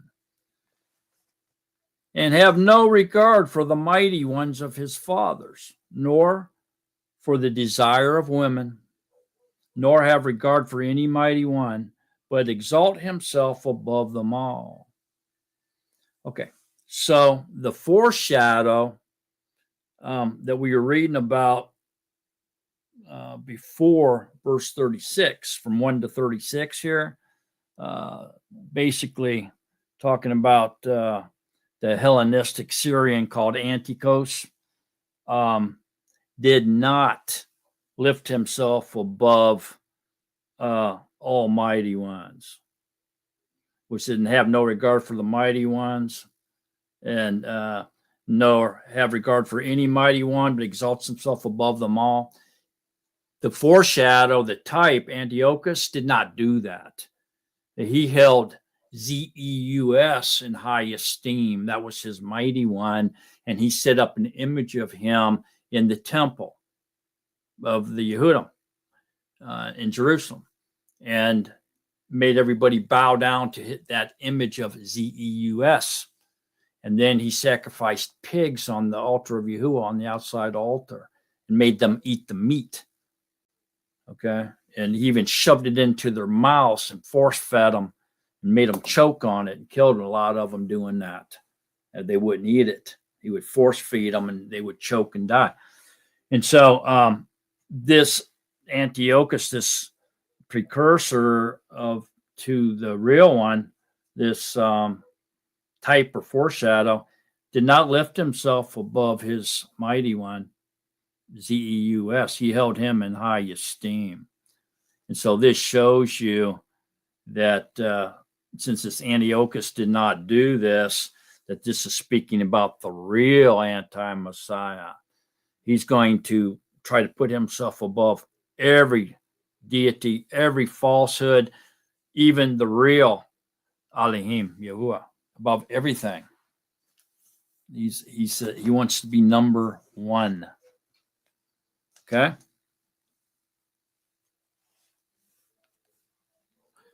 All right. So we can see here then that this is speaking of the future end of the end times, or what they call the tribulation years, the final 3.5 years allotted to mankind out of 6,000 years. All right. But in his place, he shall give esteem. Now, where it says here about that no regard for the mighty ones of his fathers, nor for the desire of women, doesn't mean he's going to be a homosexual. That's what I know that's the popular belief. But it could be the desire of a woman usually is to get married and have children. Women dream about having children, about bringing life, giving life and bringing life into the world, bringing a man into the world. And this is their desire.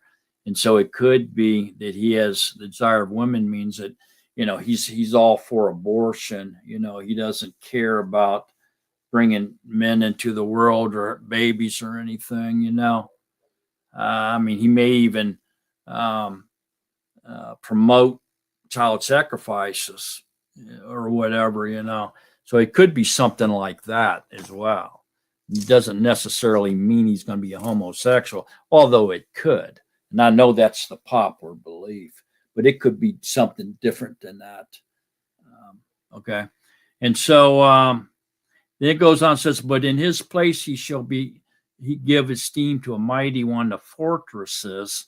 That's a God of war, basically.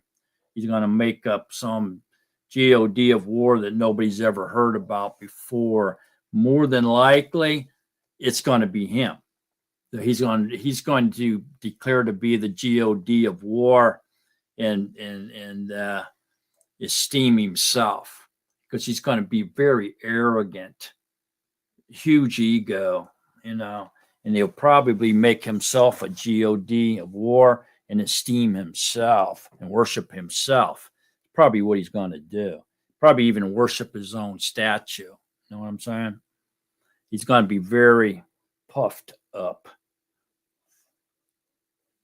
And to a mighty one which his fathers did not know, he shall give esteem with gold and silver, with precious stones and costly gifts. And he shall act against the strongest fortresses with a foreign mighty one, which he shall acknowledge. He shall increase in esteem and cause them to rule over many, and divide the land for gain. See, he's going to sell off parts of Israel for gain, for money. And at the time of the end, the sovereign of the south shall push at him, and the sovereign of the north rush against him like a whirlwind with chariots and with horsemen and with many ships. And he shall enter the lands and shall overflow and pass over. There seems to be a conflict between the 10 kingdoms here. Not real clear on how the division's going to be, but it seems there's going to be a conflict between the 10 kingdoms. Okay. I think that's what this is speaking of. Okay. And shall enter the marvelous land, which is Israel, and shall stumble. Many shall stumble, but these escape from his hand, Edom and Moab and the chief of the sons of Ammon. Okay, so these three mentioned here are basically in our modern era are all in the nation of Jordan. They're east of the Jordan River in the Jordan territory. It's where those Moab, Edom, and Ammon is, east of the Jordan. So it sounds like they're going to escape from his hand, from the anti-Messiah.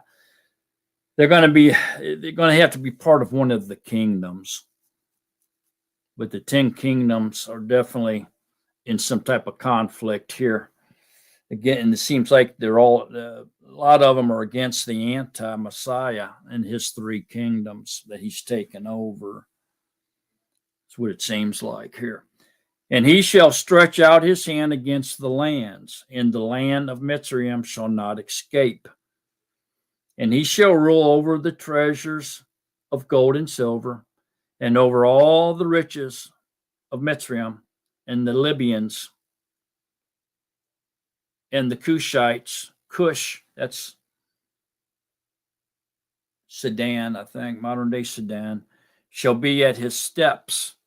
So he's going to attack into northeast Africa, it sounds like, or at least northern Africa. Then reports from the east, which would be Asia, and the north, which would be Russia, shall disturb him. So maybe China and Russia turn against Europe, where he's from. And he shall go out with great wrath to destroy and put many under the ban. And he shall pitch the tents of his palace between the Yamam, which are the seas, and the marvelous set apart mountain, which is the Temple Mount in Jerusalem, but shall come to his end with none to help him. So he seems like he's going to set up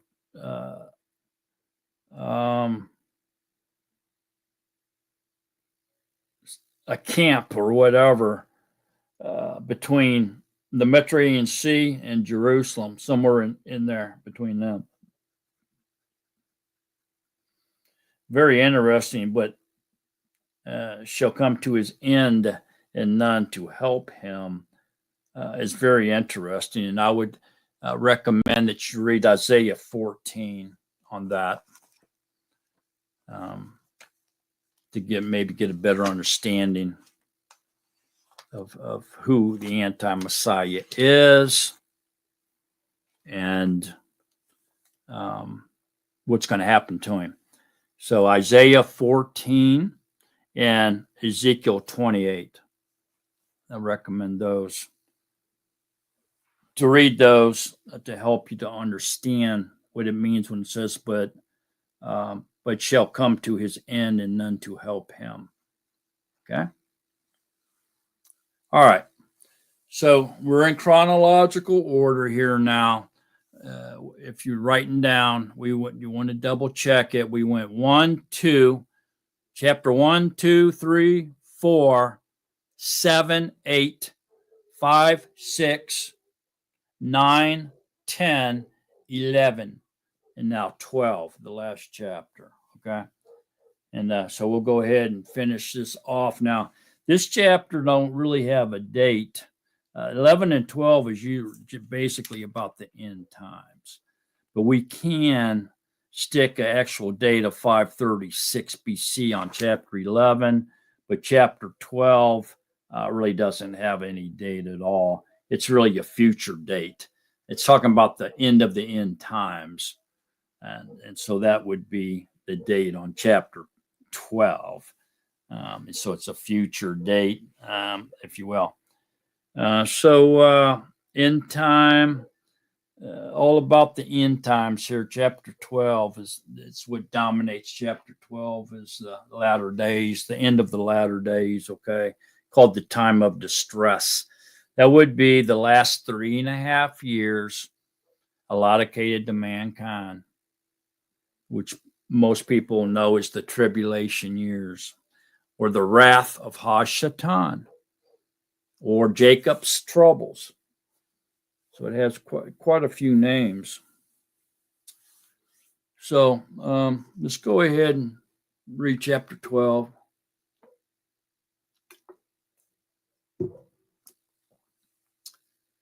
It says, now at that time, Michael, which is, the Malachim, the chief Malachim or messenger, Michael, shall stand up, the great head who is standing over the sons of your people.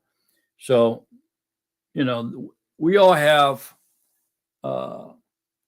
messengers, angels to look over us. And we also there's also messengers that are assigned to look over different territories and nations and stuff like that. We just read about the demons that were assigned to Persia and Greece, right? Fighting against the defender of Israel, which is Michael here. Okay.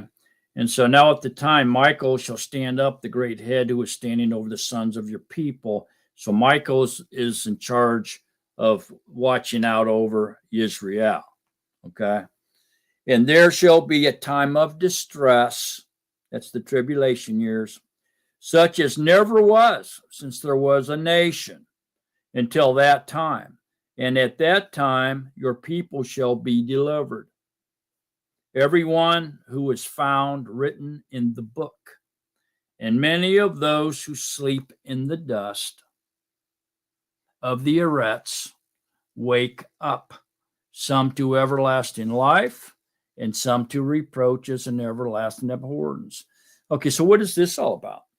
Obviously, it's about the first resurrection. So this is about the first resurrection and return of Yahusha. Okay? It's talking all about number 12, deliverance of Israel in the coming kingdom of Yahusha. And this is the first resurrection here. Okay? And many of those who sleep in the dust of the Eretz, notice they're sleeping in the dust. They're not in heaven, this place called heaven. They're sleeping in the dust of the Eretz. Wake up. That's your first resurrection, folks. Some to everlasting life, and some to reproaches and everlasting abhorrence. Oh boy, that could be the second resurrection. Maybe this is talking about the second resurrection, since some of them wake up to reproaches and everlasting abhorrence. Wow, that could be. And those who have insight shall shine like the brightness of space, and those who lead many to righteousness like the stars forever and ever. And so those who have insight, those who lead many to righteousness during the tribulation years, they'll be like the stars forever and ever, will shine the brightness of the space. They're going to get immortality. They're going to have their immortal bodies, which are bodies of light. They're going to shine. This is speaking of the first resurrection, perhaps second resurrection, and getting your immortal bodies, which are bodies of light, and shine like the brightness of space. Wow. But you, Daniel, hide the words and seal the book until the time of the end. Many shall diligently search, and knowledge shall increase. So I think this is speaking about many shall diligently search for truth. Search for Yahuwah, who is truth. So they're going to diligently search for truth, and knowledge shall increase. So the knowledge of truth, or the knowledge of Yahuwah, shall increase. The truth will increase. And a lot of people will be woke up and come out of the delusion, which is happening now. It's happening now. But he told Daniel to hide the words, seal the book until the time of the end.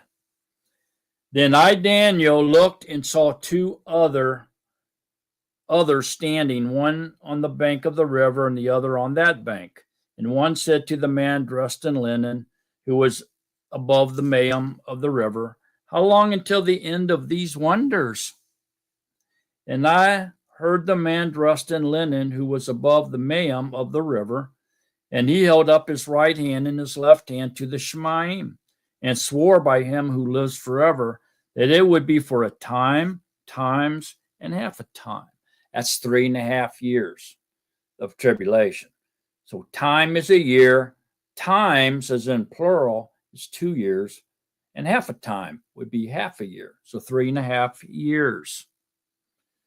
And when they have ended scattering the power of the set apart people, then all these shall be completed. Yeah. So chapter 12 here, Daniel is given a vision of the end of the world, man, and the coming reign of Yahuwah. There's no doubt about it. It's what he's seeing here, or being told. Yeah, times, and half a times, definitely the tribulation years, 3.5 years of tribulation. And I heard, but I did not understand. So I said, my master, what is the latter end of these matters? And he said, go, Daniel, for the words are hidden and sealed to the time of the end. So it's like, you're not going to understand anyway. So go, go get in your grave, go to sleep, and I'll wake you up when I come back. I'll resurrect you. Many shall be cleansed and made white and refined, but the wrong shall do wrong, and none of the wrong shall understand. But those who have insight shall understand. And from the time that which is continue is taken away, that's the continual burnt offering. It must resume if it's going to be taken away. And the abomination that lays waste to set up is 1,290 years.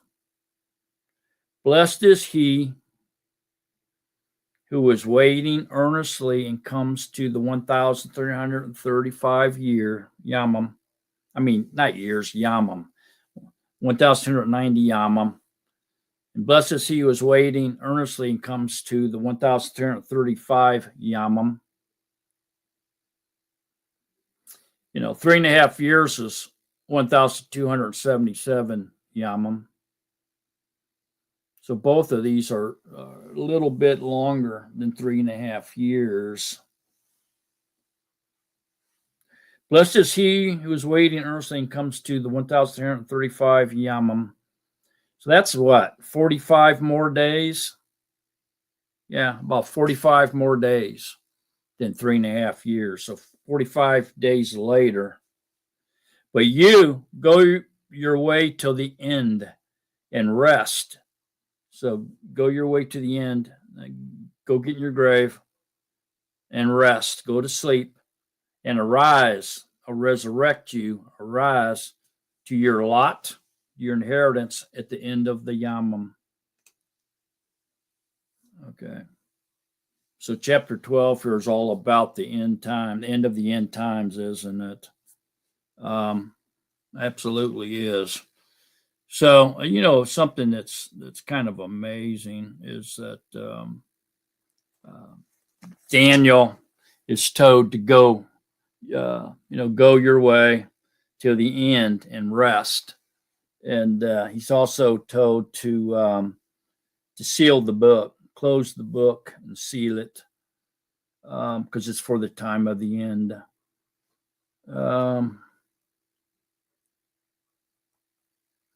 But you, Daniel, hide the words and seal the book until the time of the end. There in verse 4, right? And then he tells Yehukanan in Revelations 22:10. Look at that, Revelations 22:10. He tells Yehukanan or Elazar, and he said to me, do not seal the words of the prophecy of this book, because the time is near. So when we compare that to Daniel 12:4 there, where he tells him to seal the book until the time of the end, he's telling Yehukanan not to seal the words of the prophecy, which is pretty much parallel with Daniel, Revelations. Don't seal the words of the prophecy of this book, because the time is near. The end is near. And so if he told Daniel to seal the book until the time of the end, he told Yehukanan not to seal it because the end is near. It means that we're close, man, to the very end, close to the tribulation years and to the end of the age. The empires of man is going to come to an end, and the reign of Yahuwah will take over, which is a never-ending reign. So very powerful study tonight, this evening on Shabbat. And one thing I want us to take away from this, I know it was rather lengthy and we probably lost focus here, but the one thing I really want us to take away from this, okay, is that we can apply every chapter in Daniel to our life right now, in our era. And we can use these very powerful examples of what Daniel did in Babylon and his three amigos did when they were faced with paganism, idolatry, sin, witchcraft, astrology, magic, divination, all this stuff that they were saturated in, surrounded in, encircled in, engulfed in what they did. Okay, why they were living through Babylon, captivity of Babylon. And we ourselves are in Babylon, aren't we? Yeah, we are. We're in Babylon. Okay, we're in Babel. Babel is Rome, Vatican. We're in Babylon, the empire of the devil, what we're in, and the demons. And so what do we do when we find ourselves surrounded by this witchcraft, this astrology, this magic, this, all this stuff that Daniel and his three amigos were surrounded with, and when they were in Babylon? And I think we can look into every chapter of Daniel and find the answers to what we should do and what can help us. So that's what I want us to take from this. It's really our life that we're living right now in this era. It's no different than Daniel and his three amigos. We're in captivity. We're in Babylon. We're surrounded by astrologers, magicians, witchcraft, sin, idolatry. The world expects us to bow. The Statue of Liberty, the Washington Monument, all this crazy stuff around the world. Bringing Christmas trees into our house, Easter eggs, fertility, religions, all this stuff, birthdays, horoscopes, astrology. We're surrounded. We're in Babylon, people. And we need to remain strong. We need to choose obedience over convenience. We need to worship Yahuwah and not conform to the pressures of Babylon, even though we're being indoctrinated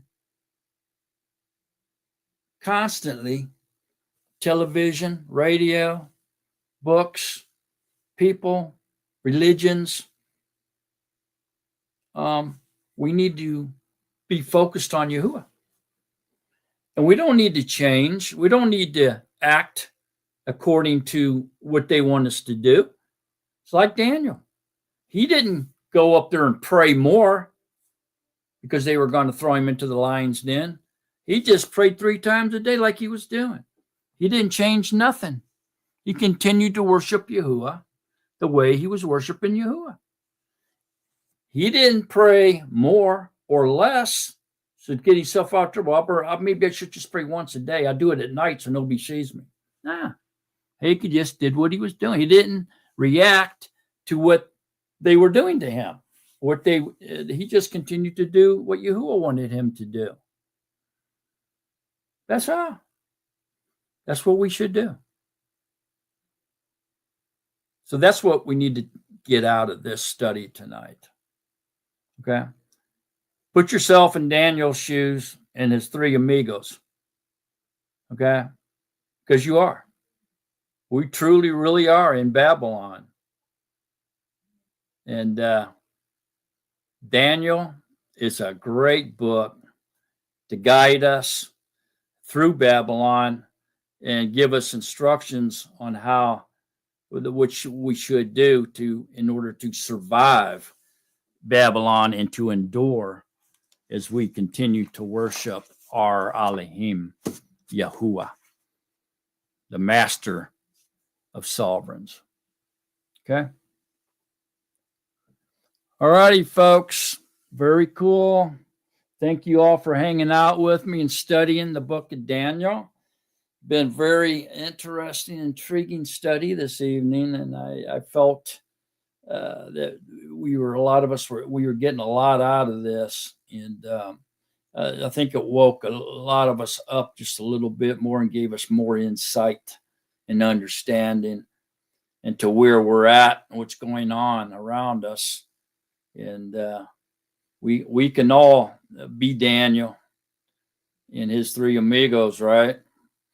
And we are. And so if you ever get to a point where you just feel like you're overwhelmed and you don't know what to do, pick up the book of Daniel and read it. See what Daniel did to escape the pressures of Babylon. So thank you for being here. Thank you for being in the chat room, chatting up a storm, showing love to each other and participating. And I appreciate everybody's attendance and participation more than you'll ever know. And speaking of attendance and participation, you're all invited to come back tomorrow on the Shabbat to this same exact channel and during the Nazarene Assembly Scripture Study Group. And we're in Jeremiah, about ready to to conclude Jeremiah. Maybe we'll be finished with it tomorrow, or maybe we won't. There's a lot still there. Depends on how many tangents we get off on, I guess, and how much truth Yahuwah wants to reveal. And come and join us. Everybody's welcome. We have 10 slots. You can all come in, participate on the live broadcast, or you can hang out in the chat room, or you can just stay incognito and listen and watch. Take notes. It's up to you. Either way, your attendance is appreciated, and your participation, especially in tomorrow's scripture study group, is much appreciated. And I hope to see all of you there. Matter of fact, be there or be square. And remember to stay in love with Yahusha. So long, Nazarene, beloved of Yahuwah. So long, everyone. See you next week or see you tomorrow. Your choice. Peace, joy, and love to everybody. So long, Nazarene.